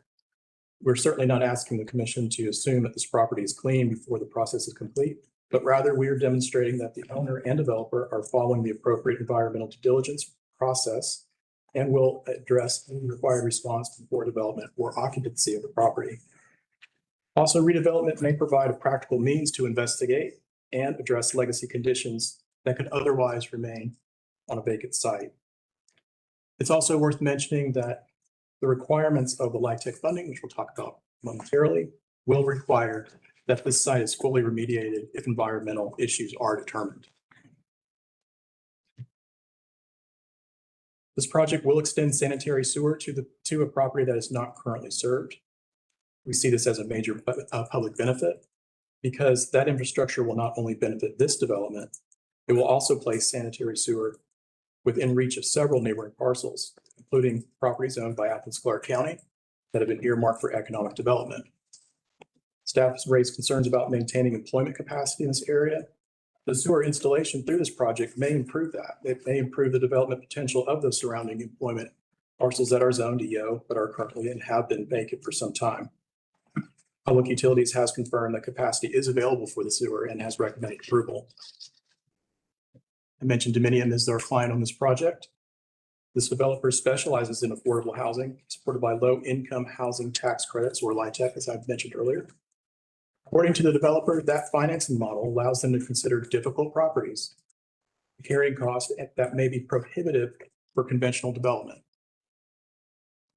Here, those challenges include, of course, extending the sanitary sewer, completing environmental investigation, addressing any required remediation, and developing a property that has remained vacant for approximately 2 decades. Regarding the future land use, this request does not require a future land use amendment. Staff expressly concludes in their report that RM3 is compatible with general business designation and with the future land use description for this area. Staff also identifies increased access to affordable housing as a comprehensive plan policy supported by this proposal. But we all know that's an important issue because we've heard it many times tonight and many other applications before this.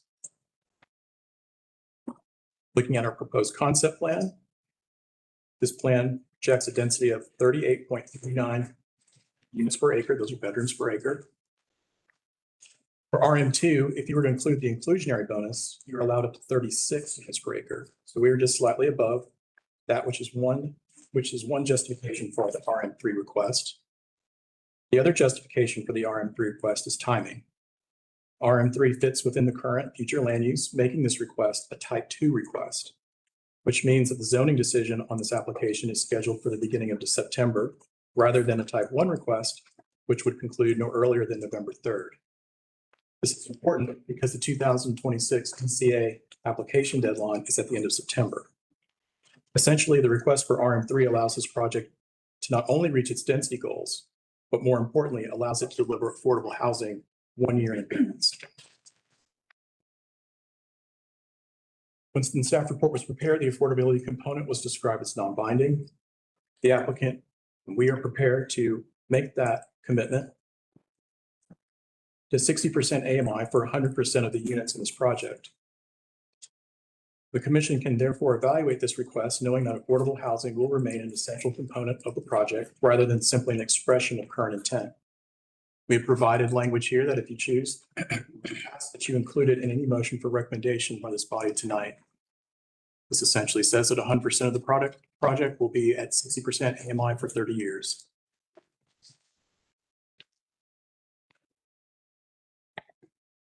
The technical reviews for this item have not identified a reason that RM3 is unsuitable for the property. Public Utilities has recommended approval.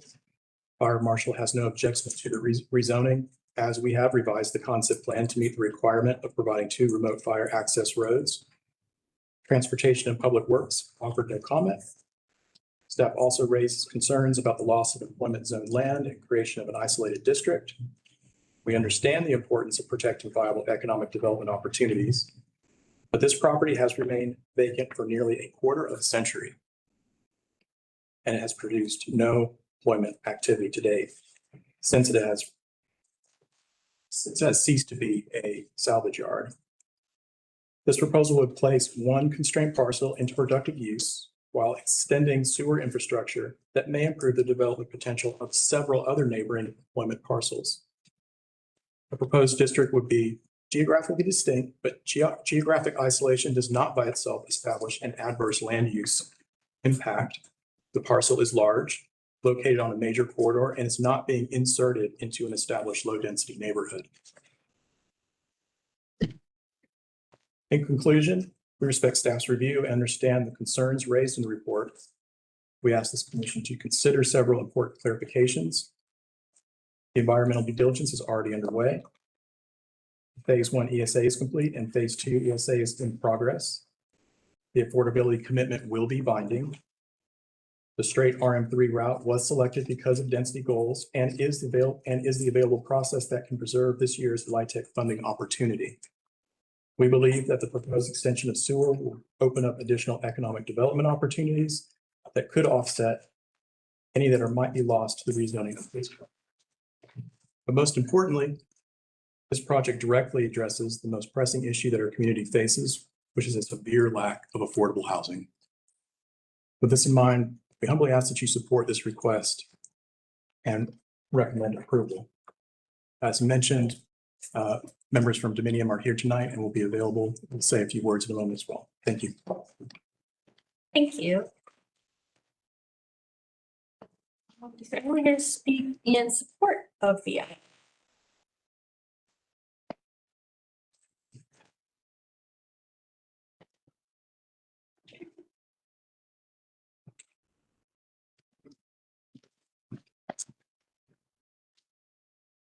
How's it going, everyone?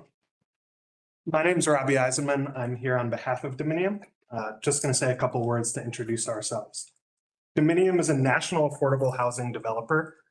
Right now, we have been developing for over 50 plus years nationally. Dominium was founded in 1972 and today is in over 25 states nationwide. In the state of Georgia, we currently own and operate over 5,000 homes, which is across 30 communities owned, managed, operated by Dominium. So that's a key piece that I want to make sure everyone understands, that Dominium will own and operate this community for a minimum of 15 years, and the community will remain affordable for at least 30. One other thing to touch on again is the rent and income restrictions that Scott just talked about. This is a 100% at 60% of AMI proposal. What that means today is that the 1-bedroom rents would be $1,067, up to 4-bedroom rents of $1,650. This is again a key commitment that we would be making to Athens for us to remain a long-term community partner. Additionally, we strive in bringing key quality, I'm not sure if we can get there, but back to the presentation we had, key quality and high quality finishes in every unit. This also includes high quality amenities such as clubhouse, pool, playground, and fitness center. And again, it's really important to us to focus on this quality because sometimes people hear the words affordable housing and we want to make sure that people are proud of the homes that they live in. Again, this will be a 3-story garden style apartment community, 250 units. and Dominion will remain a community member for at least 15 years. And any other questions, we're happy to answer them, and we're here in the back. Thank you. Thank you. Anybody else to speak in support? John Williams with W&A Engineering. Won't take up much of time. I know everybody's tired. We still got one more item to go, but I will say that if you're like me and you've been going to these commission meetings and you've been going to the county commission meetings for the last 25 years, in the last 5 years, every one of them, they've been talking about affordable housing. We've got an inclusionary housing code that for 60% of AMI requires 10% for most zoning districts. This is 100% of these units at 60% of AMI for 30 years. There hasn't been another proposal in that city of Athens, as far as I know. The developer has just told you they're willing to bind this restriction. So if something happens, the deal falls apart, this property gets zoned, it stays at 60% AMI. Nothing can be done without going back to the mayor and commission. I think Scott did a good job of addressing the other concerns that staff had. You know, some of them just happened during the course of development. A bank's not going to finance a project if the environmental areas isn't taken care of. We've developed several brownfield projects. We've developed several sites in Athens. As a matter of fact, it's the standard in downtown Athens. It's on top of an old salvage yard. You know, I can't remember when we did that, staff ever asking about it because it was taken care of through the financing and through the proper channels. So that's not a concern at all as far as I am. What we are concerned about tonight is making sure that this moves forward on the path so that we can apply for the tax credits for this year. Because it just saves 365 days of being able to offer affordable housing to the Athens community. I think this is a great location for it. You know, I don't know of another project that we brought forward that is probably, you know, on bus lines and in transit corridors and things like that, where we can get to provide those type of facilities. So we really appreciate your support tonight and hope that you'll consider moving this forward to the mayor and commission post haste so we can get this thing done and get these tax credits applied for. Thank you. Thank you. Anyone else to speak in support? Anyone to speak in opposition?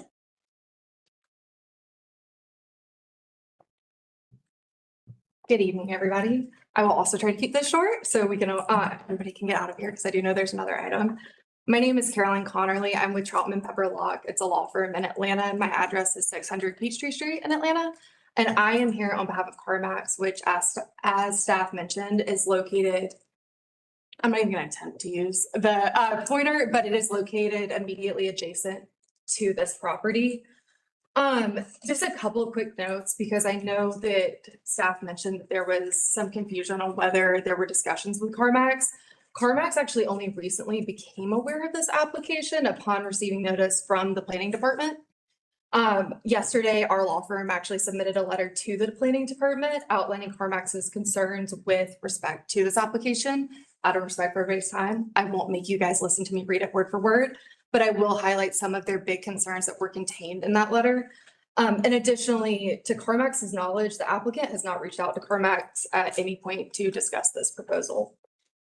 In general, CarMax really wants to note that they are not opposed to multifamily development in general. However, CarMax does have significant concerns about this specific development as depicted on the site plan, which was attached to the application.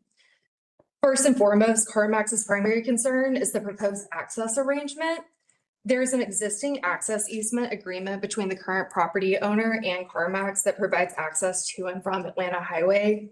This access point is used daily by CarMax, by customers, by employees, and more importantly, by vehicle delivery trucks coming to and from. The proposed development includes approximately 496 parking spaces to serve over 250 units containing 700 bedrooms, which is a substantial residential population.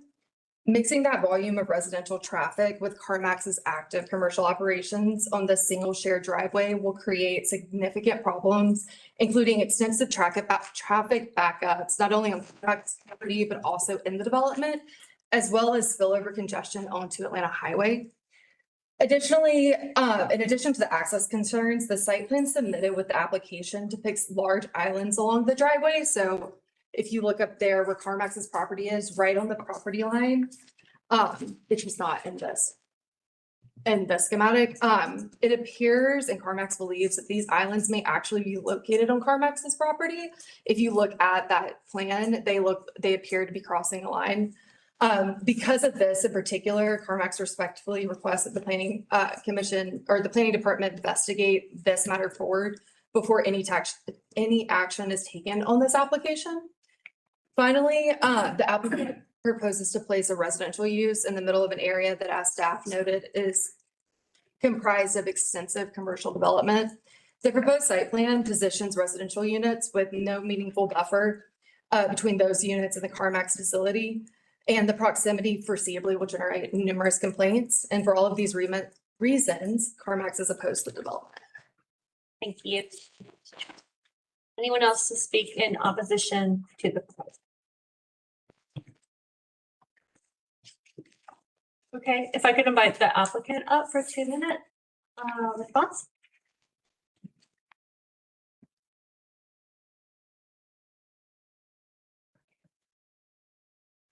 Regarding the issues raised about the traffic, I'm going to let Buck address some of those that were raised about the CarMax and the access road. Yeah, certainly. So a couple of things that I'd note.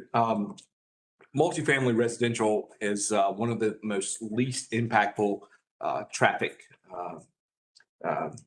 conditions. So for instance, here in our case, we're proposing, our proposed development would create 1,553 vehicle trips per day, as opposed to, say, a car dealer who would create 3,341 cars per day on the same entrance, or a hotel use, 2,399, or a grocer, 4,441 vehicles per day. Our development, we're proposing 1,553 per day, well under those conditions.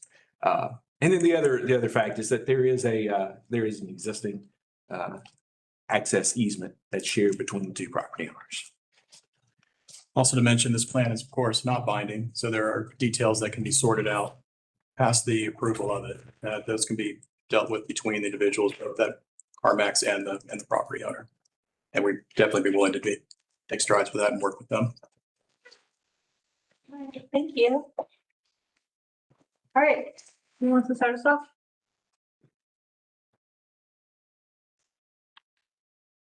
There you go. So we got a little bit of public comment about the design of this, the location. It's towers in a park, except it's mid-rises and a car park. Just buildings and parking and a little pool, mostly buildings and parking. And I just wanted to acknowledge that I think that comment was generally correct. This is not a place that people will really be able to live without a car unless they are struggling enough that they are going to take the bus from the once an hour that it comes down that far on Atlanta Highway.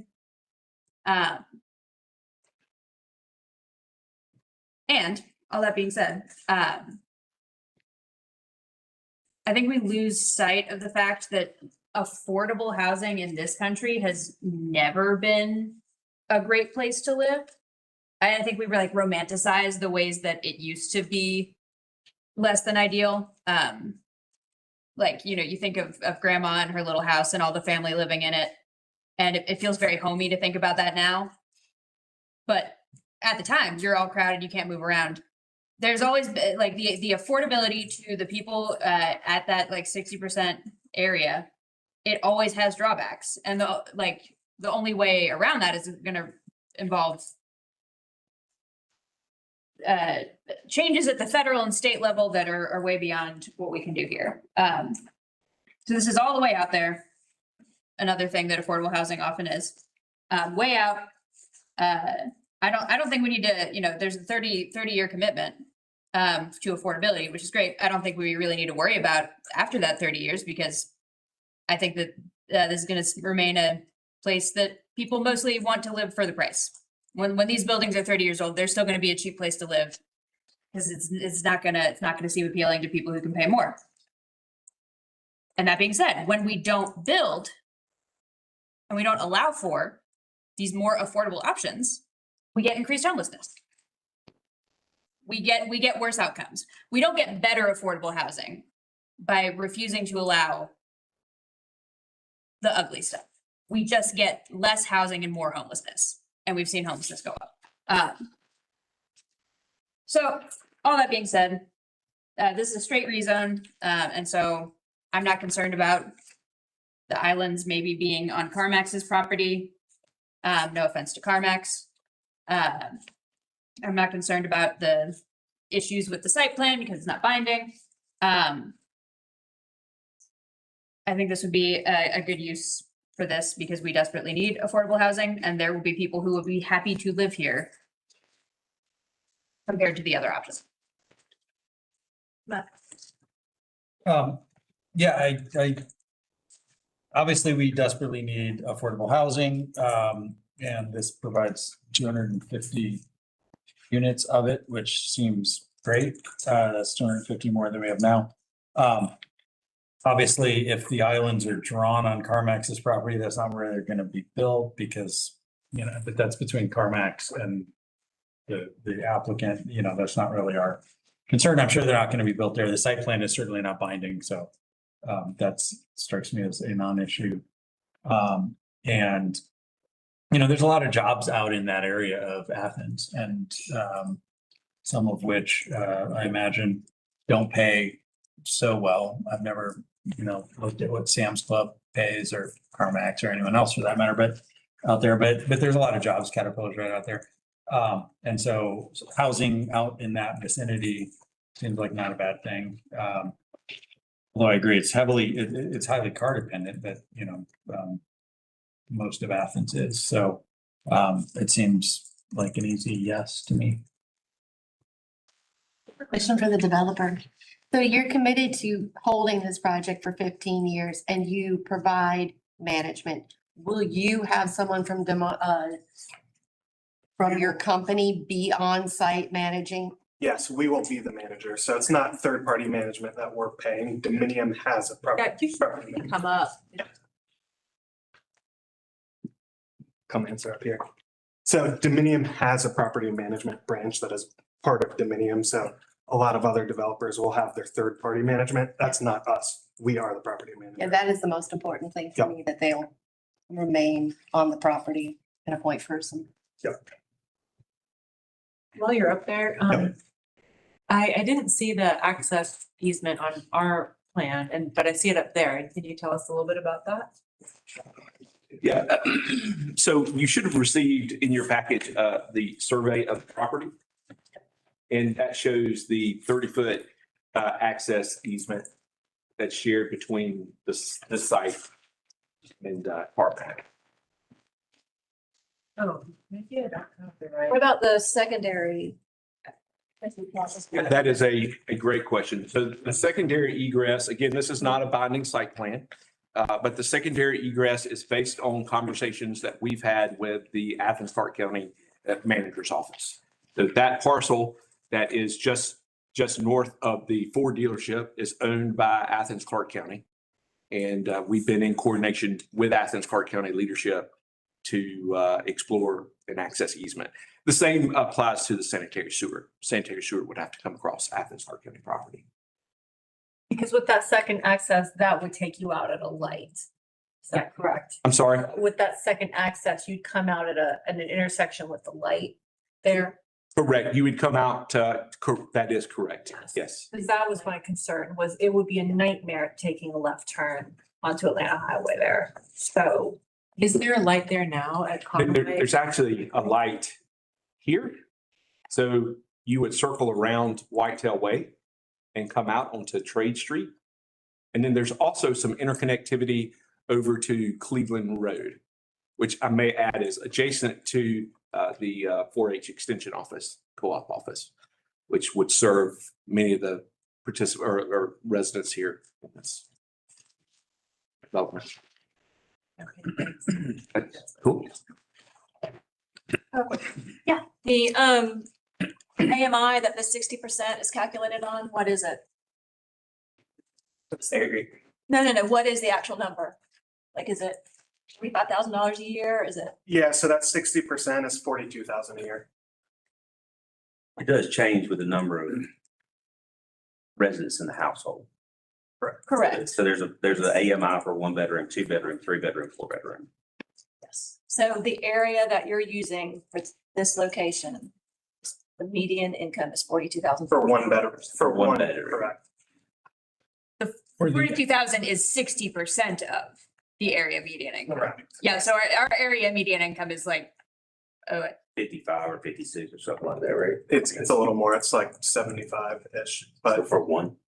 correct. So 42 is 60% of it. yeah, the median income for this area, which is calculated by head. But those are numbers that the government gives to. No, I realize. Yeah. I just wanted to know. Sure. I appreciate it.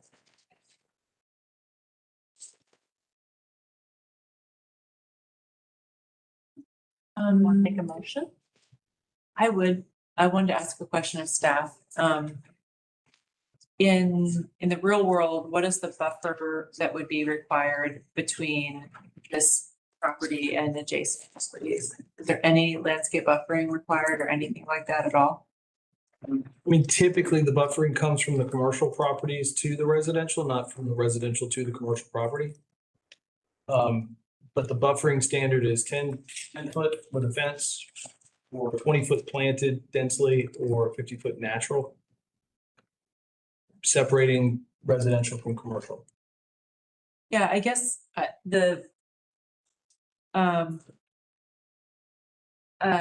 guess I'm a little concerned about, like, I'm in favor of this in general, in favor of getting more affordable housing, but I guess I'm just concerned.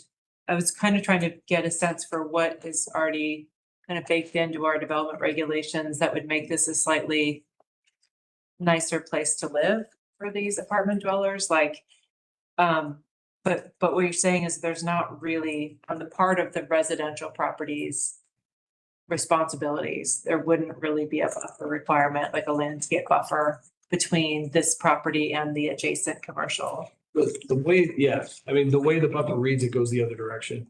Yeah. I mean, it's certainly their option to provide buffer. Yeah. But as far as a requirement goes, the way this reads is whenever there's any non-residential use abutting a residential zoning district, that's when you have, or when multifamily residents are adjacent to single family. So if this was multifamily and we had RS adjacent, then the multifamily would provide the buffer. Right. Right? So, yeah, there's, as far as buffering goes, it would be their option to buffer. Would we put a condition on that? Certainly could. Oh. I want to kind of work with what you're saying. So let's say the neighbor, CarMax at the moment, wants to add on to their building. That's when I understand all of a sudden we open up all the codes and now you got to do this, this and this. Like if you didn't have a sidewalk, a fraternity we worked with a year ago. In order to do this, you're going to now have to put in a sidewalk, which had nothing to do with what was added, but that's the rule. I mean, that's no big deal. So if this were built and then the CarMax property builds onto their building, are they now going to have to pay for a buffer that they wouldn't have had to pay for had residential not gone there? So in this particular location with an undesignated corridor, which this section of Atlanta Highway is undesignated, CarMax or any commercial entity along here, those buffering requirements in our site design standards would not kick in until an increase of 25% or more. So if they stayed south of that 25% number, the standards of 925, including the buffering, would not apply. 25% of square footage? Well, it's one of two calculations, either 25% of the lot site improvements or 25% of the building, either one. Which just at a glance, as I'm talking to y'all too, looks like that has potential somebody going in there would have the potential of adding at least 25% to that building or parking lot. Based on what I'm seeing, I'm just looking into the future because I mean, that was actually a good question that was brought up. I would hate for this, and I'm mostly in favor of it. But I would hate for it to, flank in the neighbor who's kind of not wanting it there now and saying it shouldn't be. So perhaps if there were, okay, go ahead and put in the buffer. I don't know of any other flank that could come in there and cost the neighbor who's doing their job the way they're supposed to. They shouldn't be charged with anything just because they want to add on to their building in 5 years. We're happy to We agree. made an exception. Happy to agree to a condition to put in that 10-foot planted buffer with the fence along the property line. Okay. You guys will add that tonight. Well, and I do sort of understand that when you're putting together a DCA application, this is not a very complete site plan, right? The landscaping, et cetera, is not, and I get that. Like, I think it probably, just thinking about the public comment we received about sort of towers and pavement, and I think it's also in the best interest of the developer for this to be a nice place to live with Absolutely. trees and green stuff. So, despite asking the question, I guess I sort of asked the question, opened the door to that, but I'm kind of two minds about whether to require a 10-foot landscape buffer, but if it's not really that big a deal to you all to include that, then.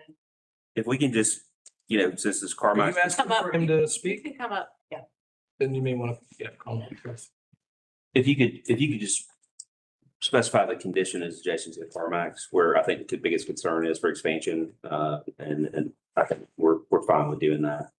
And I think it's probably something like you said that would come out in the wash anyway, as we get out there for the site development. I mean, they're gonna want the buffer, they're gonna want the visual screen. Right. So not a problem. Let's just add it to a second condition in addition to the one of 60% affordable. And we'll use the 10-foot buffer standard with the fence that's required in the code that CarMax would have to do if they were building adjacent to us after the fact.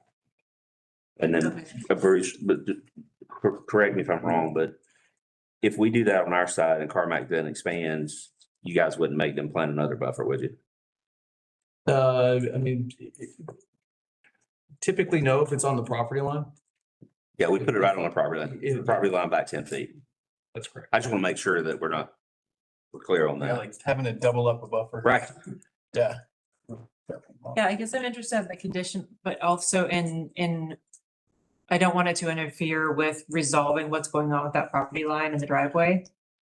Well, I mean, the 10-foot buffer would need to be only required past where the 30-foot access easement is at, because it's a shared access easement. So, right. That's right. And we're going to design that road frontage between along the access road, similar to a public street. So there will be street trees every 30 feet, and certainly don't have a problem incorporating other screening materials along that drive. Okay, great. Just so long as it doesn't inhibit our ability to put in the shared access that is Right. allowed, right? Yeah. Okay, thanks. So is the access easement just for 30 feet in from the street? Is that what you said? It's along, I'm not looking at the plat there that you guys have in front of you.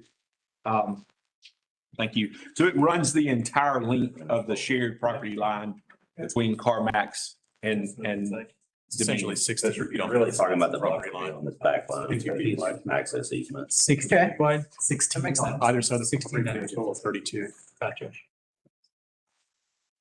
But yeah, in crafting the condition, we would just have to be careful about what it applies to and what it doesn't, because there's a driveway.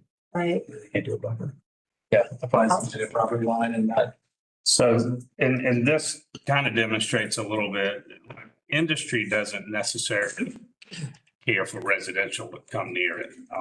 And the industry tends to want to be away from residential because they don't want the complaints. They don't want to bother people. And so it is a little tedious kind of dropping this in there. Now, this isn't loud industry. So if it were, I don't know, Olympic or something like that, probably be a quick no, but this is, again, not industry, but it's commercial and it's sort of louder commercial. You got doors and cars and this and that happening. So there's the risk of complaints. The residents are going to hear some noise, and all the more reason a buffer is a good idea. But I'm just kind of pointing that out, is that is why this is just not quick and easy to do, because the manager doesn't want to be called every day because, you know, they're working on transmissions and it's gotten loud out there. Yeah, and what I was also thinking about was, I think we were on the commission when the CarMax was approved and we had a long conversation about lighting. That lighting is the lighting of the cars in the parking lot, even overnight, was important to for obvious reasons to CarMax, but also is going to be something that just needs to be kind of incorporated in the planning of the site to some extent. And I'm not sure if a landscape buffer is really going to address that unless they're tall trees, which, you know, they could eventually become that. But yeah, so I don't know, like, Matt, do you have a attempt at how that would be worded as a condition? Like I'm not sure. I think we would just have to use a dimension, like, you know, along the property line, from the point, whatever, some number of feet in from that'd be the simplest way to do it. I don't know what that number is, but yeah, whatever's not gonna be in use as a driveway. I was also just gonna point out on the same point that there are two other commercial properties, one fronting Broad Street adjacent to the little narrow portion, and one fronting Trade Street just to the left of that lowest building on the site plan. Those are commercial as well, and I don't know what they are, but there's a bunch of paving, there's a bunch of cars, and they might be in a similar position next year if they come in wanting to expand their building and being told they've got to put a buffer in now. So CarMax has a lawyer here, but if we're interested in protecting the adjacent commercial landowners from an unfair imposition of a buffer, you might want to apply it to those two properties as well. I guess from the applicant's perspective, would you all have concerns about that? I think it's an interesting puzzle of putting residential in this. Yeah. Like with surrounded by commercial, and we're shoehorning residential as much as it's needed. Like, it just shows these are the issues that pop up. And understood, like, the challenge, you know, I don't think we would be here if we weren't in full compliance with the future land use map. And this zoning being allowed use in the land use map for this area, right? I mean, we'd be pushing water uphill in engineering speak. I don't think our client has any, I think the way to craft it would be, if I could suggest, that we would put a 10-foot planted buffer along those existing commercial property lines that are currently developed everywhere that there is no access easement that we're dealing with, because we don't know exactly how far back we're going to go or how far back we need to go. But as Buck said, you know, I mean, it's in our interest. We're going to plant street trees along that road. And somebody mentioned lighting that you guys talked about with CarMax, right? Bruce can correct me if I'm wrong, but I believe our lighting ordinance would say that they have to be at 0-foot candles at their property line right now, right? Light trespass would have to be at 0. Yep. So they should have no light spill over downward, full cutoff lights at their property line today. And that's for any residential or commercial property in Athens-Clarke County. So I wouldn't worry about that one. I think more to worry about is just, let's be fair to the commercial properties that are existing out there that may want to expand. So, I mean, if you're looking at the map, do we have the pointer? It's there. You're right there. I can do this without. So you're talking about like this area from here. And then for sure this area here, and we really don't know how far that's gonna go on that side, right? Because that access easement, if you look at the plat in there, does run. Our shared access easement that CarMax and the current owner have together runs all the way from here to here. Now, at some point, we may peel away from that property line a little bit once we get back past their access. And if we do that, we'll plant the buffer in that location where we peel away. If that works for you guys. I think so. I'm just not sure how to word that exactly, but yeah. I think to give the applicant some flexibility rather than specifying the 10-foot with a fence. Just saying areas adjacent to existing commercially developed properties would meet the standards found in 915.3 for buffering. Because, and this is not binding, but let's say it was built as drawn. Yeah, we could meet a 20 or a 50-foot buffer even in this, possibly here, right? Where's going with it? I think that's a better solution. Yeah. As long as we include the fact that we're not required to do that if we're in that existing 30-foot access easement. Right. Because you wouldn't be We allowed to. can't. Right. So I mean, it almost goes without saying. Okay. But I think the distinction I'm hearing in the discussion is adjacent to developed commercial property. Yeah. As opposed, right, because you wouldn't, should the other vacant ones be developed, they would have to provide the buffer. Right. And you could flip, there's some environmental areas and stuff back here that they're not going to get back on anyway. So, but yeah, I think the existing developed commercial property is the way to go. So that if somebody goes and expands that by 25%, adds a couple thousand square feet on their building, we basically paid for the buffer that they would be required to do adjacent to us at that point in time. Mm-hmm. And that's fair. Okay, thank you.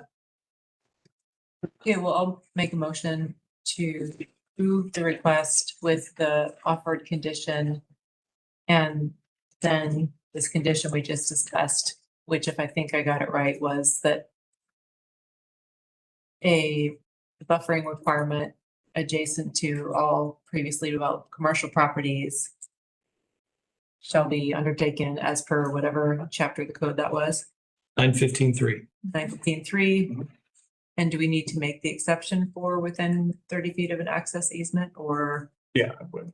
Okay, except for within 30 feet of an access. Except for along the existing access easement. Yeah. Second that. Okay. Any other discussion from the second? Yeah. So I would just like to point this out. Affordable housing is very important. But here we are again, looking at a environmentally challenged site. They have already had to do with phase 2, and this is where we're relegating affordable housing to. In an area where there are not compatible uses, we're saying, this, because you can only afford this, this is where you have to go. And I'm not sure that that's right. I would like to second that. I don't think it's right. I think that, and just to clarify my earlier comments, I don't think that that's how it should be. I do not think that this is how we should organize our world. And I think that people who can't afford to live in, the nice cottages at Green Acres still deserve to live in a nice place. It's just that. And sometimes we get nice affordable housing proposals. It's just that we get like 2 units a year. And in order to get enough affordable housing to meet the need that we have here, in the meantime, while we work on fixing whatever is wrong in our top-down government system that has brought us here, I'm in support of this. But in general, I think that what you're saying is right. Yeah, I completely agree with Jennifer's point. I would also note that the applicant will have to remediate any environmental problems here. And so it's not going to be polluted land with affordable housing on it. They're doing a phase 2 study to determine what remediation is necessary. But yeah, your point's well taken. We'll always be salvageable. All right. So all those in favor, raise your hand and say aye. Opposed? All right. Michelle?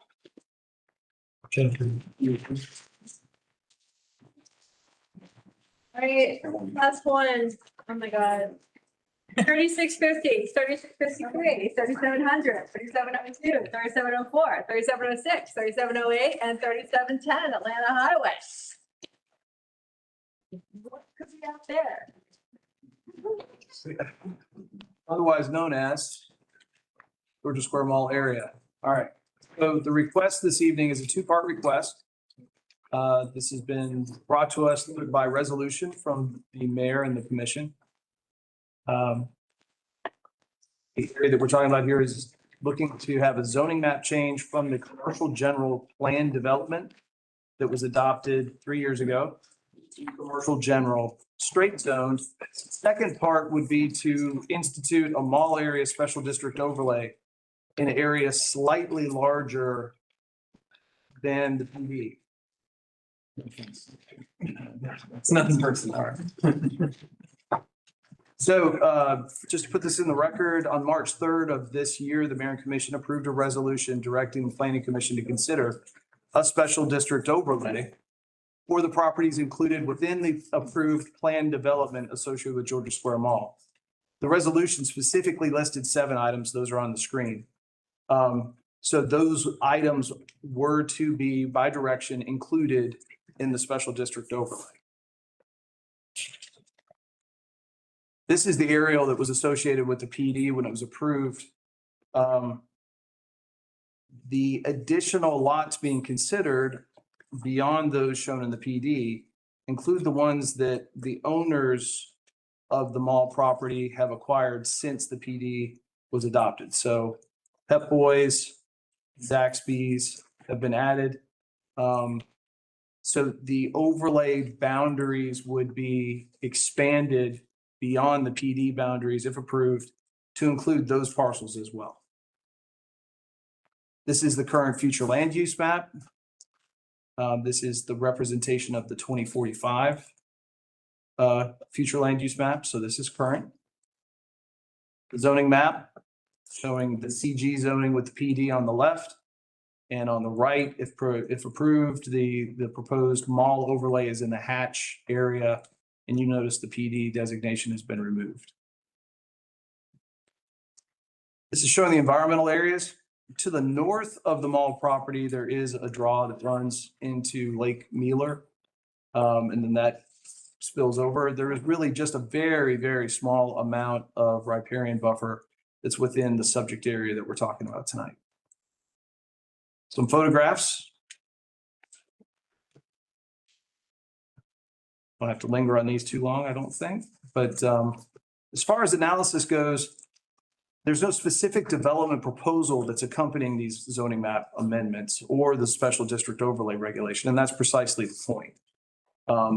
What is being proposed here is to have this mall area special district overlay sit on top of these subject properties with the underlying CG zoning to achieve purposes to guide development in the future without a binding function necessarily that specifies building placement, building height in exact locations. But there are some standards for building height, buffering, landscaping, and we'll get into those in just a second.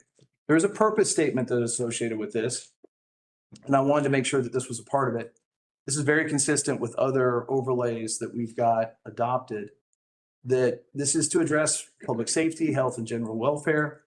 It's to control for the visual and architectural character of the area, and the use of design requirements would help ensure that the new development is compatible with the unique character of this area. The notion here is that it would accommodate commercial, residential, and institutional uses. So this is some imagery that was associated with the PD at the time that it was adopted. This is the binding site plan that is part of the PD that exists on the property now. There was phasing anticipated as part of that development, and that's represented in the colored shading that you see in this particular depiction of it. And then within that, there was anticipated to be a mix of uses. So retail, multi-use residential, senior residential, a transit facility, and office and retail to some extent was anticipated in here as well. The overlay would not preclude these things. It just wouldn't specify what type of minutes, where they should be. The architecture that's part of the PD includes these images. So it's a mix of residential, multi-story, commercial, mixed use. And it also included anticipated townhomes. That is still something that is contemplated as part of the overlay. The overlay provides some flexibility for more units to be attached than what code would normally allow. Future land use analysis, I think, is a key factor here. Since the PD was adopted, we've amended our future land use map. And now this property is under a designation called urban center. So the description of urban center is on the screen. The notion here is that urban centers are areas of planned density. They should incorporate shared use facilities. Listed there are greens, plazas, or other third spaces.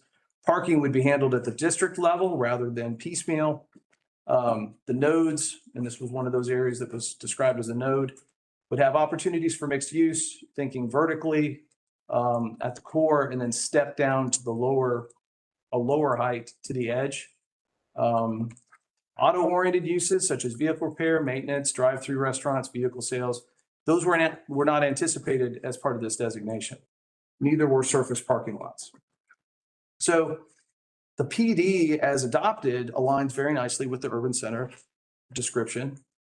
No change to the future land use map as part of this discussion, so that urban center designation would remain. But it's worth noting that going to the overlay, because it doesn't have those binding elements that directly advance or ensure that urban center description is played out, it just sets the table for those to be possible. So it doesn't preclude it. It just doesn't have the same prescriptive quality that a PD would have. So for the overlay, there's a handful of elements. These largely come out of the resolution. There's been some additional text brought to bear with this during the development of the overlay. But an Athens transit facility is very much a part of the discussion. That is a key feature of the PD. Having a transit facility required by zoning is a little awkward. So instead of it being a prescriptive element in the same way that it is in the PD, what is being proposed here is that the transit facility would still be adopted by reference in conjunction with the overlay, but would not be a requirement, bless you, of the overlay. And we can get into that in a minute. But a minimum 2-acre site was anticipated in the PD. The minimum 2-acre site was part of the resolution. So that is still a part of this consideration. It's just not a requirement in the overlay. It would be a requirement as part of the development of the overlay that there would have to be something set aside to be worked out between Athens-Clarke County and the property owner. The other request here is to have RM3 density. So that's 50 beds to the acre, to have that allowed by right in all areas within the overlay. Affordable housing is being anticipated here, but what's being asked for is the ability to have all of the aspects of the inclusionary zoning ordinance so that payment in lieu would be available. As we discussed earlier this evening, CG zone properties don't have the benefit of that. It's really applied to CD presently. So payment in lieu would be available, which would allow for, if that option is exercised, up to 75 bedrooms per acre, but the base density would be 50 beds per acre as part of the overlay. Ground floor residential is permitted by right in the wording of the overlay. The notion here is that that would be something that helps advance the redevelopment and provide additional flexibility for housing opportunities. That would not be the case along the 250 feet of the property that fronts Atlanta Highway. That would be reserved for commercial development on the ground floor. Some additional standards that were included, the allowance for up to 8 attached townhome units as opposed to the 4 that the code allows for now. That allows for some flexibility for more density and more of an urban housing form. Multifamily housing would also have a requirement here, though, of no more than 2 full baths per unit and no more than 2.5 parking spaces per unit. This is a standard that's consistent with what was adopted with the overlay for the redevelopment of the Varsity property.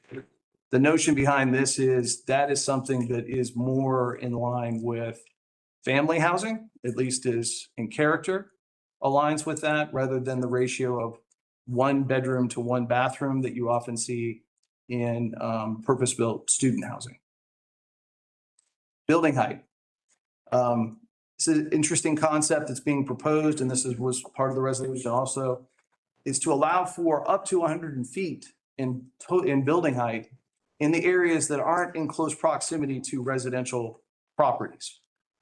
So what's been specified here is that if you're outside of 250 feet of being adjacent to current residentially developed land, you would have the ability to go 100 feet tall.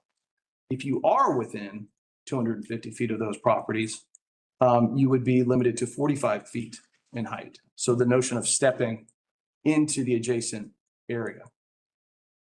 Tree and landscaping standards would be noticeably flexible in the overlay.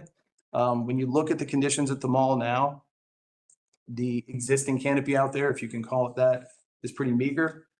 The notion here is that there would be no conserved canopy requirement, but an anticipated 15% tree canopy minimum per development site with the ultimate goal of 20% for the mall area total. Some design standards were included regarding parking structures. Mostly these are specifying architectural materials and treatment. And that's also very consistent with the overlay that was adopted for the Varsity. By comparison, just a couple things to keep in mind. The PD presently allows for 2,057 beds. Actually, that was the binding cap that was part of the PD. The overlay would open the door using the 50 beds per acre at 3,970 beds, with the potential for certain developments in there, if they wanted to participate with inclusionary zoning, to go to 75 beds per acre. So there is possible to go above the 3,970 by right, the way the overlay is worded. There's some other things in the staff report that were noted comparing the PD to the overlay. I think one of the things that is worth pointing out is well, we mentioned building height. The notion that when we had lot coverage specified, the PD was really whatever the binding plan showed you was your lot coverage. This opens the door to the more by right option of the 80% lot coverage under CG. Minimum lot size in the overlay, there would be no minimum lot size. The PD specified where lots would occur and at what size. So that's a difference. But that is the proposal that's in front of us. I think I pointed out the key differences here. I want to talk a little bit about the public engagement that has occurred. Commissioner Johnson, who is with us tonight, hosted a town hall meeting on the proposal with the wording as proposed in your packet on July 23rd. It was very well attended. There is another town hall opportunity proposed for next Thursday night, and she has provided invitations for all of you. So I have these here for you to take with you when you're finished, or anybody you all know about it. But those two opportunities for public input, I think, have been influential. Certainly next week's, I would imagine, will be as well attended as the one on the 23rd. But that concludes staff's report, and happy to answer any questions as y'all deliberate. All right, thank you. I guess I should have asked this in agenda setting. So is the owner presenting as the applicant? Do we have an applicant? The applicant is Athens-Clarke County. So is there a presentation from the, That is the presentation. okay, okay. So then, a comment in support. I was thinking that's the way that might go. This hadn't happened very much, right? Not really. Not really. So I don't even know how much time I have for this. Do I? Yeah, are you speaking on behalf of all the people saying that you're pro? Are you representing everybody who's in the pro? Yes. I'm a pro. I think would you like to speak or can I? In 5 freaking hours. Get a speak. Great, okay. We'll follow up. But I'll try to do a quick 3 minutes and then you guys can ask me some questions if you got any questions. First of all, I'll bring your attention to the conclusion of the staff report. Go ahead and say your name though. John Williams, W&A Engineering. The last sentence in the staff report, the overlay zoning will allow for most of the uses allowed in the CG zone while restricting specific uses that are otherwise permitted. Establish a maximum residential density, maximum building heights, and vary by proximity to existing residential uses. Allow for landscaping flexibility and provide for residential developments opportunities while preserving the commercial development potential along Atlanta Highway. We agree with that in total. I would also like to say that the development team, the ownership, is in full support of the overlay district. So that's why I'm here speaking in favor of it. I would like to point out that book that's in front of Bruce right there, that 300, 400 page zoning and development code book. Basically what this overlay is doing for us and allowing us to do is develop this property in a manner in accordance with your zoning regulations and guidelines with some very specific things that are being introduced. And it's the same mechanism that we used when we did the varsity overlay. Some of you may love that. Some of you may hate that. I heard you talk about it at night, how the building stepped back from the street, right? The varsity had some different challenges and some different issues, and there were some different reasons why that one was done like that. But in essence, the biggest reason for this one to be done like this is this team has worked they bought the mall, they bought the Pet Boys as soon as we finished the PD. We own it, right? We spent 3 years trying to get it financed with the TAD in place. It was unfinanceable across the country. Bear Stearns, Goldman Sachs, the biggest boys you can imagine these guys have met with. They could not get this project financed with the incremental TAD payout, where it was getting paid out over 30 years because the financing institutions were not giving them credit for that money. There was so much public benefit baked into the first phase of this development. When we got through the PD process, it couldn't be built. It couldn't be financed. So we have a big piece of property, a 75-acre piece of property. I think Bruce, how big it was, almost the size of downtown. It's going to take years to develop, and it's going to have to be responsive to market conditions. And that's the reason why the overlay is the best tool in the toolbox to do something like this. We maintain the most critical things that are important, that commercial along Atlanta Highway, the stepping down and stuff like that from the residential areas. You go with the future land use plan for an urban center, a density that's more aligned to 50 units per acre here. We're giving some flexibility with people that want to do the inclusionary housing and pay for it and pay into the firm, which we've seen success with in downtown Athens. I think we just got an $8 million check for the core property that we did. So for all those reasons, being able to respond to the market along the next 10, 15, 20 years that the 75 acres will develop out in small phases, in small projects in there is critical for it to be able to be a success and move forward at this time. So we appreciate your support on that, and I'll be happy to answer any questions. That was a fast 3 minutes. All right, who's next? Speaking in favor. Oh, okay. I'm just winging it. My name is Susan Powell. I live in Lake Mealer. If you saw on there, our neighborhood butts up to the mall property. When I retired and moved back to Athens, I bought this house with the understanding that there was a really exciting redevelopment going on at the old dead mall. And so our commissioner had a meeting last March when we met Mr. Jennings and Mr. Williams, and we were so excited about all the things that were planned.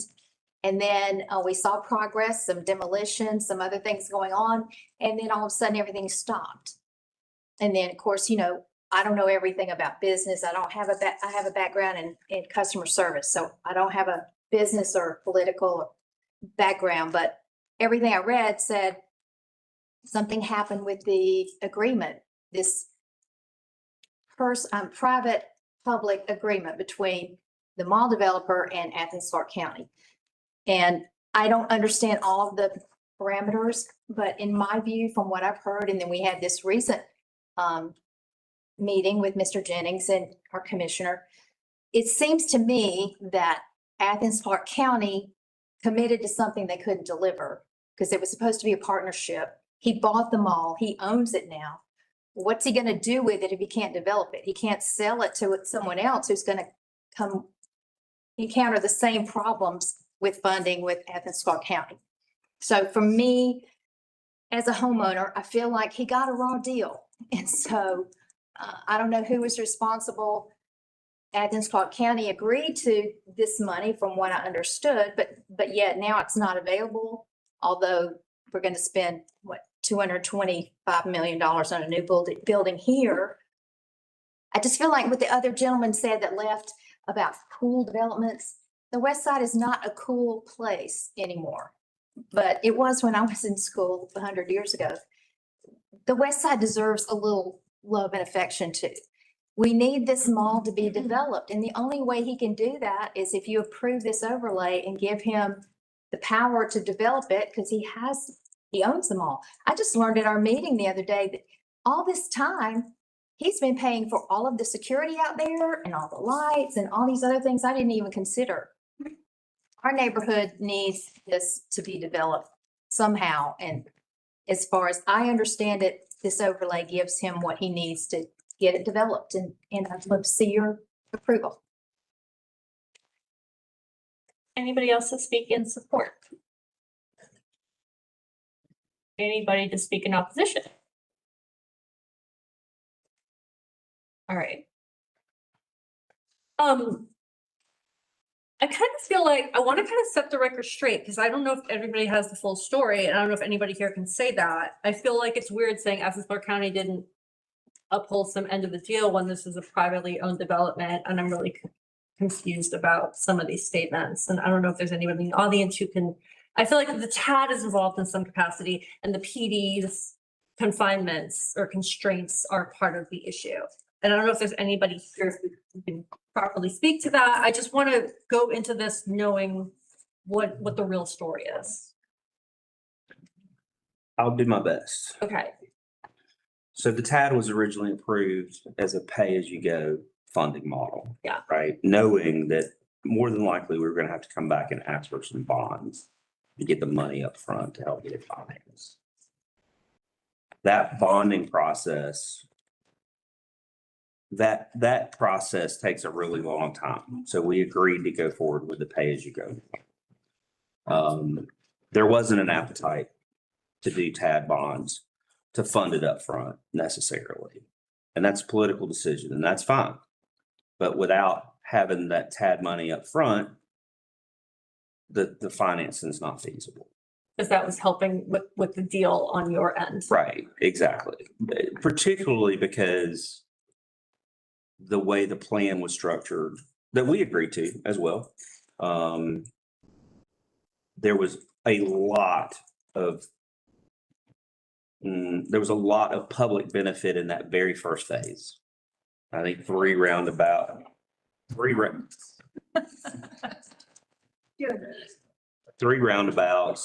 the massive, $5 million stormwater facility, public park, just a really, really expensive first phase.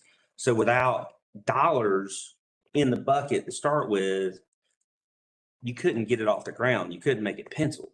You guys know enough to know about development. If it doesn't pencil, the lenders aren't going to loan the money, right?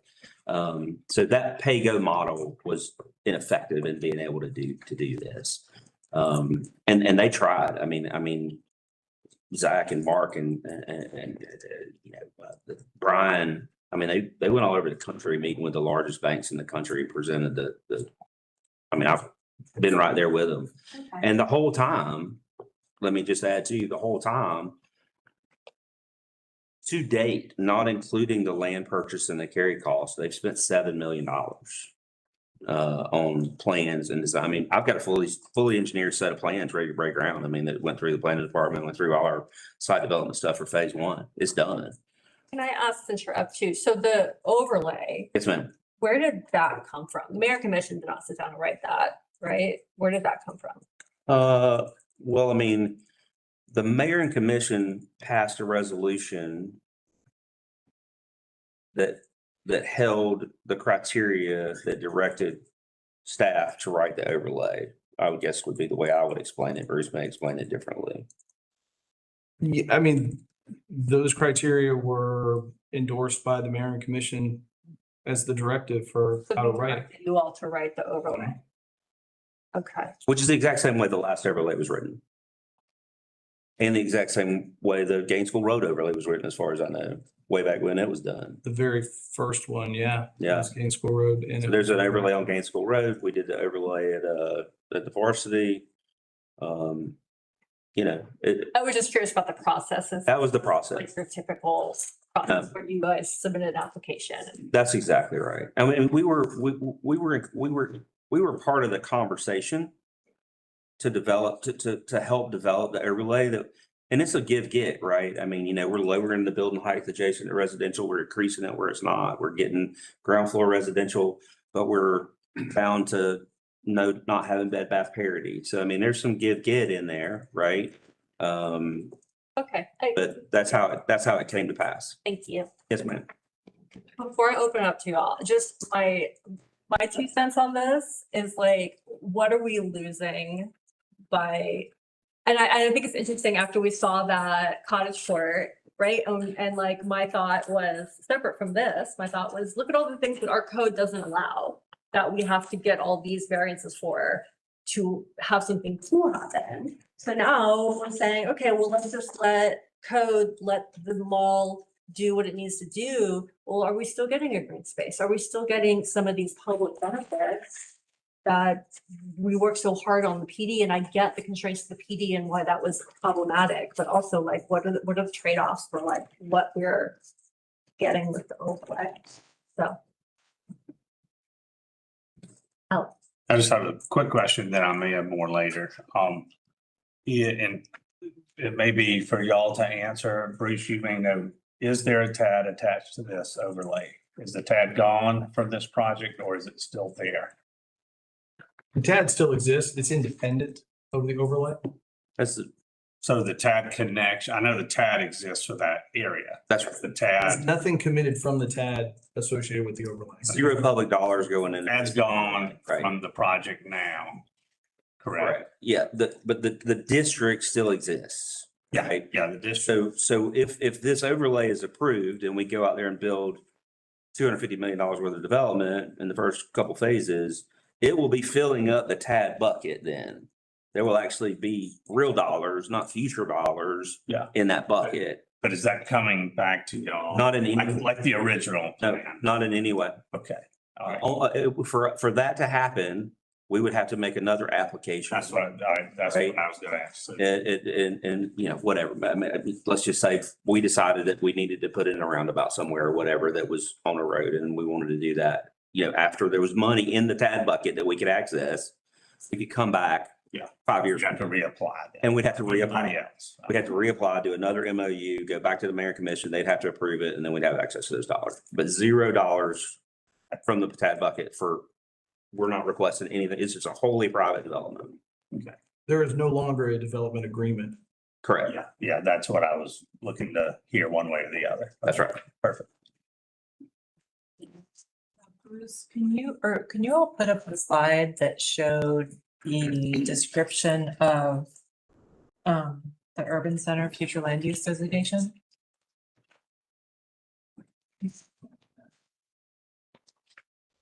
And while he's doing that, am I correct in saying that we're talking about sort of two actions tonight? One being whether to remove the PD and the second one being whether to adopt the overlay or the recommended option. So the thing that is this the one I wanted? Can you speak louder? Sure. So actually, will you go to the slide right before this in the presentation? Okay, you got that. There was one where where there was a statement made about having some, okay, here's where it is. It's in the purpose of the mall area special district overlay on page 2 of our staff report. And one of the things it says is the purpose of the overlay includes controlling the visual and architectural character of the mall special district overlay.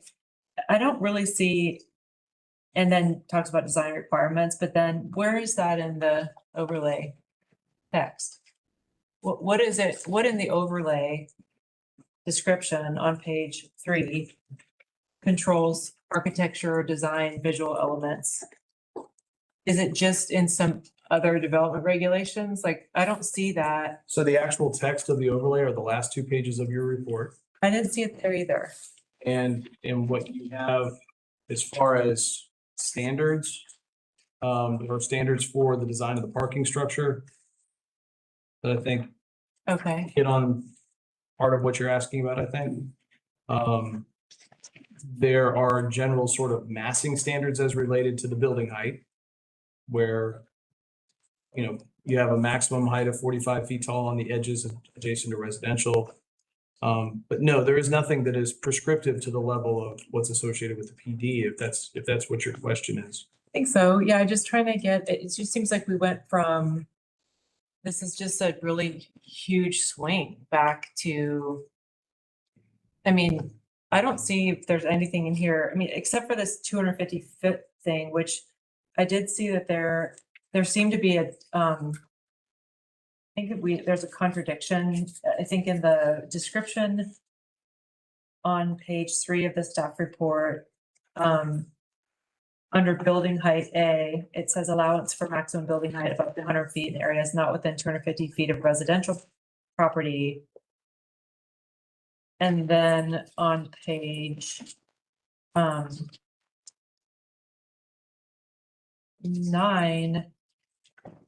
let's see, maybe I'm misunderstanding it.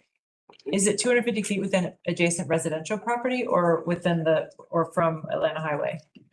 So there's 2 times 250 feet is used. And so is it both So- things, so adjacent residential or Atlanta Highway? No, 2 different things. So the 250 feet from Atlanta Highway is where you can't do ground floor residential. You have to have commercial uses on the ground floor. From Atlanta Highway frontage, 250 feet into the mall property. The other time that 250 feet is used is talking about the trigger for when you have to step down the building height to 45 feet tall. Because there's adjacent residential or. Right, and where there's adjacent residential, it was worded to not just pick up Holiday Estates, but also to pick up the retirement facility that's along the mall access drive. So within 250 feet of those residential uses, the maximum height is 45 feet. Away from those, the maximum height allowable is 100 feet.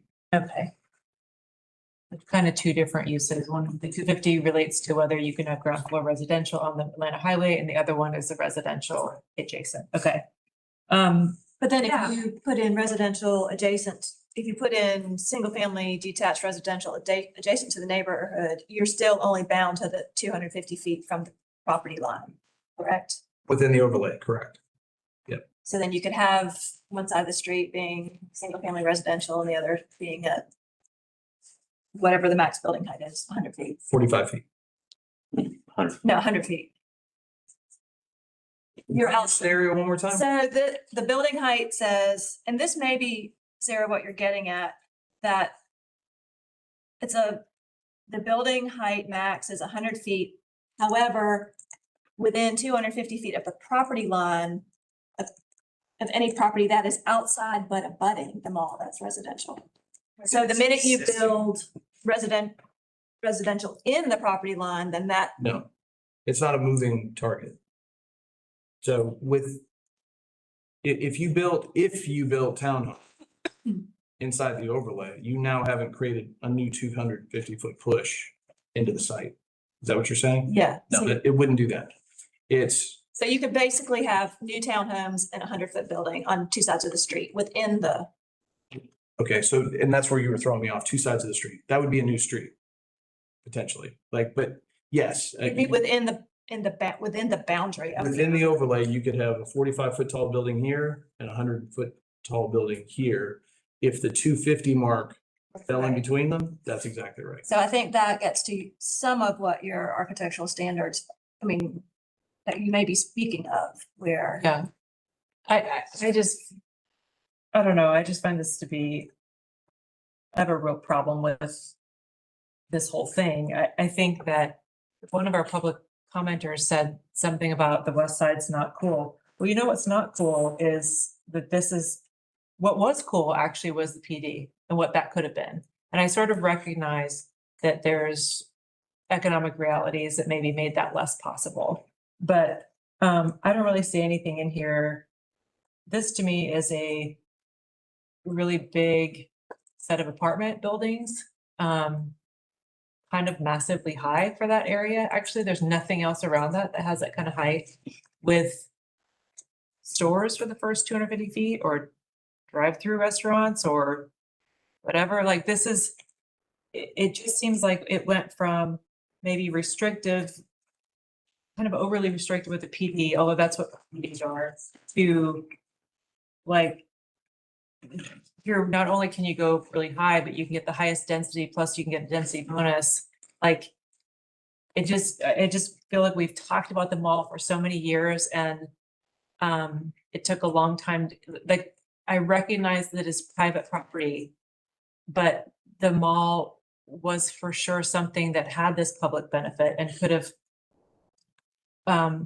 been a true urban center. And I don't think the overlay, if urban center is the way we want to go here, this overlay text does not produce that.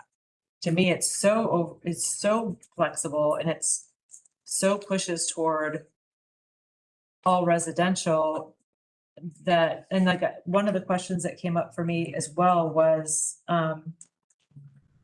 like some of the things that go up in the, I guess I wanted to go back to the slide, my original slide I was trying to get, which was the description of the future land use map designation that was like urban, whatever.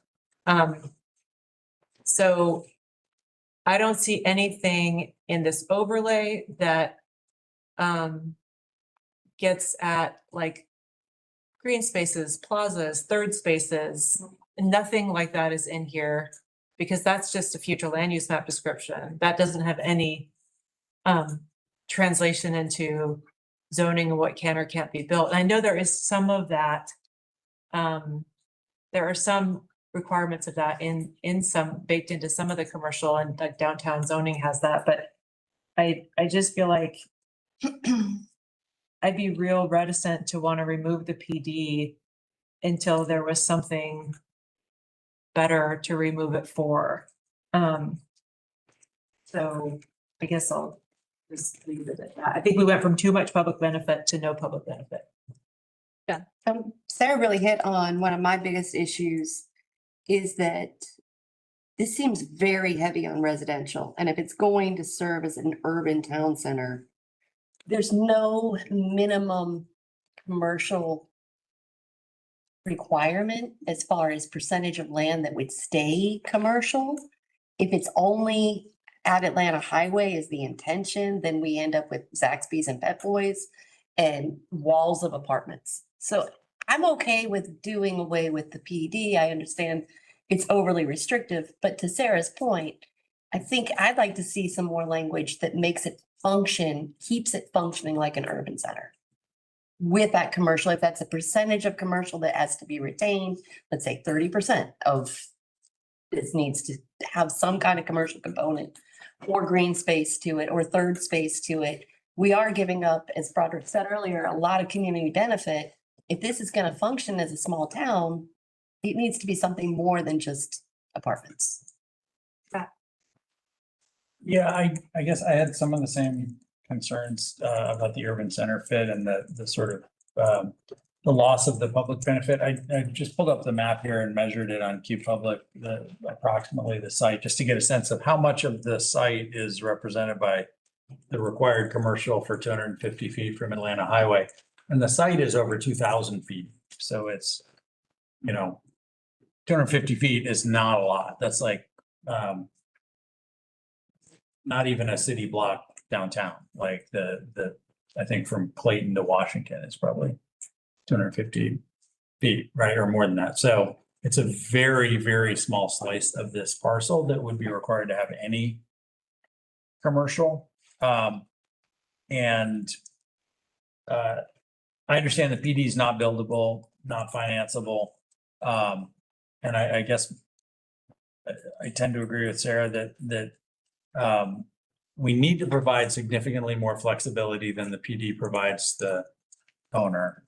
And this overlay ordinance text, I think goes maybe too far in terms of giving them almost complete flexibility to build, not that we don't need, a couple thousand bedrooms of housing, that'd be great, but the promise of an urban center over there there's already many thousands of units of housing over there. And the promise of an urban center over there was it'll be a place where you can go and have dinner and, see a show or whatever, just do different activities and have restaurants, cafes, retail establishments, all kinds of other stuff like that. And I feel like my first take on it is that this is maybe swings a little too far in the direction of taking away all obligations on the part of the owner and all expectations and just saying, just do whatever you want over there. It's commercial general. You can build commercial if you want it. But if you find it more profitable to just do block after block of apartments, knock yourself out. That's okay under this overlay. I just want to say one more thing on that point. I think it's important if we can find a way to make sure that commercial is still woven into this, that it doesn't just front Atlanta Highway feeling segregated and cut off from the rest of this property, that it needs to be integrated and interspersed. Alec. I'm not always, I don't know if I've ever been a fan of when you've got a PD, sometimes it has to come back. This didn't work, so we need to tweak this building or we need to do that. I'm sympathetic toward that in a sense. I'm less sympathetic when it's, hey, this didn't work, so we just want the zoning rules. Let's just have our zoning and then we'll figure out what to do with it. For comments a month or two ago, we had a similar thing on a key piece of property that I thought was majorly key to that area. And we weren't getting any real substance. In fact, they were asking for more parking and higher. We don't know what we're going to do with it, but we want more of this and more of that. But we want to do this, but verbally is not a contract with the county. I would prefer, because I think we have to have it. If we're going to take what everyone seemed to agree was a nice, well-done plan, everybody was looking forward to this happening. And if you're going to back off of that, and I totally respect, they need to do that. It was a big bite, didn't work. But it should be more than just, we'll do some 7 things here or so. And I'm just kind of supporting what's been said around here. I don't see hardly any meat on these bones, and I try to avoid terms like that. But I'm not seeing anything that makes me go, oh, this is good idea. I don't see anything here that's a good idea for Athens. I think there can be a great idea on that property, and I think there can be a bad idea on that property. And if we were to do this, it allows for bad ideas on that property. And I think that's what we need to protect Athens from, as is. So because this is something we're asked to vote on, Bruce, let me ask, is this like if we were to say table it, is this sending it back to you and your staff to come up with something? Because I feel like that's unfair too. For you all to like come up with the solution for this thing that has now landed in your lap. So the resolution directed the planning commission to consider it. So if part of your consideration is to seek modification or whatever, then yeah, you could absolutely give direction for those modifications, and then it would come back with whatever response it is that you're looking to have changed. Fold it in.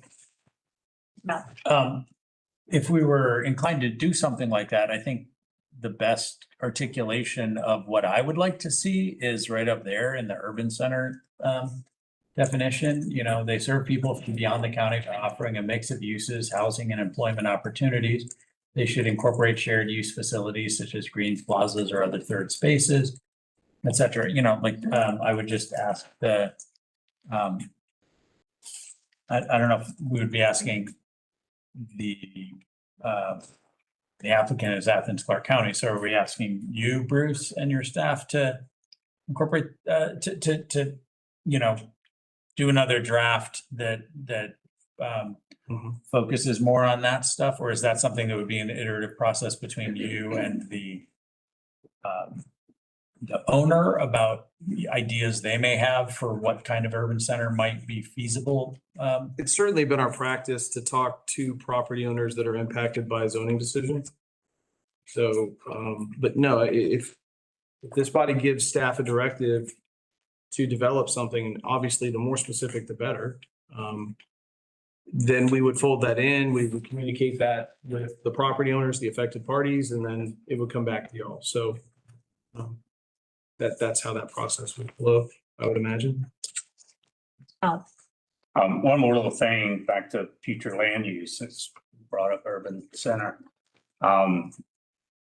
That we made that an urban center area, and it's not all of Atlanta Highway out there. It is right around the mall.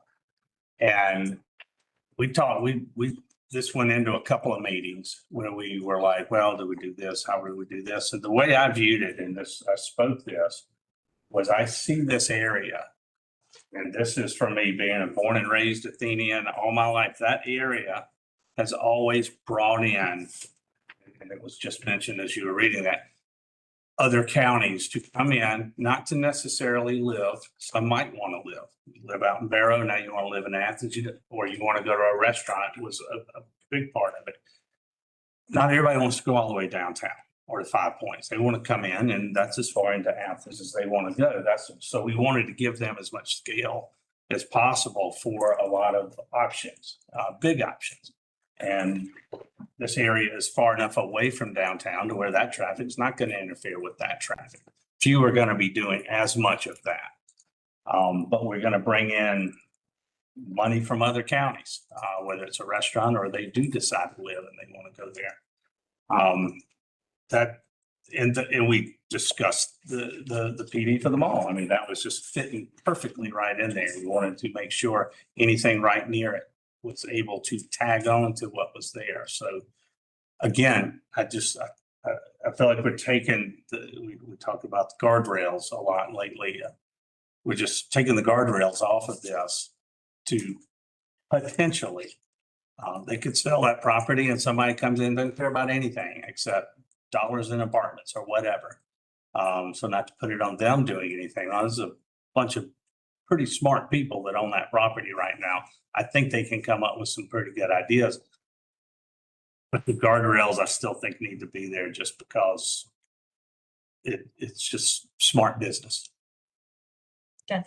Bruce, when you and the staff were designing this language, did the idea of the urban center come up in discussion? I mean, was it, what were some of the reasons why more of the things we're talking about didn't make it into this language? Mostly because the direction we were given was so prescriptive. That's the best way I can put it. So is anything that we're saying contrary to that?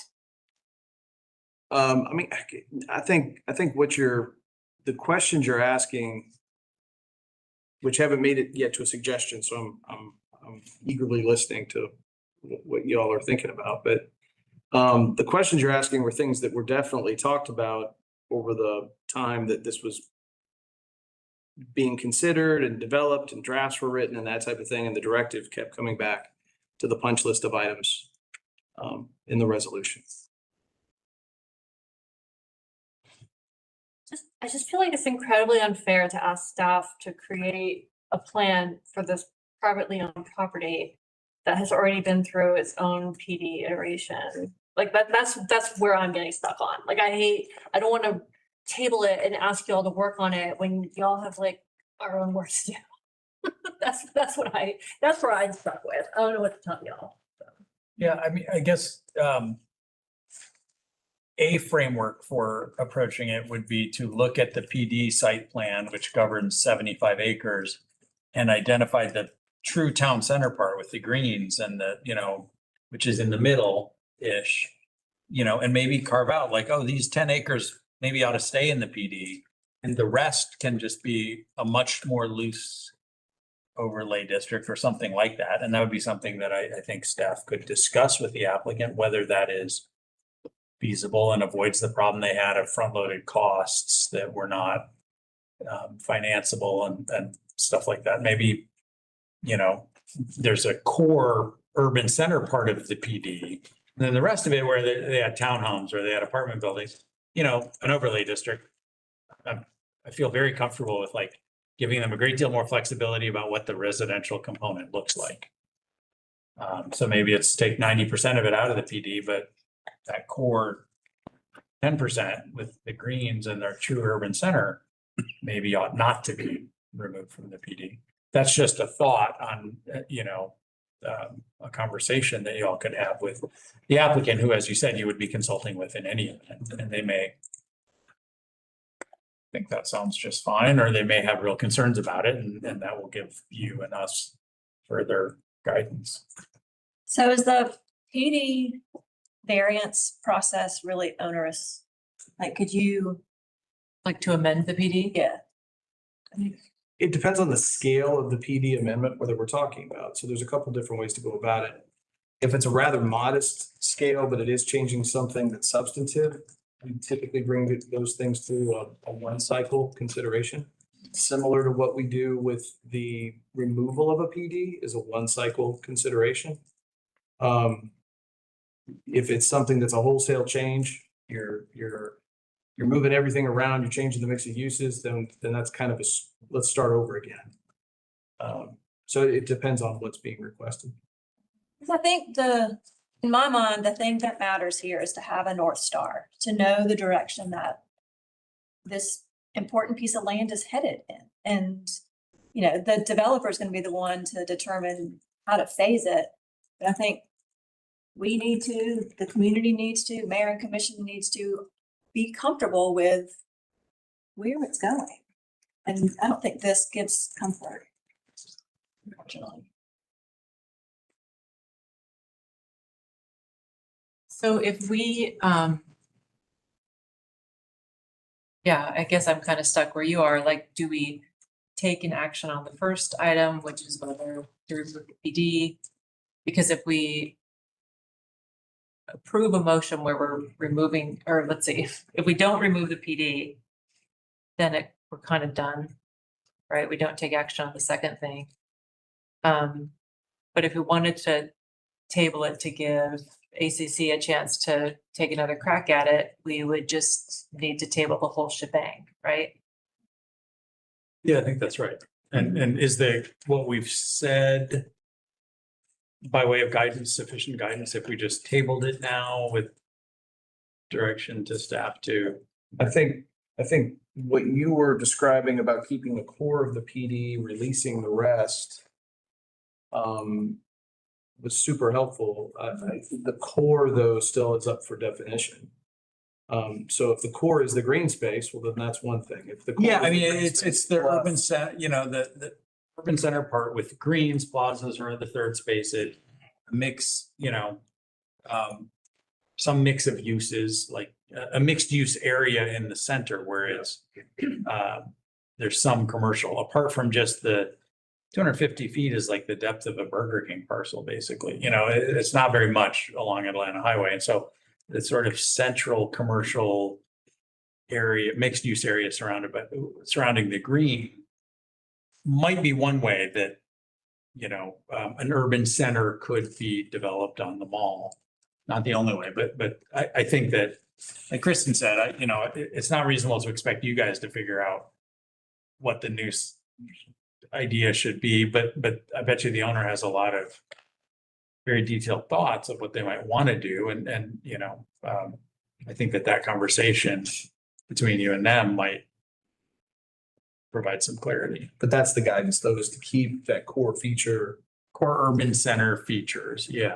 Just that, I think we're all kind of saying the same thing, and we had the same conversations when we talked about them all for hours and hours and hours over the years, that we, it's either a modifying the current PD in a way that provides a little more flexibility, or it's writing an overlay with less flexibility. So I don't know, you know, one of them has more of a spatial component than the other, kind of.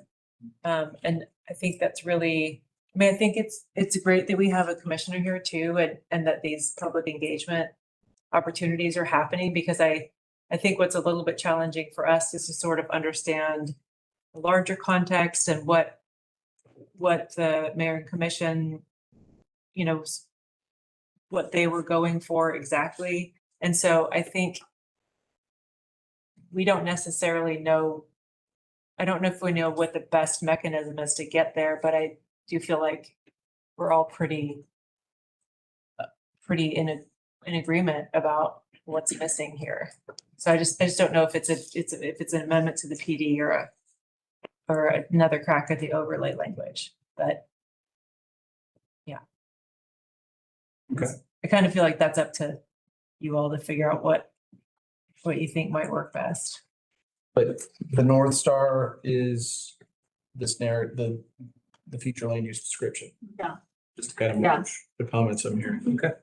Because I mean, the mall area is the equivalent of like downtown Athens. So the idea is if we have that much space, we need to be thinking of it as a town center, an urban center. And the green space, I know for folks on the west side, because there's no public park out there. So that was a big thing with rethinking how the mall would be, was where's our space to go and play and do something in a shared space, because that side of town doesn't have something like that. So in some ways, that PD, that's a North Star. There were some great elements to that. There's a senior housing element that was great. It was definitely a space that was where people would live and people would visit and shop and have offices and eat. It was a self-containment. It was The everything in one, from the east or the west side downtown, right? And that was in some ways like, it's more, maybe I'm leaning more toward the idea of how can the current PD be amended so that it provides the developer with a little more flexibility? You know, is that possible? Yeah, I'll kind of go back on the mall thing. When they built the mall and it opened up in the, I guess, early 80s, I mean, all over America, a mall was where you went and you had residential there. But so this, you know, the current PD provides something for actually residents to go to also. But it also provided, I was like, when this is built, that'll be a cool place to go, just like the Newton Bridge place. Outsiders can go, insiders can stay, and kind of has that weird effect, that magnet effect that the mall did. I'm bored, let's go to the mall. Yeah, I'm bored, let's go to the new mall, whatever it's going to be called. Again, yeah, that not to keep beating this crazy, but that's what I think we need to see, something that shows that. The best thing to Need a move to motion on the table. it seems that way. Yeah. So you want to make a motion? I'll make a motion for the table. Okay. Okay. All those in favor, raise your hand, say aye. Yeah. We should, okay. Any opposed? All right. It's just a motion to table. Direction. Okay. All right, so real quick, because we'll have to drive to Brownston tonight. Sarah, could you give us like a 30-second, we got both votes at the same time, because there are two votes that need to happen. I think what you can specify is that both items in the 14th. Mover and second we're getting at. Yes, okay, great. Thank you. Just as part of my report, a very quick recap on where we are with the subcommittee. Okay.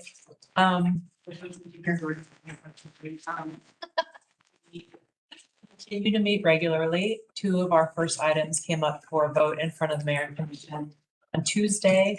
One of them was successful, the removing minimum home size.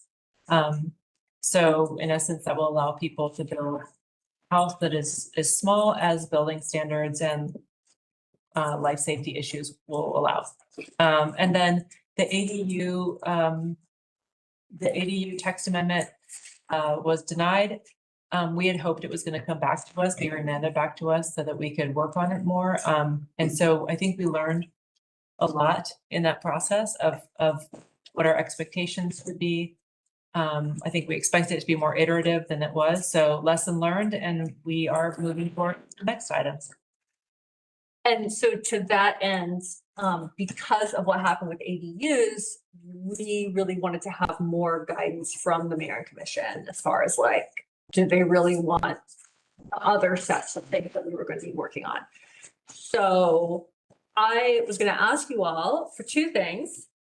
First being possibly a motion to request that the mayor and commission plan a work session with planning commission to talk about housing priorities and to just continue that discussion that has sort of happening in other places, but not maybe in the room that needs to happen. So.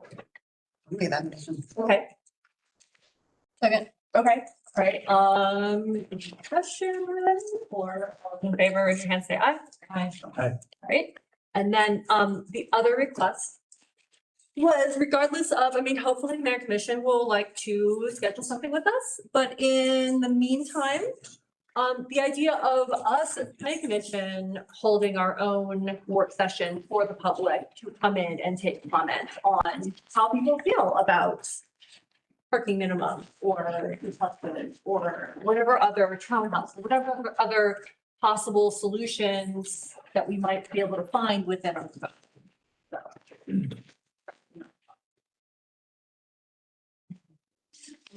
Are you saying like that to have that as a